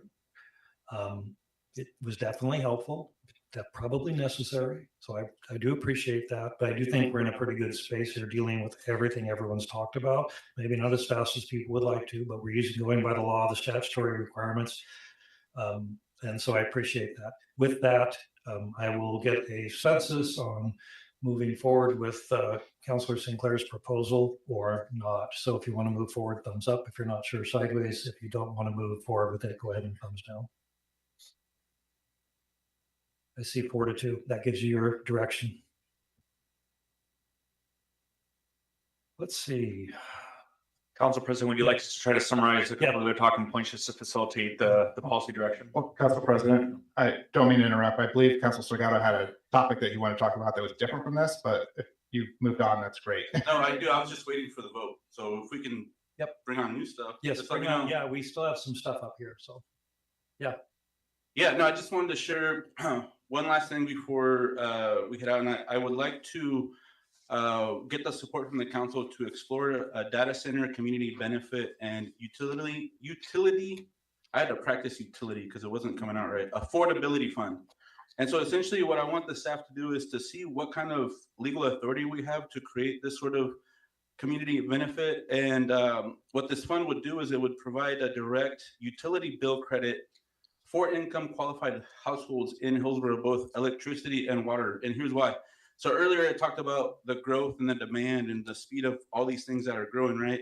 And one of the things that has been kind of out there, but I haven't really been too focused on it, was the impact of this industry on electricity demand and how that cost is kind of spread out over residential customers, I think it's really important for us to understand the finance model that companies like PGE use, to understand why something like this is possible, right? In order, I don't want to speak to their business, but they have to finance the growth.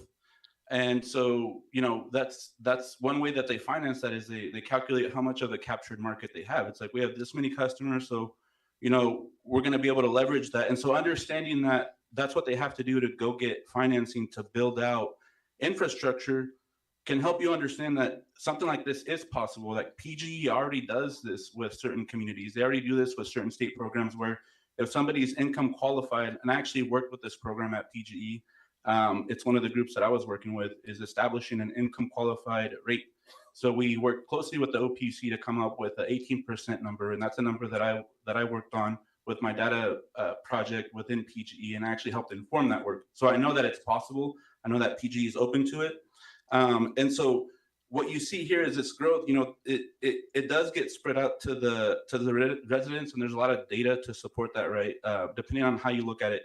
And so the way that I see that is the cost has to get put onto the residential customers because of the finance model. And so that's why I see that opportunity here to create this credit where, you know, we create this new fee that the, you know, easy program beneficiaries jump into, and that money goes directly to, you know, a PGE and our CWS or our water department to give a credit to households that are 110% of the median income. And why 110%?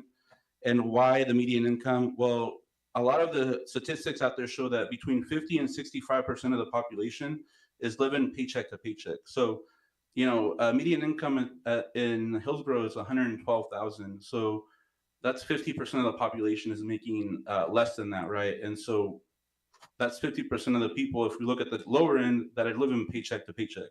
So a program like this that could give somebody $150 credit, $200 credit on their electricity bill, $50 credit on their water bill.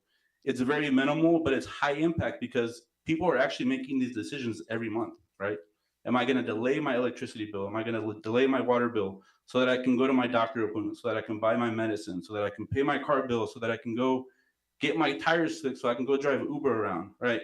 It's very little investment that's going to have a huge impact on our residents. And I really hope that you all can support that and see the future that's in front of us. Because again, we have to design these programs with the future in mind, right? If we do want to mitigate some of these concerns we have about AI taking over workforce, et cetera, we have to figure out a way that our community is going to benefit, because the new economy is showing that these companies have huge margins, right? They're untouched, unregulated. They're out in the wild. We have time, we have space, we have the capacity, we have the authority to do it. So please explore that. And I really hope that you all can support that. Any feedback for Councilor Salgado on that? I have Okay. some. Yeah. If we had done, there was fairness in the way people were going to be able to pay electric bills compared to data centers, I think that plan would have worked. But why should we have to give people credits? Why can't we just make sure that they're being charged in an equitable manner, and that they're not the ones who, I don't want to sustain data centers. I don't know public who wants to sustain data centers. So, you know, let's talk about what that fee is for people and how that felt when they heard that data center corporate, it's an $8 billion industry, wouldn't have to pay the same, right, in energy bills. So why are we doing that? It would feel like it might be a nice thing to do, but it feels like it's taking a step back and giving something that was taken away from people and saying, here, you know, we're going to give you this break. I don't think so. I think like we've had a lot of emails come in about this. I don't know how many of you have read them about data centers and ideas that people have. I don't know if staff had looked at all of those. But no, we're not talking about a fair and equitable process here. All we're doing right now is going to catch up where we are. with these agreements that we have. And now we have to go through it. So I don't know what sort of incentive there is in that.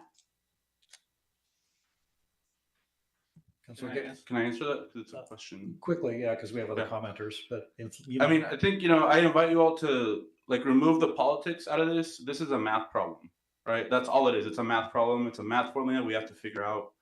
And I'm sorry that you can't see the benefit, how somebody living paycheck to paycheck, getting $100 reduced from their electricity bill and another $100 reduced from their water bill benefits. And I'm sorry that you cannot see that, but that is exactly what the benefit is going to be.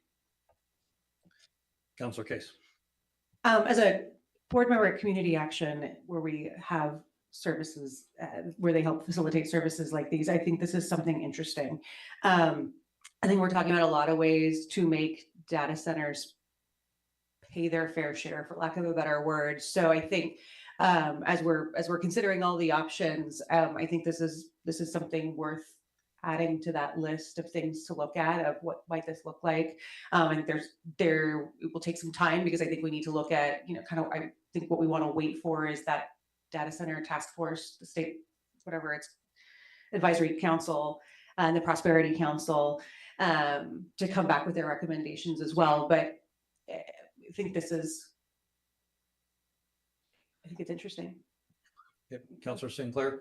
Yeah, Councilor Salgado, this sounds very familiar to aspects of what President Martin in previous council had suggested.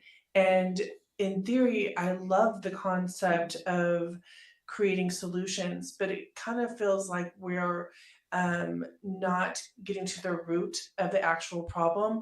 And my only concern with the suggestion is we've seen time and time again entities be at community-based organizations being at capacity, and then there's a lack of communication, and then it leaves our residents feeling frustrated who need help and who are at the brink of having shutoffs. They're doing all the work instead of us finding the solution to where they're not forced to do the work. That's the only thing I'm concerned about. I have a reply. So the way that we designed it at PGE is actually no touch from the customer. PGE collects the information. Hey, how much do you make? Prove it to us. Once that's in the system, it automatically applies to their bill. So it's actually very well thought out equity wise. I was part of the team. I hope that by now you understand how I think about programs and know that I had a lot to do with that. And so if they do design a program like this, that's what it's going to look like. It's going to be very low barrier. They're not going to have to call in every week and say, can you please give me money? It's going to be an automatic credit because their income is going to be in there. And I believe every year they have to like re-qualify. So they have to like resubmit their income information. So it's a very well-run program at PG. I will say that. I'd like to learn more then. Councilor Parker. Yeah, I think I've used that energy program with PGE sometimes when I couldn't pay all my bill at the same time, right? So two things, like people have to qualify, they have to be eligible to meet requirements to get that assistance. And the other thing, I know this with Community Action, they run out of money. They run out of support for energy. And so it's not like somebody can just call up and go, oh my God, look at my bill. I'm going to call Community Action. They run out of funds. What happens when they run out of funds? We're responsible for that. We're setting up the kickback with the data centers. Why does somebody have to call Community Action and find out that they're not going to get help because there just isn't any, and maybe they could try again in a future month? So it's like, should we just give that money directly to Community Action? Can we? I think there's a lot of people though that are going to struggle with their PGE bills who don't qualify for Community Action because it's an income, it's a household that makes too much to qualify for Community Action programs, but they're still going to be struggling with the bills that we are imposing because we're allowing this to happen. Well, can I respond to that? So one of the reasons why PGE started this program is exactly that reason. Community Action was managing the program, and we got to a point right before COVID and during COVID where there was an influx of people that needed that money, and community action had to go home. And this is where digital literacy becomes important and digital access, right? People didn't have that. So it created this huge problem that we had to fix at PGE.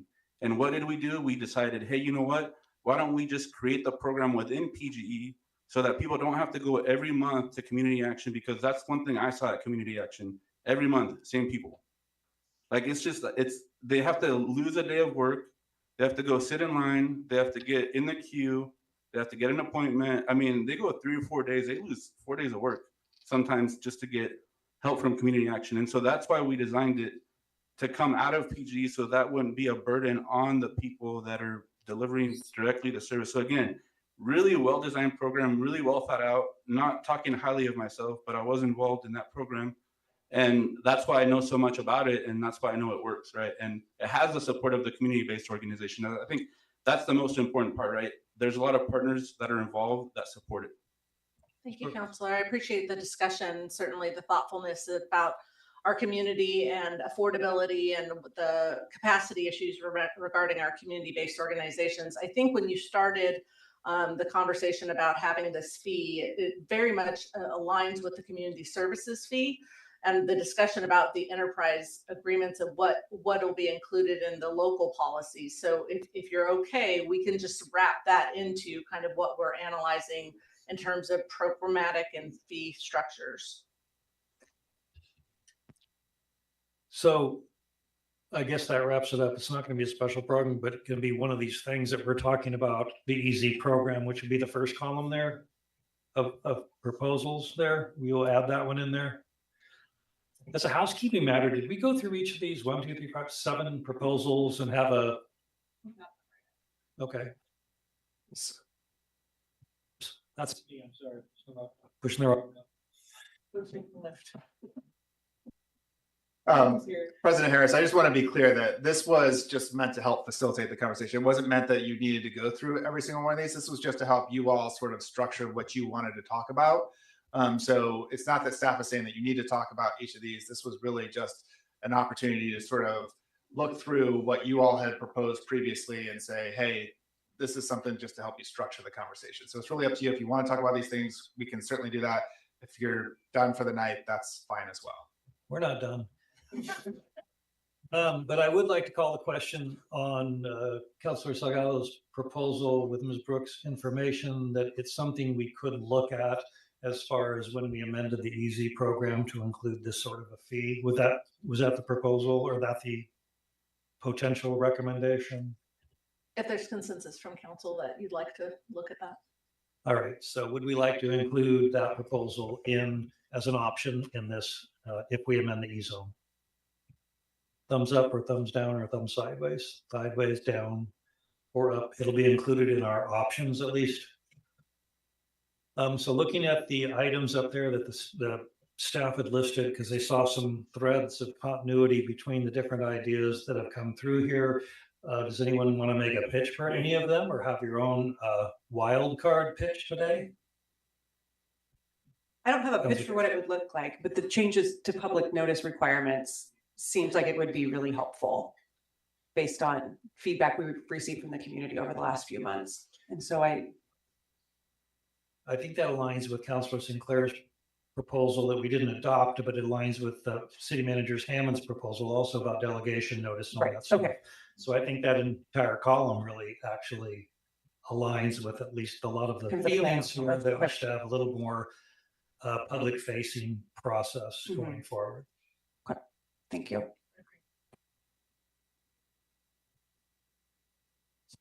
All right, Councilor Sinclair. President Harris, E-zone process down the road. Yeah. Everything. Maybe get a consensus on the 3 items to take a look at and evaluate for the E-zone process going forward. Thumbs up or down or sideways. All 3 of them. The second column to evaluate them. But we just voted on the first one already. Well, we voted. Well, the zone manager delegations and functions, I think we agreed not to give it to council. We agreed to maybe keep it with city manager, but that's to be evaluated. Reevaluate how we're doing that, but not to give it to council. Okay, got it. Okay, thumbs up, down, sideways. Okay, all three of those are adopted as proposals to look at. I'm looking at the easy program, limit abatements per site, so that would not be a phased, well, I don't know, could it be phased because it's at different sites, or is it one site or rolling? Councillor Alcare. I'm supporting that. Something on that one. Sorry. I was just gonna say on that one, some of these, going back to what Chad had said earlier, are done more at the state level. That one might be, what we may do is come back and say, these are things that we can advocate at the state, but we can't as a city make that change. And so maybe if that's okay, we can include that in there as well as here's a state function that we need to work on with the state during the next legislative session and bring that back as a priority. Councillor Sinclair. With the employment with multiple abatements per site, is that also state level, or is that something that we can further pursue at the local level? I am not positive on that one. I'm not positive either. I think we can look at that and see if there's something we can do at the local level. And then if so, we can look at the policies, but if not, we can include it as part of the state discussion. Yeah, so maybe the proposal is to have the staff evaluate these to see what the scope of these changes would look like, whether it has to be statutory or local as a first step. And then I'll narrow down what our options are. Is everyone okay with that? I see 3, 4 thumbs up. Okay, not so much. We're just going to evaluate those to see who has the jurisdiction over those issues. Then whatever the city's jurisdiction is, we can then consider options. Sure. Very preliminary. Yes. Right. Potential finance changes, add an additional surcharge, something, because I don't have my glasses on, right? To franchise fees for large power users. And the second one, well, let's just talk about that. To add an additional surcharge fee to a franchise fee for large power users. Comments on that one? So that's someone who would already, then they would be in the enterprise zone, they'd be eligible for a tax abatement, but they would be calculated a community service fee differently. This was in response to a couple of the councillor proposed policy suggestions around the local franchise utility fees and the additional tax here. So that right column is separate from enterprise zone specifically, more so to the broader financial space from various inputs we received, especially from council leading into the work session. I have a question about that one. Thank you. I have a question about that one. So if we increase the fees, are they passed on to the customers? That's correct. And so in this case, if you have a user, let's just say data centers. No, sorry, Robbie. I didn't understand it. Yes, Okay. I get it. Yes, this means that if a data center, for example, if it's using a lot of power, then the fees that it gives we should increase the fees that it we should increase the fees that we are requiring from PGE for that right away. That's how I understood the proposal. Oh. If I might say something on this one, because of everything going on with PG's rates currently, they already made a pretty significant change this past week. That's going to take a little bit of time to get through. I would propose, because there's so many other things we need to be working on, it would be helpful if we can see how that plays out first, and then we can come back later. And if that's something the council still wants to look at, I worry that we'll spend a lot of time working on that, but it might not jive exactly with what PGE is doing. So it might behoove us to wait a little bit on this one. I tend to agree to that because with the 28% increase now in the new data center usage, the extra 1.5, whatever would be charged, maybe a wash even, I don't know. And also we're gonna have problems legally imposing this. The mechanics of this are gonna be difficult because we have to treat everybody fairly. And so we're gonna have to figure out some sort of a mechanism if we wanted, either everyone's gonna get the increase or we're gonna have to figure out a mechanism. So I would agree to backburner this one, but to keep it on a list to look at in the future. But we could vote on it if someone wants to make a pitch for it. We can argue for it. Councillor Andre? I was going to go to the next thing. I was going to. Well, yeah, no one made a pitch, so yeah. So I'm just going to have staff note that one is not on the priority list moving forward for now. Yes. To be clear. Okay. The CSF formula, where is, I would like that to be relooked at. Wouldn't that be here somewhere? Councilor Embry, I would put that one under the policy topics that we covered before we got into Yes. the new ones around the come back with the community service fee local policy discussion. Thank you, Yes. yes. Can we kind of loop that, I'm sorry, that require ROI assessments on incentives? Could that kind of fall under that as well? That Or was can what say I that. was thinking of when we put do we do an economic impact assessment, much Okay. like the environmental Yeah. impact assessment? Do we do a Yeah. maybe on that or refine that scope? That could be something that we fold into some of the questions and Right. inquiries that we've heard of, like what are the revenue impacts? Mhm. What are, the job creation impacts and those other things, and we could fold that into that Our ESPN is working. if we're adding that to the work plan as well. Perfect, thank you. Yeah, I think the return on investment has been a continuing thread throughout this conversation. I don't know exactly where to place it, but obviously that's good government requires us to take some metrics and take a step back and take a look at how our programs are doing. That's part of good programming. So, I mean, I don't know if we need to specifically pass anything or vote on that, but I think we're all in agreement and we want to be able to track some of these outcomes. Is there any other ideas that people have that they want to propose here before the magic witching hour of 11 o'clock? Yeah, well, Central Time. Can I just have one more comment? Yeah, go ahead, Robbie. I had a couple of quick thoughts before we wrap up. First of all, I know this was a hard conversation. I'm grateful for the conversation as staff. We got a lot of good feedback tonight from this policymaking body of the city, and this is helpful. So thank you. Second, there's a lot here, and I like to try to tell you exactly when and how we're going to do this, and I don't know that yet. So we already have multiple meetings with this group set up over this next week. It's going to take me and the staff some time to figure out how to parse this out, what steps need to happen first. I will do my best to keep you all updated. I understand fully how much of a priority this is right now. So I will be prompt on this. I just don't know exactly when and how to do this yet, but please rest assured we're moving quickly on this. I'll be back and let you know what the plan is as soon as we have that ready. Can I just make a request? I know that we get notes and we can go back and look at it. Could we just get like a summary of like bullet points, just so that when we're out in the community, we can reference back and say, because I didn't write everything down, just so that we can say, yes, that is actually one of the things that our staff is working on. That would be helpful. It's a great suggestion. Thank you. We can do that. That's what we're going to be working on this week anyway, is kind of figuring out everything on the list. And then we got to figure out how to prioritize it, what has to come first. So once we have that, we'll get it out to you all so you can at least share, here's the things that we're going to be working on. And we're still working on a timeline for how to do that. So. And the FAQ, because people now know that that's a reference. That's right. We can add it to the FAQs. Thank you. And finally, I wanted to add that there's something that the city manager and I was talking about earlier, knowing that this is so much work and so many tasks to do while you're still trying to run a city with the same number of staff, one less staff frankly, at this point. And it very well could be that the city may want to contract out or pull in some additional staff from Chad's office to really complete this work. And if we need some additional funding, I want to make sure you have the funding to do that so it doesn't slow down the project. So please, if you think the city council needs to take action, let us know before we have to delay things. All right.